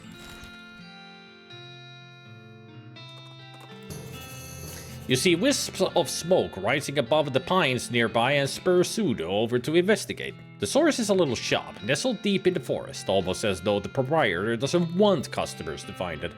You jot the location down on your map so you don't forget where it is. That's what I was looking for, Holloway's Hideaway. Where's big fat house out here on the backside of nowheres? Is it just me, or are there a lot of squirrels around here? It's just you. Shoo. Weird. Yuck, squirrel droppings. Doesn't seem like much of a shop. This barrel used to have pickles in it. Now it's just a nasty old pickle juice. I don't know. I mean, pickle juice can have a nice taste to it. I wouldn't drink it though, but still. I mean, that's where the pickles have been brining in. Howdy, name's Holloway. Hab Holloway. Sorry for the chittering. I ain't seen another person in a long time. Well, that's not surprising. This place is pretty secluded. What do you do here? I mostly sell pine cones for squirrels. He frowns. Huh. Well, alright. Holloway chews on something he had stored away in one of his cheeks. Let me see what you're selling. Clip-on bow tie. You would never wear this, but maybe you'll find a child that needs help getting ready for a funeral. That definitely sounds more like something that would happen out west. A jar of peanut butter. Reduces your moxie by 3 for the rest of the day. This is a jar of gimlet peanut butter, a brand primarily noted for arguments about how to pronounce it. According to the manufacturer, it rhymes with Himlet. So it's gimlet or gimlet.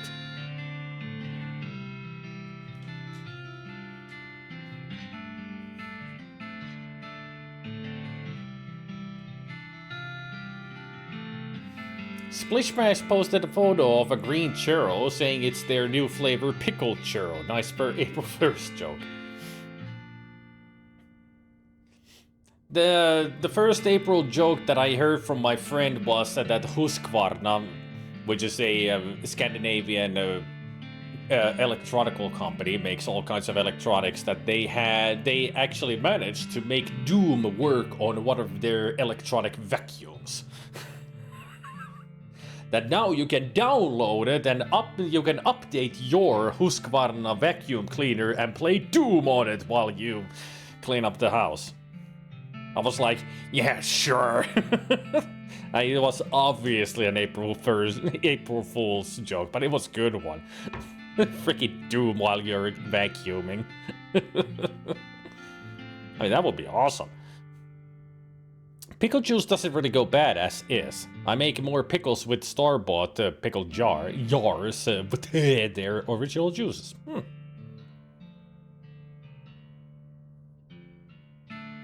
I think it was their lawnmower, not a vacuum cleaner. You're correct. While you are mowing your lawn, you can play Doom. Yes, you just need to update your lawnmower to be able to play it. Still, a good one. Pine cone. It's a pine cone. Pine trees use them for reproduction, animals use them for food, and grandmothers use them for making little decorative owls. I made a decorative moose, and reindeer, and horse, pig. As long as it was 4 sticks and I made a head, it was any animal that I wanted it to be. Just needed to have 4 legs.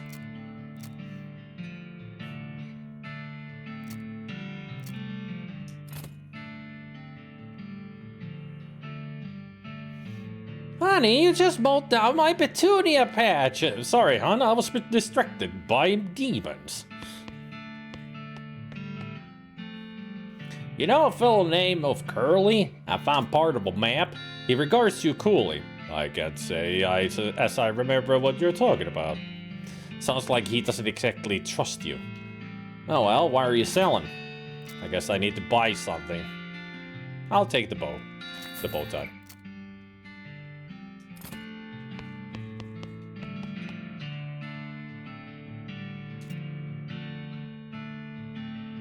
Well, never mind then.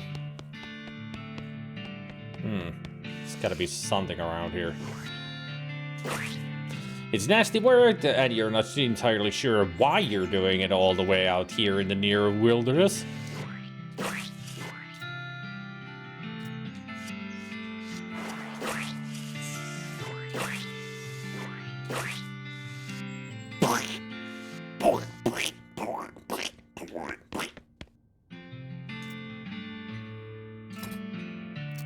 How about I take the peanut butter? Or a pine cone?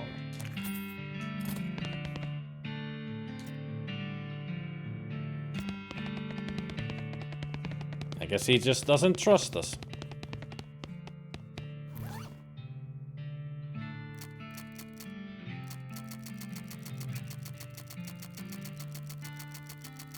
I still got it.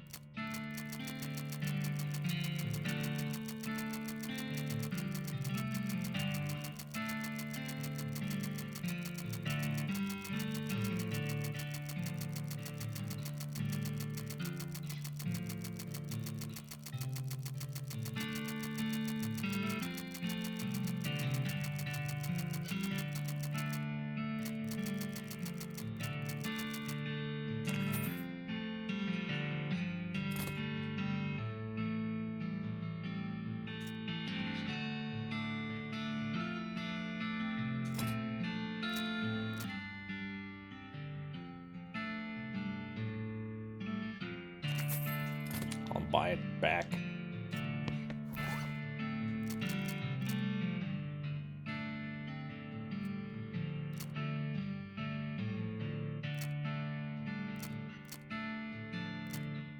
Alright, then it was...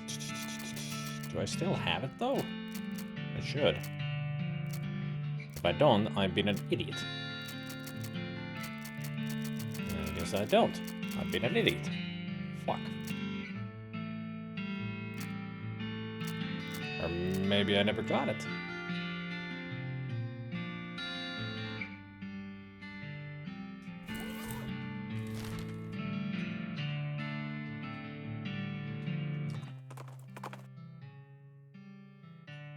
You happen across an unexpected crate. By unexpected, I'm referring to its location, not its condition, which is nailed shut. I don't know what you expected to find in there, but here's what it was. I hope that meets your great expectations. The puns.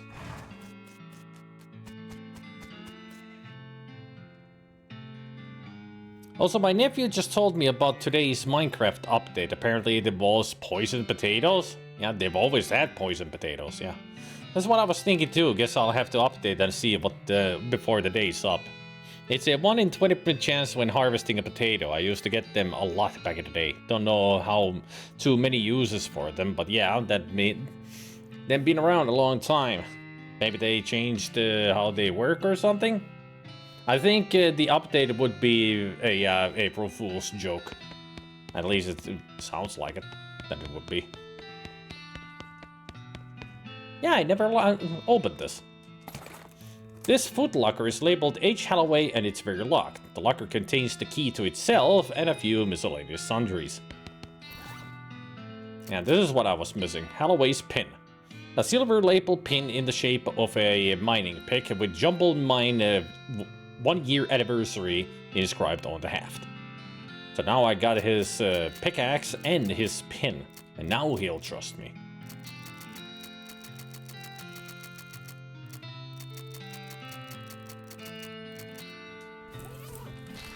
A poisonous potato dimension. And it's an update that potatofies everything. There's a potato peeler, a whole article, but yeah, it's April 1st. Yeah. Potato biome included.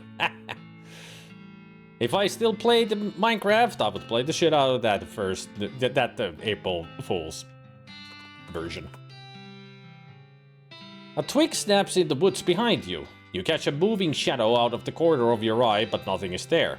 You have the uncanny feeling that you're being followed. Look, I'm on my way somewhere. Can we just cut to the chase? A huge skeleton, much taller than any human and with structure and posture somewhere in between human and a gorilla, smashes out of the undergrowth and charges at you. Roar! Good, thanks. So it's a skeleton of a Bigfoot. Intimidate a rampaging undead Bigfoot? Really? I know, right? Get real. The two of you share a laugh over the ludicrousness of the idea, and the Bigfoot wanders off. Jeez.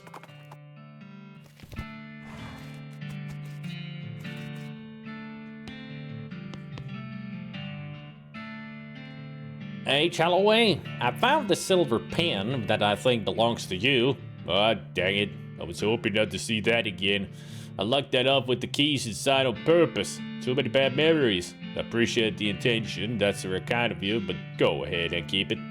Is it something to do with why you live all the way out here with squirrels? I just don't feel comfortable in regular society no more. Is it something to do with this old pickaxe? It has your initials on it, and I found in the same mine your pen is from. Oh my god, no, I didn't do it. Nothing. I didn't do nothing. He starts chattering wildly in squirrel. Whoa, wow, whoa, okay, sorry, I'm putting it away, never mind. Holloway grabs a paper bag from under the counter and hyperventilates into it for a bit. Eventually he calms down, though he still has kind of a wild look in his eyes. So, welcome to my shop. What can I do for you? Well, you know the full name of Curly? I found part of a map. Well, since you came all this way just to return my pen, I guess you're the trustworthy sword Curly was looking for. Here you go. This is the other half of that map. Wow, thanks. Fun fact, if you remember that demonic doll that we found, that we need to find the blood goblet for, if I had let that demonic toy drink the bloody tea, if I had had the tea party with it, the squirrels would have been dead in this area. Somehow she's connected to Holloway. I don't know how, but whatever we do with the doll affects this area. But since I didn't do the thing that the doll wanted to, there are squirrels around here, and he's a little bit crazy. But yeah, it's weird. This is the back half of Curly's treasure map. The two halves of the map fit together like two halves of a glove. This is the reassembled map which will hopefully lead you to Curly's meat. This is just a map leading from Curly's ranch in the southeast to Holloway's store in the northwest.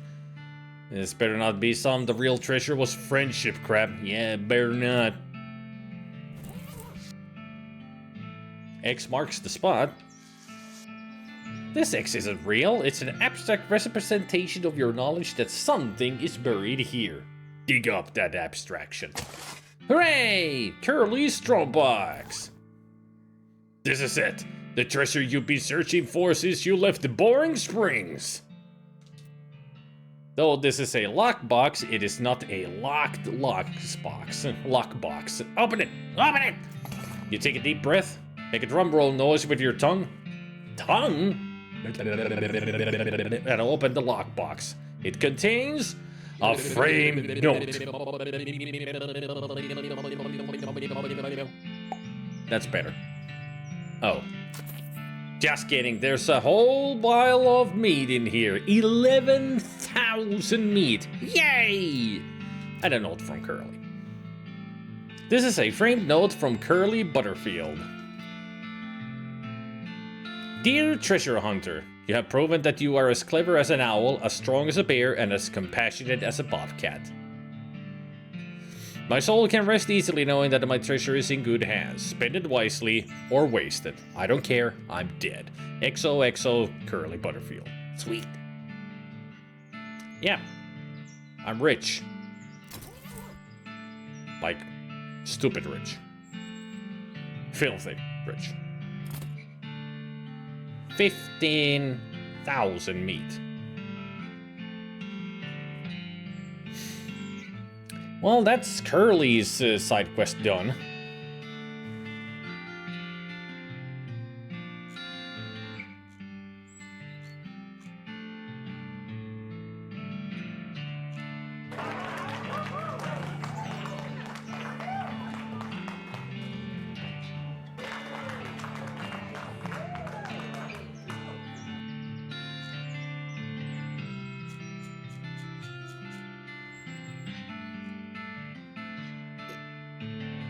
Ah, there's one more thing as a side thing that we can do around here.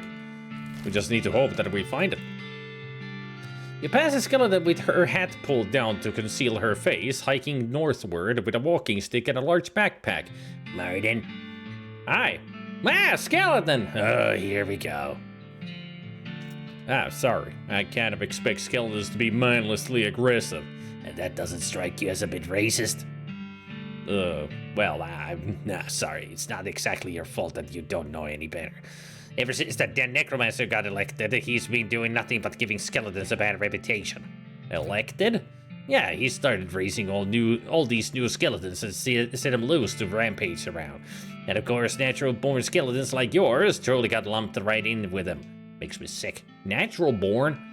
Anyway, I'm getting out of here while the getting's good. Moving to Canada. Say, you didn't vote for that jerk, did you? Actually, I destroyed him not long ago. He wasn't even all that tough. You destroyed him? Wow, I don't know what to say. I don't have to move now. You deserve some kind of a hero's award, friend. But I'm afraid all I have are these campaign buttons. Oh, thanks. It's just nice to have your efforts appreciated. Well, I sure do. I'm gonna go tell all my friends. The skeleton waves and runs back the way she came. Bye! Necromancers, I hate him button. I like that. This is a button that proudly proclaims your antagonism towards a maniacal wizard whose evil plan is to raise an army of corpses and take over the world. It's apparently an unpopular opinion in some circles.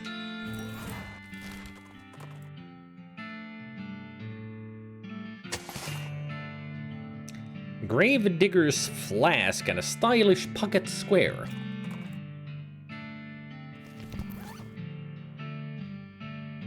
This pocket square is made of very expensive silk. It seems silly to waste it on a corpse. This flask belonged to a gravedigger. Apparently his name was Rip. I mean, it makes sense. Why would you have Rip engraved on your flask otherwise?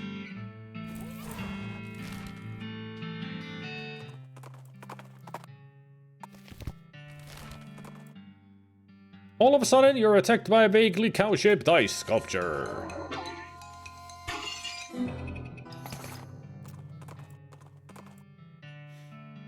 Of the trail's shoulder, you see some ancient petroglyphs carved into a rock. Yeah, there it is. My last are ES. Speak to the one that's alone. Yeah, that would be the 5 piles.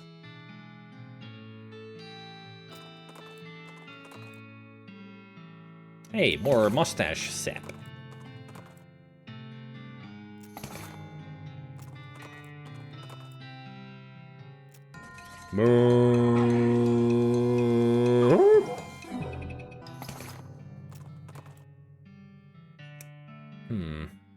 Maybe it's down here.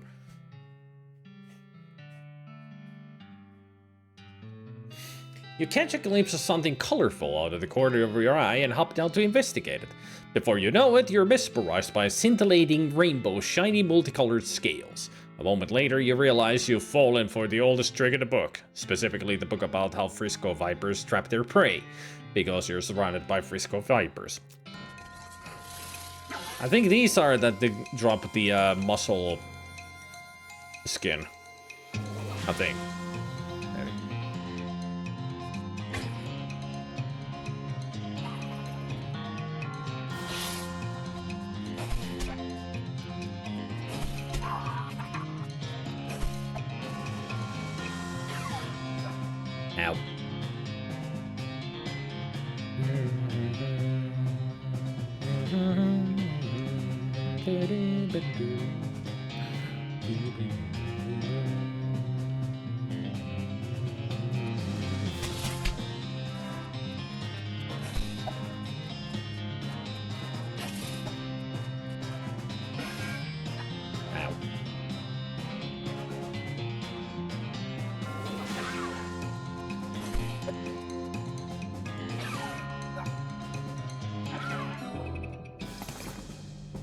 Frisco Viper skin.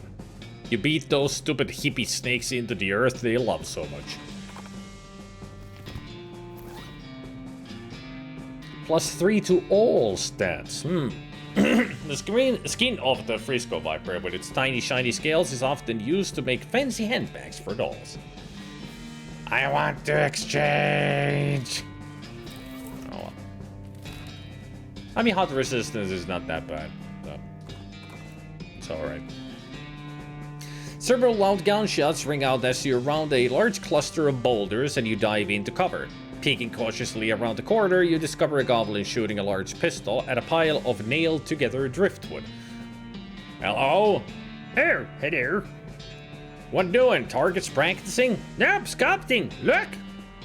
You take another look, and from the right angle, the driftwood does kind of look like an owl. Albeit one that's been shot a bunch of times with a pistol. Pretty good owl. Eagle. Quite a skill thing. What if I'm real mean being and pushing over your sculpture? What if I'm gun having? Oh look, I am. Ah, yes.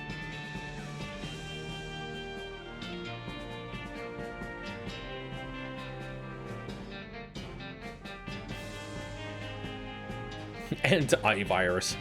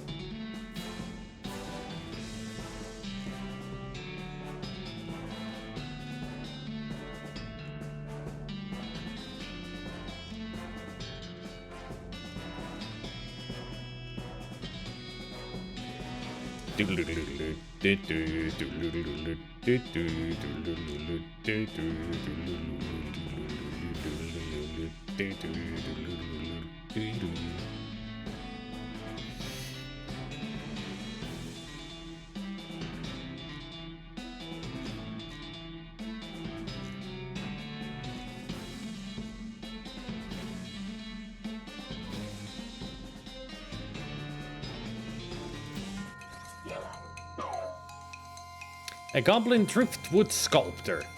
Not anymore. You won, which is pretty lucky considering the goblin already had their gun out already. Sandalwood ring. Thought it was going to be driftwood. This ring was carved from the sole of a wooden shoe. An ancient seaweed-draped skeleton is shambling toward you, hissing and moaning. Oh, huh. I guess we must be near the beach. How do you determine where the desert stops and the beach begins? I don't really know how to tell the difference between desert sand and beach sand. Exploit the home court advantage. Are you one of those drowned pirate skeletons because you're a lot less scary on land? Have you got your land legs yet? I bet you don't, right? Will it make your land sick if you land sick if you just stand here motionless, not rocking from side to side at all? After a minute, the skeleton turns green and tries to throw up, but since it doesn't have a stomach, its head just falls off. So I got the skull. A skull draped in seaweed and festooned with beach glass. Drown with me, it seems to whisper.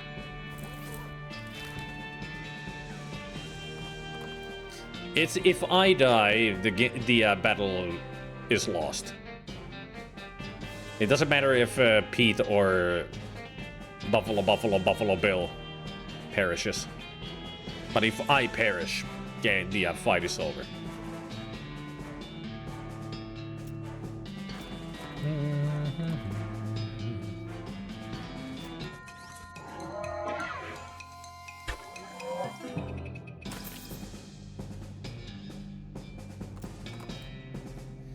Where is that final thing that I'm missing?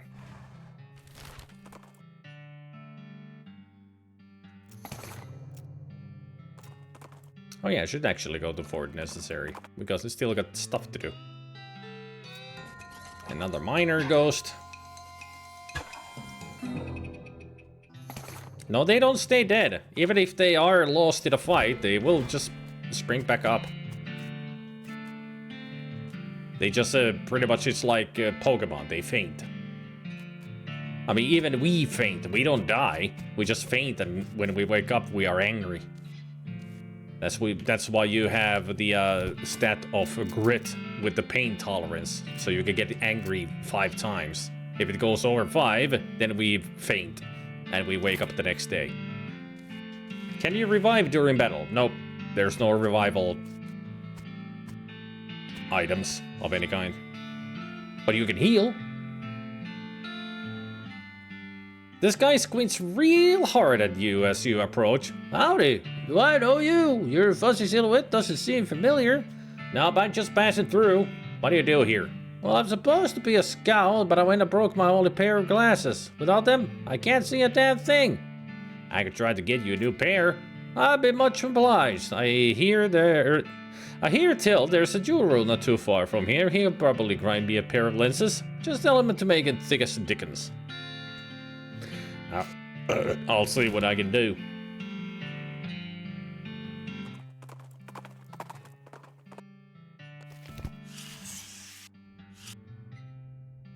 I need a pair of eyeglasses for a nearly blind watchtower lookout. Can you guys make them for me? The clerk translates the question for Master Gerald, who thinks about it and then nods. Having some old soda bottles for grinding down should working fine. He says yes, we have some glass of the finest optical quality. Is 500 meat acceptable? Sure. The clerk invites you to have a seat in their living area while Master Gerald gets to work cutting and grinding some glass into lenses and setting them into wire frames. You flip through a goblin magazine while you wait. The lead article seems to be about social interaction with humans and the value of occasionally pretending to be dumber than you actually are. Okay, close enough for government working. Master Gerald has completed your spectacles with the utmost degree of craftsmanship. Here you are. Thanks. The lenses in these spectacles are so thick you reckon they'd let a feller see behind himself.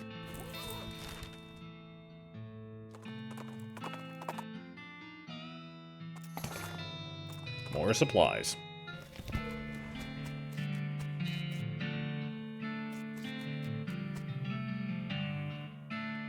Have we met? I can see a damn thing without my glasses. Yeah, I'm the one who used them went to find you a new pair. Oh, right. Any luck with that? Here, try these on. He takes the glasses and puts them on and looks around, blinking. Well, I'll be. Never realized what a dump this place is. He climbs up to the top of the watchtower and peers out over the countryside. They work! I can see a damn thing! Hooray! Right? Nothing. Shucks. So now it's the dummy who doesn't know how to shoot. A sign on the front says, important gun storage, no goblins. You open the door a crack and take a peek. Naturally, the shed is crammed full of goblins. To the ceiling. They're barely recognizable as individual goblins. You try to talk to them, but they're just babbling insanely. Howdy, how's the haps? I'm supposed to be a cannoneer, but I'm terrible at loading cannons. They always explode, except not the way they're supposed to explode, or else they don't explode at all. Huh. The only time I've ever got one to fire right, the cannonball knocked my sergeant's hat off and he was standing behind me. I still can't figure out how that happened. So they assigned me to this loser squad, and I said I can't report back for a proper duty until I figured out how to load a cannon right. Give him the book. Here, maybe this will help. Uh-huh. Oh, huh. Well, let's see. He flips through the pages, which have big numbered diagrams.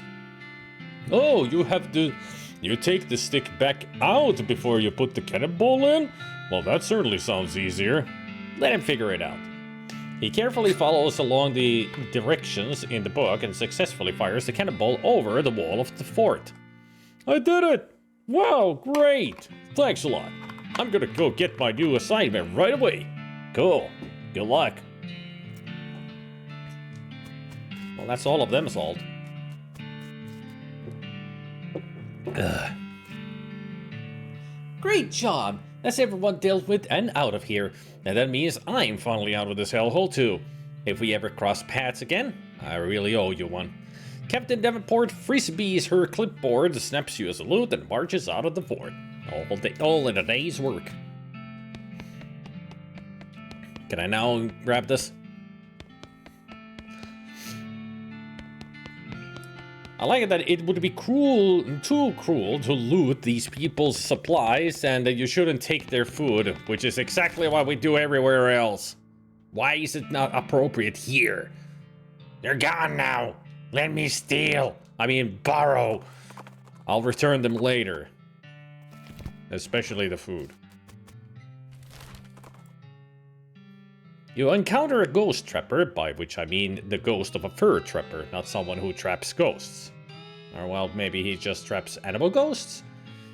He does have the ghost of a raccoon on his head. Damn, he quick. But he also dead. Again. The trapper became the trappee, I guess. A ghost skin cap.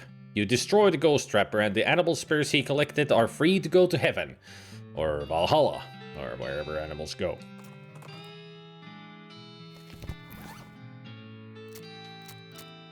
Normally I'd say this is the ghost of a skin cap, not a cap made from the skin of a ghost. This was actually made from the skin of a ghost bear.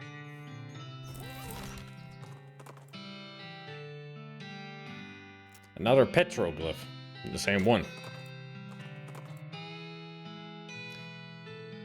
A banana. Again. I mean, bananas are great.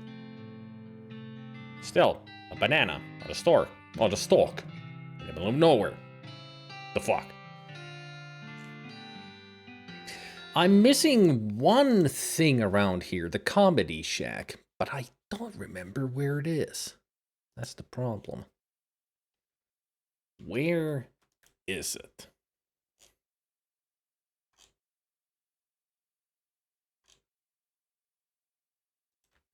Let's see, comedy shack.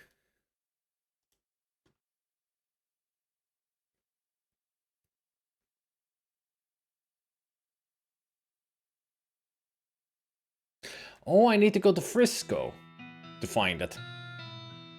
Let's go to Frisco. It's safe. At least should be.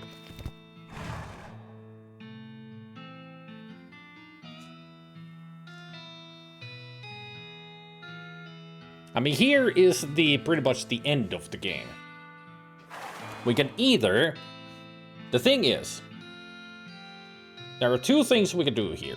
One, we don't. There is a guy who is going to stop us. And two things we can do. One, we can give him what he wants. That will be the end of the game. Or two, we don't give him what he wants, and we'll have a hilarious sequence to go through to get to him. To end the game. He ain't getting nothing from me. I'm keeping my turnip and my El Vibrato crown. Thank you very much. What's going on, Smee? This fancy pants calls himself the Emperor. He won't let us build our tracks up to the station. Can you see if we can talk some sense into him?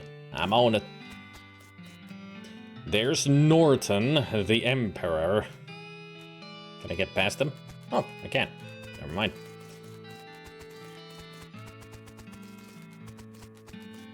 Clunsies. Now playing Projectionist Wanted. Must be a good movie. It's a flyer of some sort. You got an item comedy flyer.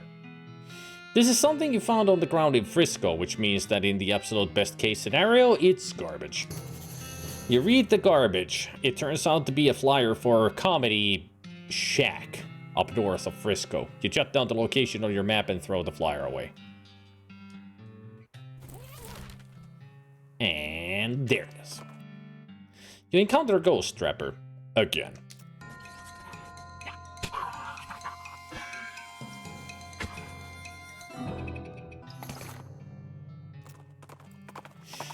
I like how some of these newer horror games give you the option to turn around and leave immediately. You know any good jokes, Pete? Why, sure. There's three fellers, a miner, a surveyor, and a blacksmith. They all walk into a bar and order beers. And while they're drinking, wouldn't you know it, but a damn parrot flies right in through the window and perches on the tap, and the parrot orders a beer too. And the bartender says, "Hey, we don't serve no goddamn parrots in here," and, yeah. God, sorry, I forgot the punchline. Ugh.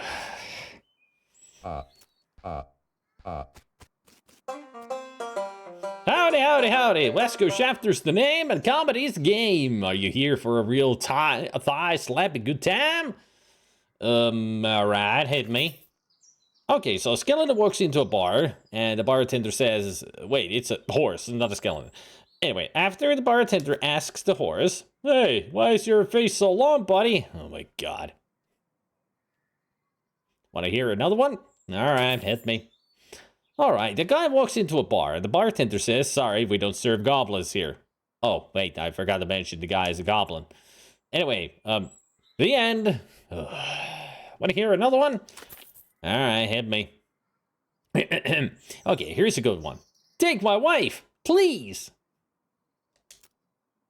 Please? Oh my god. Anyway, I just flew in from Canada, which is weird, right? Because people can't fly, except for in balloons or gliders, I guess. We won't have actual airplanes for at least another couple of decades anyway. Want to hear another one? Lasco, you're real bad at this. What? No, I'm not. You're bad at the stuff you do. Dumb things, probably. Come on, let me tell you another one.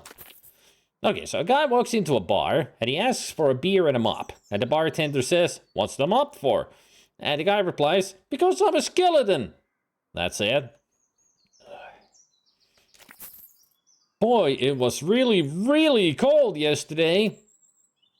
You're supposed to ask me how cold it was. Oh, come on, Wasco. Alright, here's the classic. One walks on 4 legs in the morning, 2 legs in the afternoon, and 3 legs at night. A man! Ba-doom boom shh. Seriously.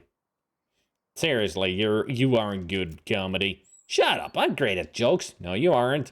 But what about your timing is terrible. Timing!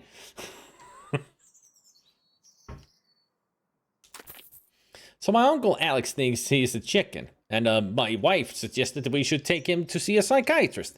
And I said, maybe we should take him to a regular doctor? Because I'm pretty sure it shouldn't be possible for a regular human man to lay eggs. Seriously. So I got a job as a manager on a baseball team, and all the players have weird names. Like there's one guy literally named Two, and another one called, I don't know, third base. Oh my god. This is the way to ruin a great joke. Just absolute. So my uncle Alex thinks he's a chicken? Yet again, you're telling the chicken joke? I'm telling you sincerely, you should quit. All right, fine, I admit it. I can't tell jokes from worth a darn. What else am I supposed to do, though? You're a pretty decent banjo player. The jewel in Dirtwater could use a banjo. Oh, okay, yeah, that sounds pretty good. Can't be much worse. I'll head on over there shortly. Thanks for the idea. Sure thing. Ha ha, funny yuck jokes, oh my.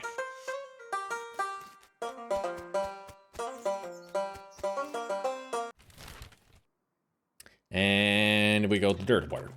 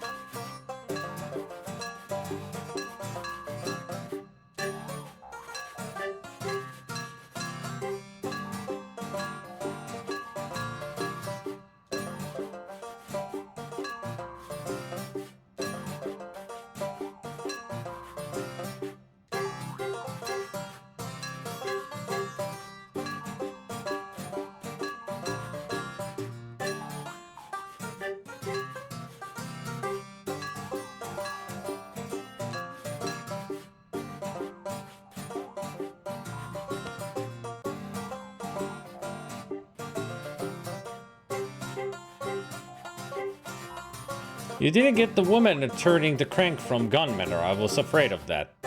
No, she just cranks the player in the visitor's center. She never gets here.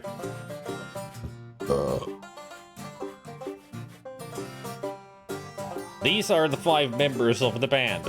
We got the full company now.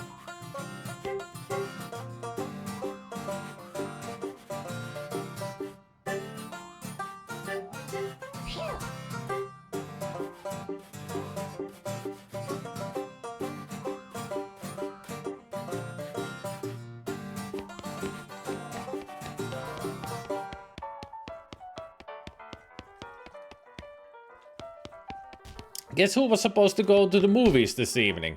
Santa Claus?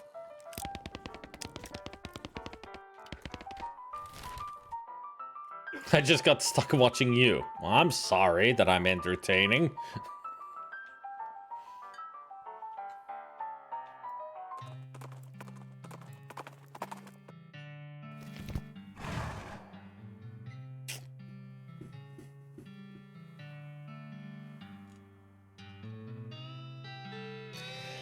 I think I should be able to play this game through in the next 2 hours.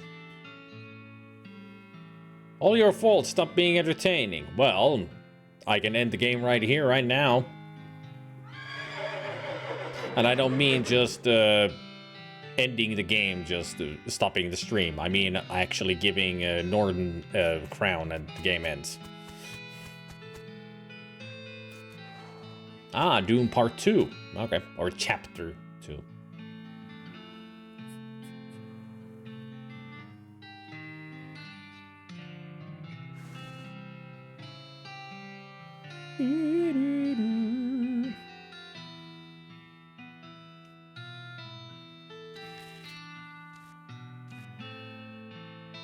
You may be able to still catch the end credits if you go now.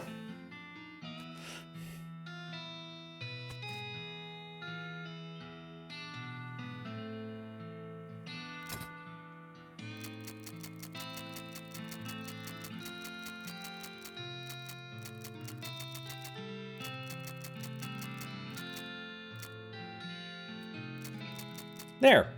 I have just upgraded all of my skills. All of my skills are maximum. I think I'm ready to take on this son of a bitch.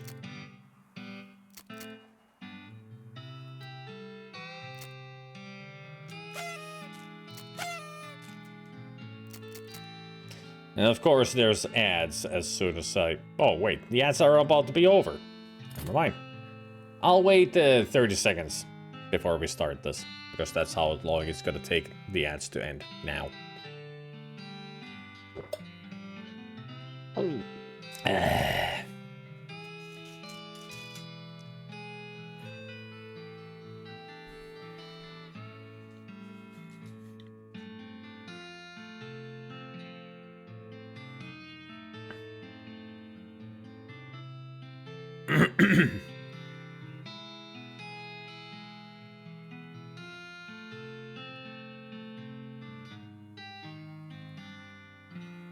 Ah.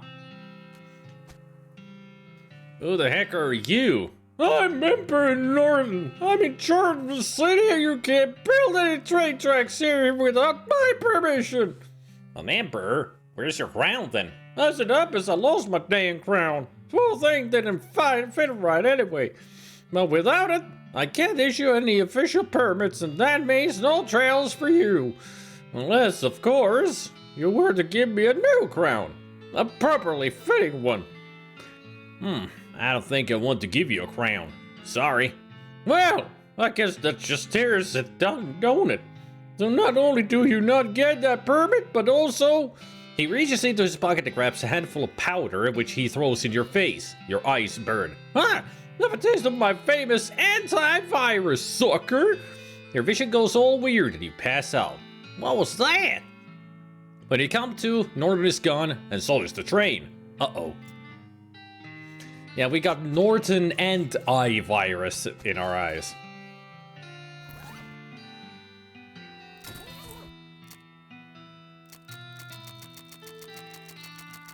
Too bad it doesn't say anything about it here. Where'd the train go? The lunatic stole it. He drove it off somewhere into the desert. Norton's gone off the rails. He points to a set of deep ruts off to the side of the railroad tracks. You walk over to investigate, but you can't see it because of this weird hexagon thing your eyes are doing. You should probably get that checked out, boss. That Norton fella said something about an anti-virus? Maybe somebody around here knows something about that? Yeah, probably. This is the worst. I hear Smee say something about an antivirus. That knows something good. No, everything looks really weird and it's making me dizzy. Tarnation, we gotta get you fixed up, boss. I don't know nothing about ants, but I know honey's a good natural remedy for a whole lot of things, and bees are kind of similar to ants, right? Well, there that Roy B. feller have some kind of real special honey jelly bean? Well, that'll fix you up. That makes 0 sense, but I suppose I don't have a better plan. Let's get going.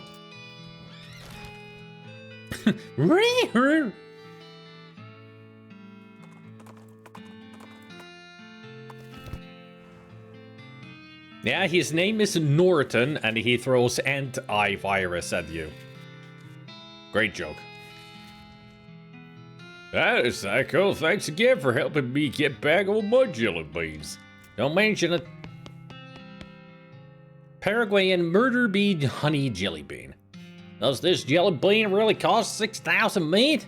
Well, normally it does, yes, but I guess in seeing as how you helped me out with them bandits and goblins and damn dirty hippies, let's call her 5. 5 meat? Really? Yeah, I reckon. Better buy it in a hurry before I change my mind. You hand over the meat.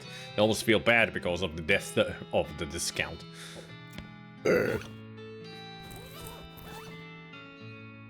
A rare and expensive jelly bean made from the honey of the Paraguayan murder bee.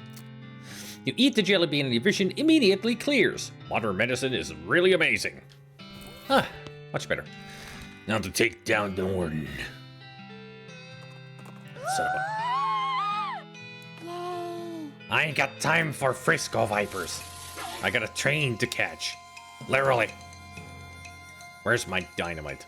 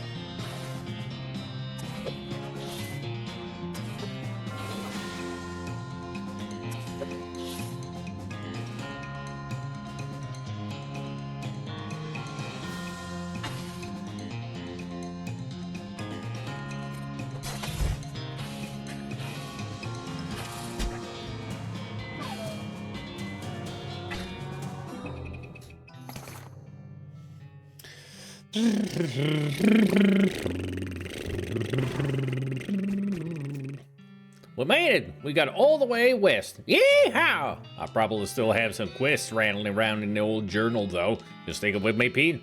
Boss, I'm in for the duration. You ain't good to read them all, Pete, that easy. Thanks, Pete. You're one of the good ones. I'm actually gonna ask him. Am I forgetting about anything? Pete looks pretty low on ideas for side dalliances right now. Much obliged. I've done everything.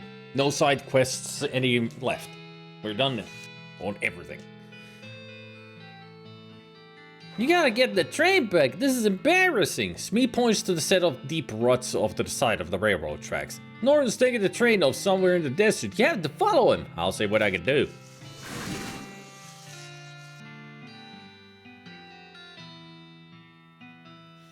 These are the telltale signs of a train robbery. They are. You jump onto Pseudo's back and ride like the wind, following the railroad tracks back into the desert. As you finally catch up, you stand up on Pseudo's saddle and leap onto the back of the train like a real badass, just barely catching the edge of the roof and pulling yourself up. Here's hoping you don't have to do that again. Your stuntman could have been killed. Looks like Pete decided not to join you on account of not having a stuntman, so you're on your own until you get back to Frisco. It's a ladder leading into the train car below. This barrel is labeled hand fruit. This barrel is labeled pickled pig knuckles. Try trying to say that 5 times fast. Pickled pig knuckles, pickled pig knuckles, pickled pig knuckles. Someone has carefully stacked these crates with the this end up arrows all pointing in different directions. This barrel is labeled pickled crackers. This barrel is labeled nubs. It's a locked safe. Crack it. It should have said key instead of keys. Now cargo car key.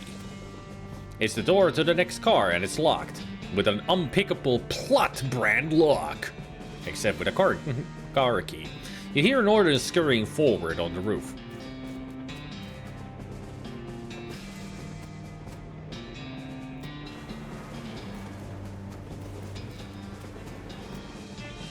There, I'm behind him.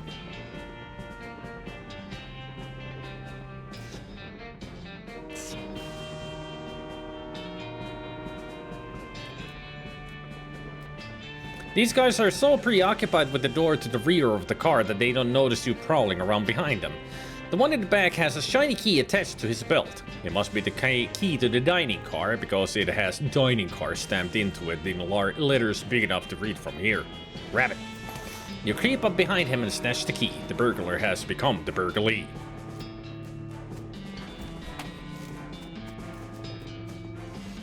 Ooh, nice flowers. It's got one of those fancy silver dome things on it. You've never wanted anything more in your life than you want to lift up this dome and see what's under it. But you're not sure you can muster the amount of culinary expertise it requires to properly reveal a dish of such presumed quality.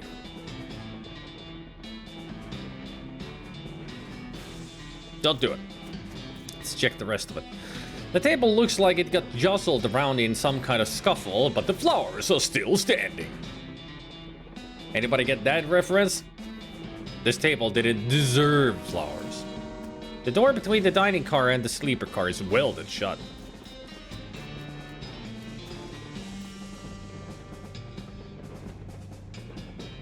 Pickled crackers sounds like an interesting idea. But would it work? Pickle flavor for the crackers? That would work. I would actually eat those. Salty crackers with pickle flavor? Yum. Sounds good. Anybody get the flowers are still standing reference? Anybody? Hello? Am I talking to the walls?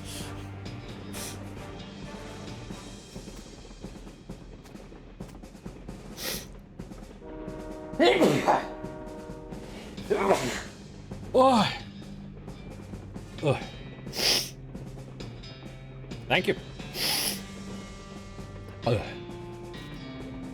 Must be raining outside. Warm day and then a cold night. Oh. Not I, multitasking, sorry. No, the flowers are still standing. It's Bill Murray, Peter Venkman, when he takes the tablecloth while they're hunting Slimer.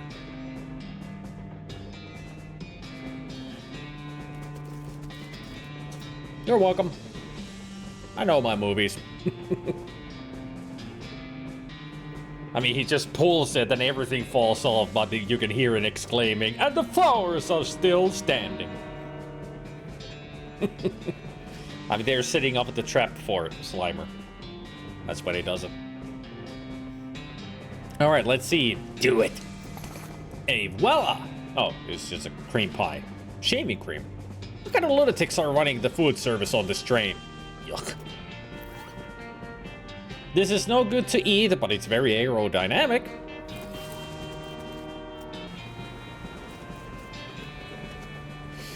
There's Norton. You've got a clear shot at him from here if you want to throw that pie at him.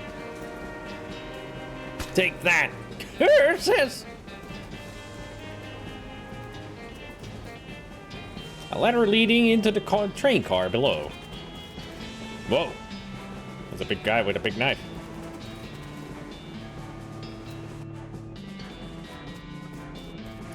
Maybe you'd better read that note on the wall first.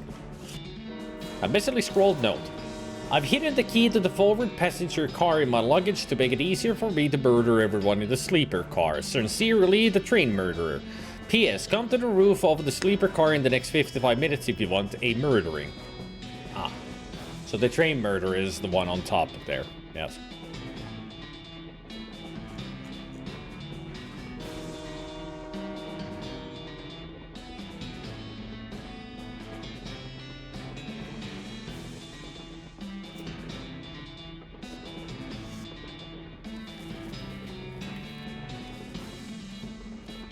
Without knowing which piece of luggage the key is in, there's nothing you do.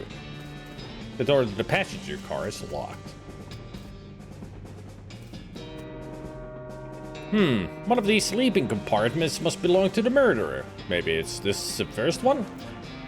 You open the door to the first passenger compartment. The sole occupant is a little boy about 10 years old wearing a blue suit and knickerbockers. Hello, sir. Is something wrong? Nothing you need to worry about, kid. I'm on the trail of a bad guy. Do you mean a murderer, sir? I'm pretty sure there's one on this train, and they don't call me the world's greatest detective for nothing. What's your name, kid? I probably shouldn't say, sir. There might be a copyright thing.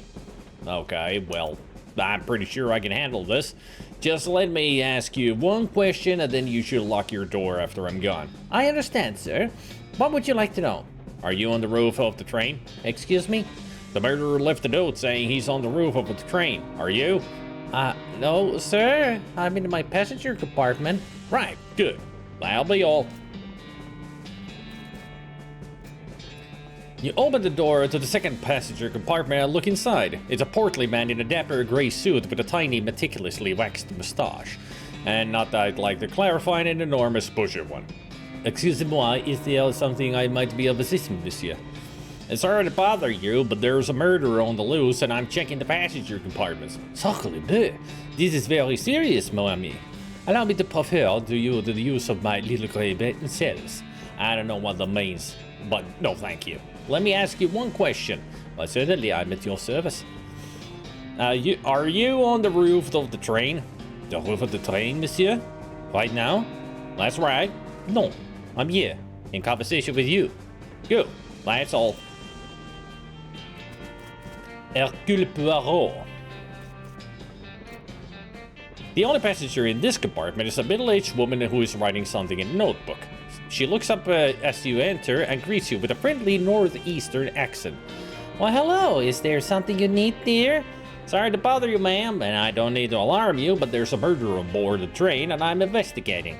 A murderer on a train? My goodness. That would be a wonderful premise for my next novel.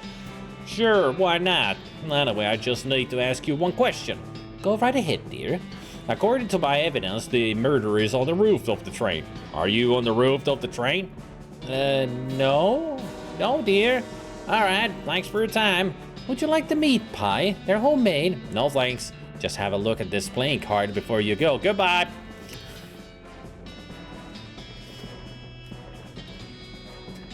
Yep, that's Jessica Fletcher. Yep.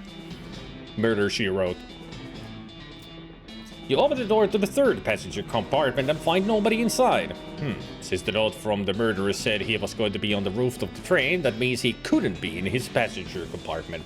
And since there's no one inside this passenger compartment, whoever the compartment belongs to can only, by process of elimination, be on the roof.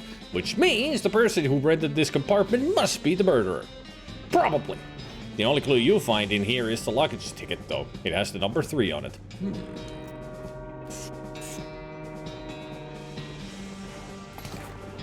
You find bag number 3, and it has the key to the forward passenger car inside. That's very strong corroborating evidence for your theory of who the murderer is. The door to the passenger car is locked. Not anymore. You finally make it to the passenger car, one car back from the locomotive. which may be confusing if you thought locomotive meant the entire train, so I could just say the engine, except that also refers to the engine itself, that is the actual steam engine that makes the train go, and not just the frontmost car of the train. Anyway, you're in the passenger car. Suddenly, Norton clambers in the window. He must have dramatically clung to the side of the train in order to reveal at the last minute that he hadn't actually been defeated. Dang it! He runs into the frontmost car of the train and locks the door. What a jerk! Maybe you can get some of the passengers to help break the door down and arrest him. Or maybe you just kick the door down and shoot him until he can't bother anybody anymore. Up to you.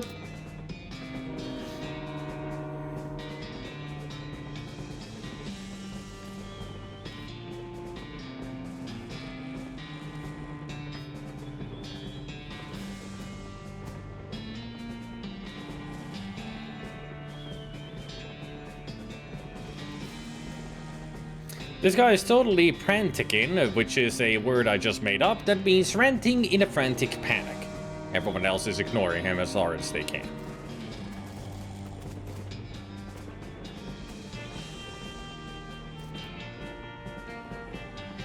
This lady is flipping through a book titled Birds of the Western Territory. Since most of the place is desert, it isn't a very long book. Excuse me, ma'am. Yes? A crazy psycho has taken over the train's engine car, and I need volunteers to help break down the door and arrest him. Oh my, I certainly couldn't be of any help with that. I'm very conflict averse. What if I told you he hates birds and is determined to outlaw them from the territory after he seizes power? That's very sly, but I know you're only saying that because you saw the book I was reading. Yeah, you got me there. Any other ideas to convince me? Suddenly, you hear a tapping at the passenger car window. What the? Russell! You open the window and your pet crow Russell flaps in and perches on your shoulder. Hey, buddy, good to see you. Oh my gosh, what a beautiful crow. And he knows you? Oh, sure, me and Russell go way back. Right, buddy? Come on. I rescued him from a cat when he was only just out of the nest and raised him as a pet. I set him free when I left home recently. What is he doing here? Has he been following you since then? No, he probably just happened to be flying by and spotted me on the roof of the train and recognized me. Crows are crazy smart like that. That's amazing.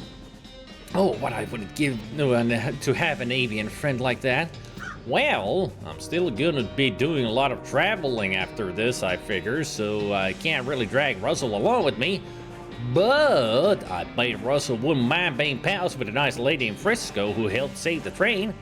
What do you think, Russ? Russell calls again and flaps over the perch next to the lady. He lightly pecks at her shoulder in a friendly manner. Oh, my goodness! How could I refuse? It's a pleasure to meet you, Russell. My name's Annabelle. Awesome! I'll let you know when we're ready.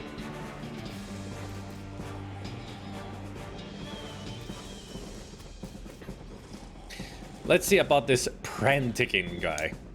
Hey, buddy, you okay? It's a lie. We're never gonna get to Frisco. Frisco probably doesn't even exist. The been testing is to see how long we can survive on complimentary peanuts and bottled water. And now they're driving us out into the desert to some kind of government camp. They're gonna use our organs to fuel alien flying machines. Snap him out of it with percussive maintenance. Whap, whap, whap. Oh, sorry. Guess I lost it for a second there. Feel better? Well, yes. No. Listen, we're gonna go get to Frisco, but first we got to bust into the locomotive up front and arrest the crazy guy. I need some volunteers. Okay, I'm in. If I have to sit here doing nothing for much longer, I'll probably flip out again. Cool. So we got 2.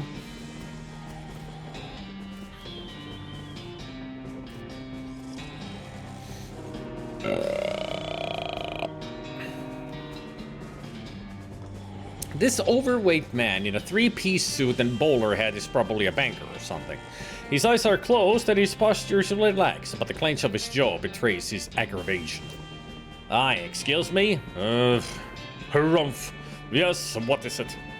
A crazy jerk calling himself Emperor Norton has hijacked the train and I need volunteers to help me bust down the door and arrest him.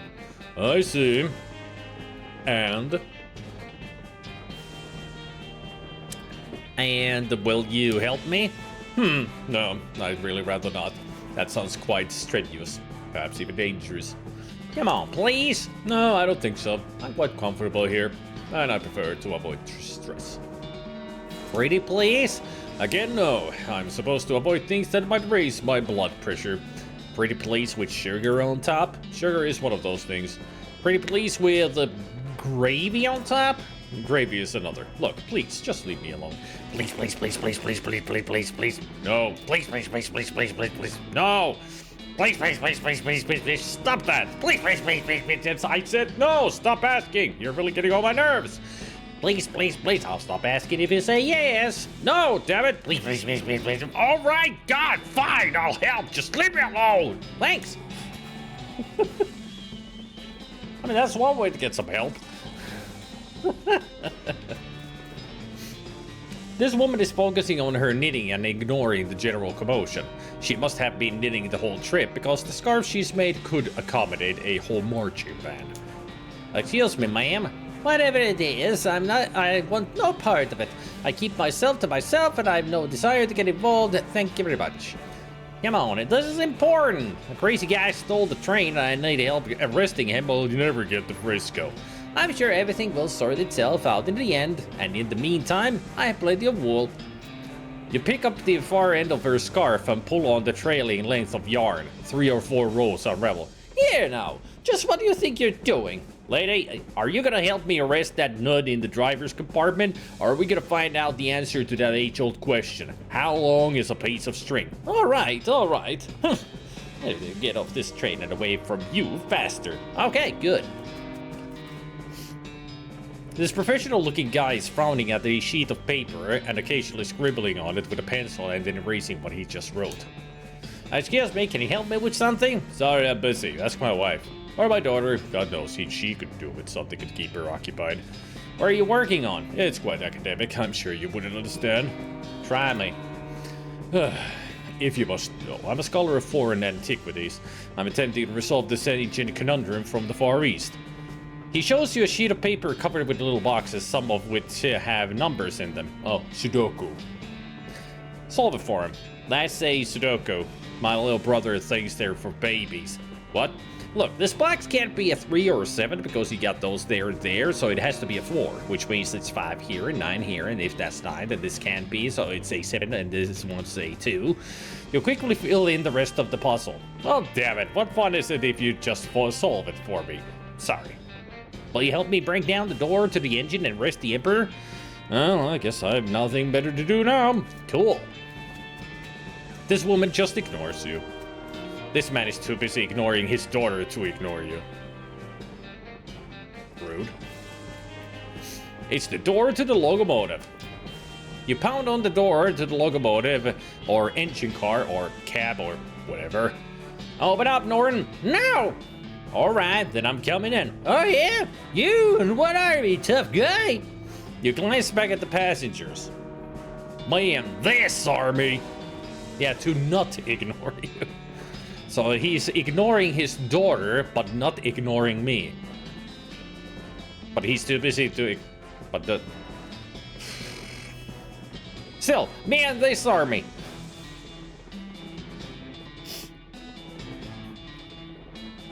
I'll get back to you on that. This man is too busy ignoring his daughter to not ignore you.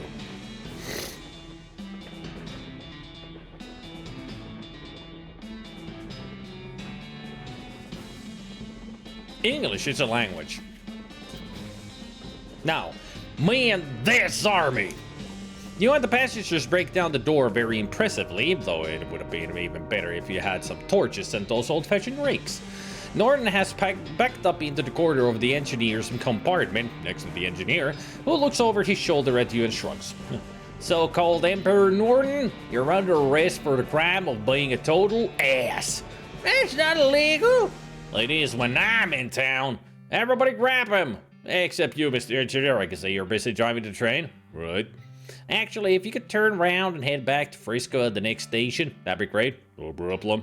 Let go! This isn't over! You haven't heard the last of me! Tell it to the judge, Norton. The prison judge. Ah, Frisco.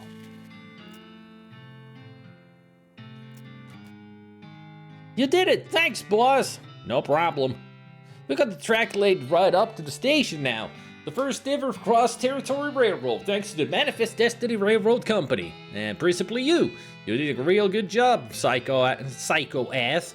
I know, P is silent. Oh, shucks, don't mention it.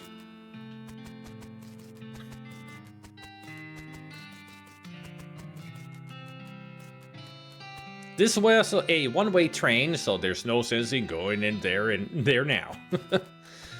Now playing the final cutscene. Train's sure getting great for getting from somewhere to elsewhere. Hello! Hello there, nice day.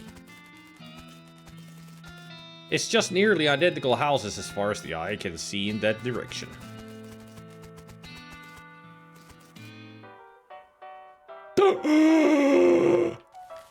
There's a spittoon! Oh boy! Another spittoon! Let's go! What's with the excitement? I've given up. This is the last spittoon in the game, and I'm not going to try and convince you to not be the most disgusting person on Earth anymore. Let's go! Let's do this! Yeah! Search the filthy spittoon! You kneel down on the floor and throw your arms around the spittoon, giving the greasy brass bucket a great big hug. How about a kiss? Would you like to kiss it? You know, baby. You pucker up and give the spittoon a great big kiss right on the rim. Is there tongue involved? Well, I'll leave that up to you. And even without it, it tastes like a burning horse. I love it. I know you do, friend. And if it were legal in this county, I'd let you marry that spittoon and have a beautiful romantic honeymoon night with it. But unfortunately, you're going to have to settle for wearing it as a hat. Yes, please.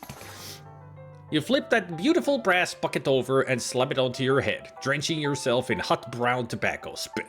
It washes down over your face and hair like a sewage waterfall, soaking your clothes and running down your collar and slithering into your underwear and filling your boots. I can't even force myself to describe it any more detail than that. You are the world's foulest human being. Congratulations. Hooray! And of course I'm gonna wear it. Yes! Spittoon hat. This lady has a rock in her whiskey. Whiskey on the rocks? That was a little funny the first time I heard it today. So by now it should be a laugh riot, right? Mm-hmm. Seriously though, why are you ruining the whiskey with that rock? I'm not here to drink. I'm doing important research. What kind of research do you do? I'm testing the effects of various liquids on hypercrystalline thomomorphic diorites. Today's liquid is ethanol. Maybe I'm going out on a limb here, but I'm guessing you're some kind of scientist? Good guess. Specifically, I'm an archaeologist. Magical rocks? Hey, not bad. You got a new one. Dr. Josie Morton, at your service. Ah, a psycho ass, peas are silent. My second guess was gonna be buttholes, but rocks don't have those. Not typically, no. Morton, huh? Any relation to that emperor guy? Who? There was a weirdo outside calling himself Emperor Norden. Are you asking me if I'm related to someone because our last names rhyme? Well, not anymore. Have you met the professor?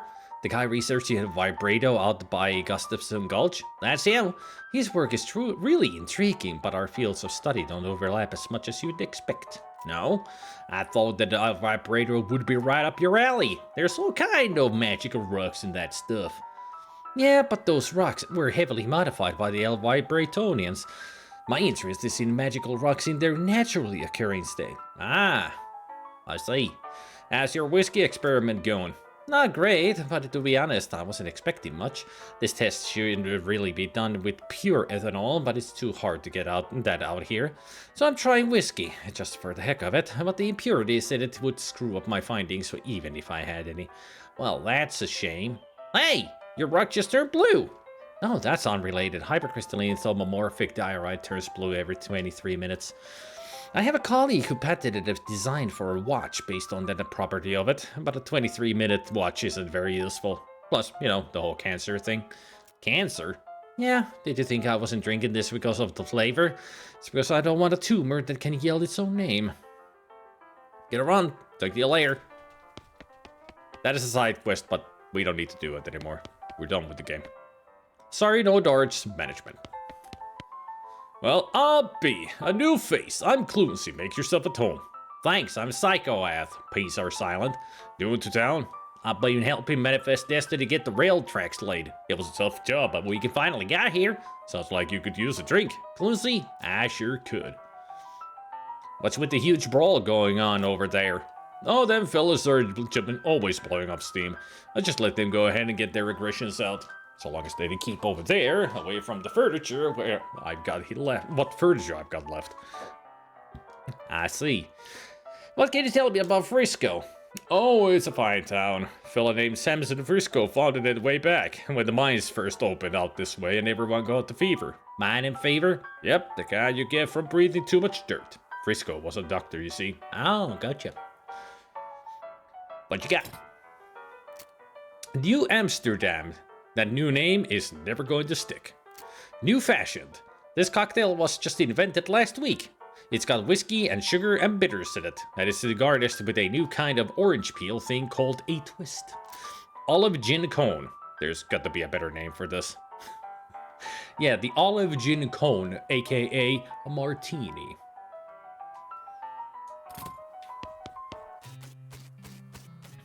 I hope I didn't leave the oven on back home. I thought this was your new home.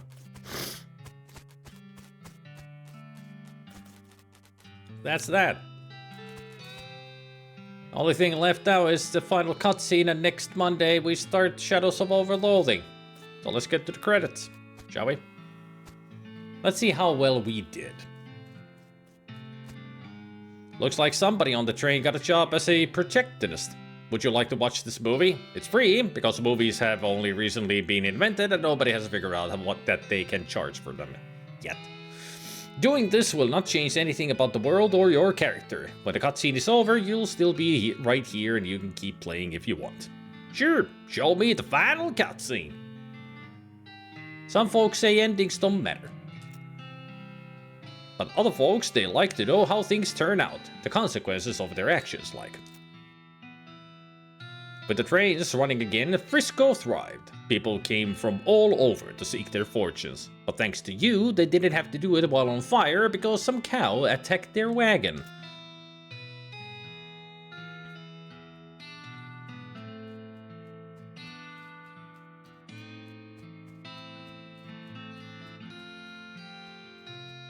So they got the tram system, but no rails for it, so it's pulled by a horse.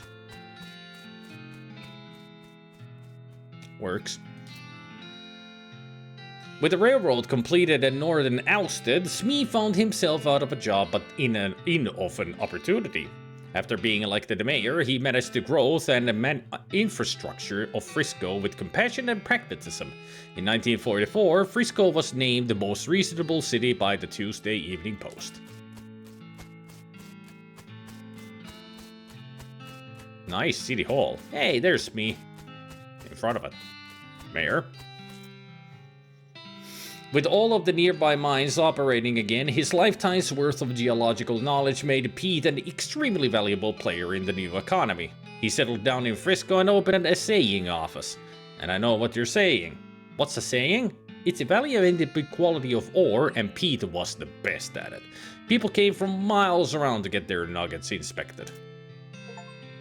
Hey! I got the achievement that I played the game through with Pete as a partner. I say, what?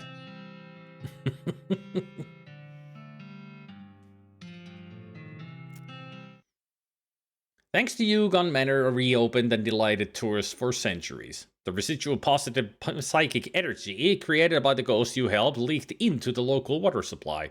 In the decades to come, the businesses that sprang up near the manor were characterized by their environmentally friendly policies and charitable giving. There's a lot of people walking in sync.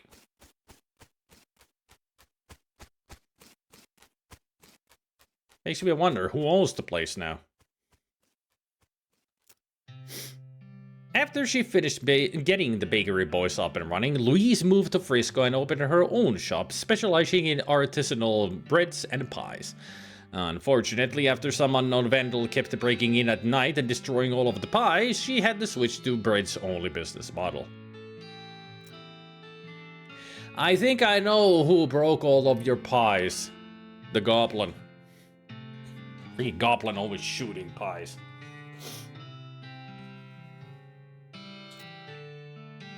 Thanks to your assistance, Hobart Bupper got the photography bug, or should we say the photography owl. Anyway, he opened an art gallery so the citizens of Frisco would never again have to suffer from the inability to see pictures of owl skeletons whenever they wanted. Wow, look at those pictures. So many owl skeletons. Ooh. Ah. Kurtz left the fort and set up shop in Frisco. His fitness group skyrocketed in popularity. The growth was entirely due to word of mouth, because the first rule of Kurt's Fit is that you cannot stop talking about Kurt's Fit. Kurtz till it hurts. No Kurt's pain, no Kurt's gain. I wonder if that's us leading the group. The cultists you rescued eventually joined a different cult, but the new one is quite a bit safer than the old one, since it's mostly about annoying people on the street instead of unearthing ancient evil destructors. At least they got better masks now. Triangles are much better than spheres. With your help, the professor gained enough knowledge about the El Vibrato technology to start building his own. He opened a very successful consumer technology store in Frisco, and for decades, people spent all their time staring at little computers in their hands instead of talking to one another.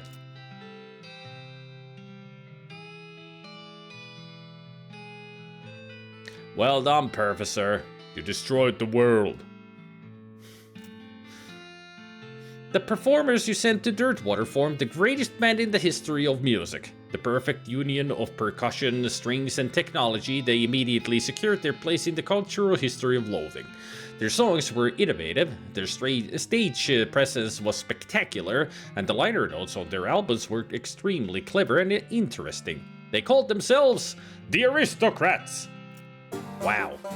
Ended with an Aristocrats joke.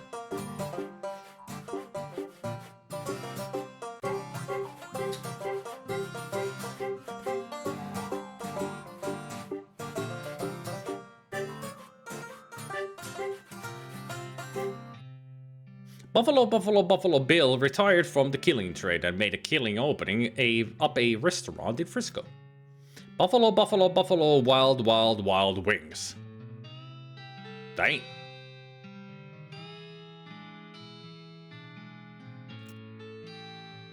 You solved all of Brentwood's problems. With the increase in morale and civic resources, they were able to clear the weeds from the road and fix the well and broken hitching post.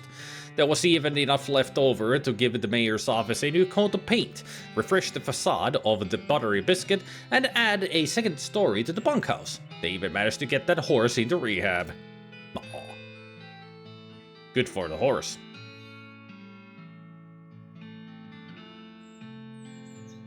There he is. Looking better. Olive Garden and Cactus Bill lived happily ever after. They even had a few young'uns. I like it that one of the kids is a cactus, like, ouch. I hope it wasn't born with the needles. They all, ouch. Still, cute. Chuck continued to run his blood and breakfast without incident, accident, scandal, or allegation for many years. Could have spruced up the place a little bit. You won 4 of the reenactment scenarios at Fort Memoriam. They still talk about you.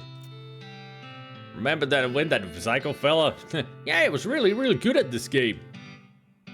Do we have any more root beer? Well, they really are talking about Psycho. With your help, Roy Bean's Jelly Bean Museum became the talk of the town. Well, first they had to build a town nearby, but once they did, ooh-wee! Roy Bean's Jelly Bean Museum.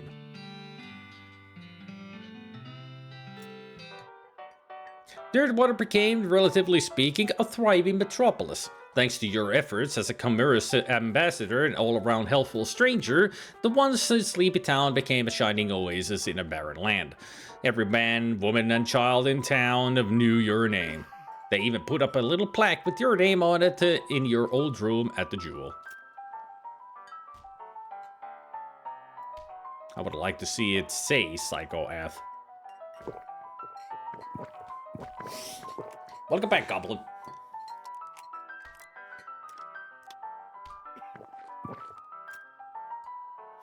As for you, after your adventure, you settled in Frisco and bought a very long, very narrow house. You filled it with the souvenirs of your exploits and started an antique hat rack collection. When you left home, you told Rufus you wanted to help people. Over the course of your adventures, you helped 78 people. You weren't whistling Dixie when you declared your intentions. If you had been Catholic, they definitely would have sainted you if you had asked. But you wouldn't have asked, because you wouldn't want to be any trouble.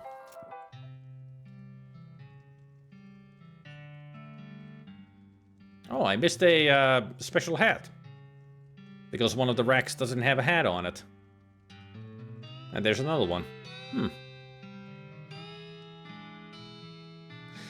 It must be some of those special hats that you get in those one-time encounters. I mean, I did screw up many of them. Still, I sold the General Gobbs hat. Yeah, that's probably one that I missed, and then there's another.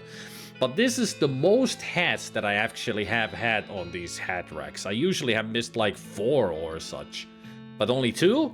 That's a new record. Definitely a new record.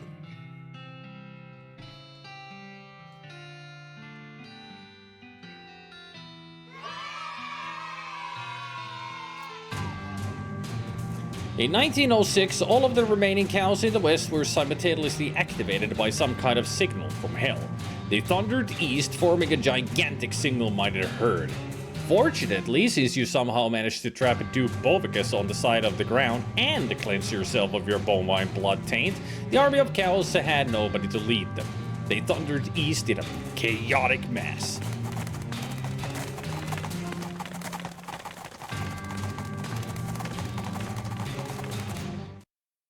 The disorganized herd never even made it to a human settlement. Thanks to your cleverness, the world is not destroyed 420 years later. 420, dude. On the contrary, it remains undestroyed for millennia. Future generations don't know what they should thank you, but they definitely should. Yeah, we trapped Roberto. I like it that it even shows that I did turn one of the terminals off. I redirected the power from the cross to somewhere else, and it shows that one of them is off. But Roberto is still contained. Thank you for playing! Thank you for making this awesome game. As always. And next week, Shadows of Overloathing, yes! Can't wait to get back to that game. I wonder who is going to be the most used partner. So we'll find out.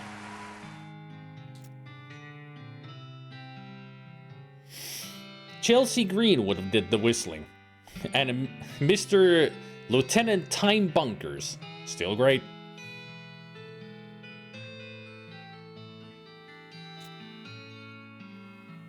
And special thanks to these people. All the folks at the Indie Mega Booth, but in particular, all of our families and friends that we missed so very much these past few years. Everyone who played the demo at PAX, Indiecade, etc. and gave us your great feedback. That's okay, Goblin. I mean, you really should have played the game after West of Loathing.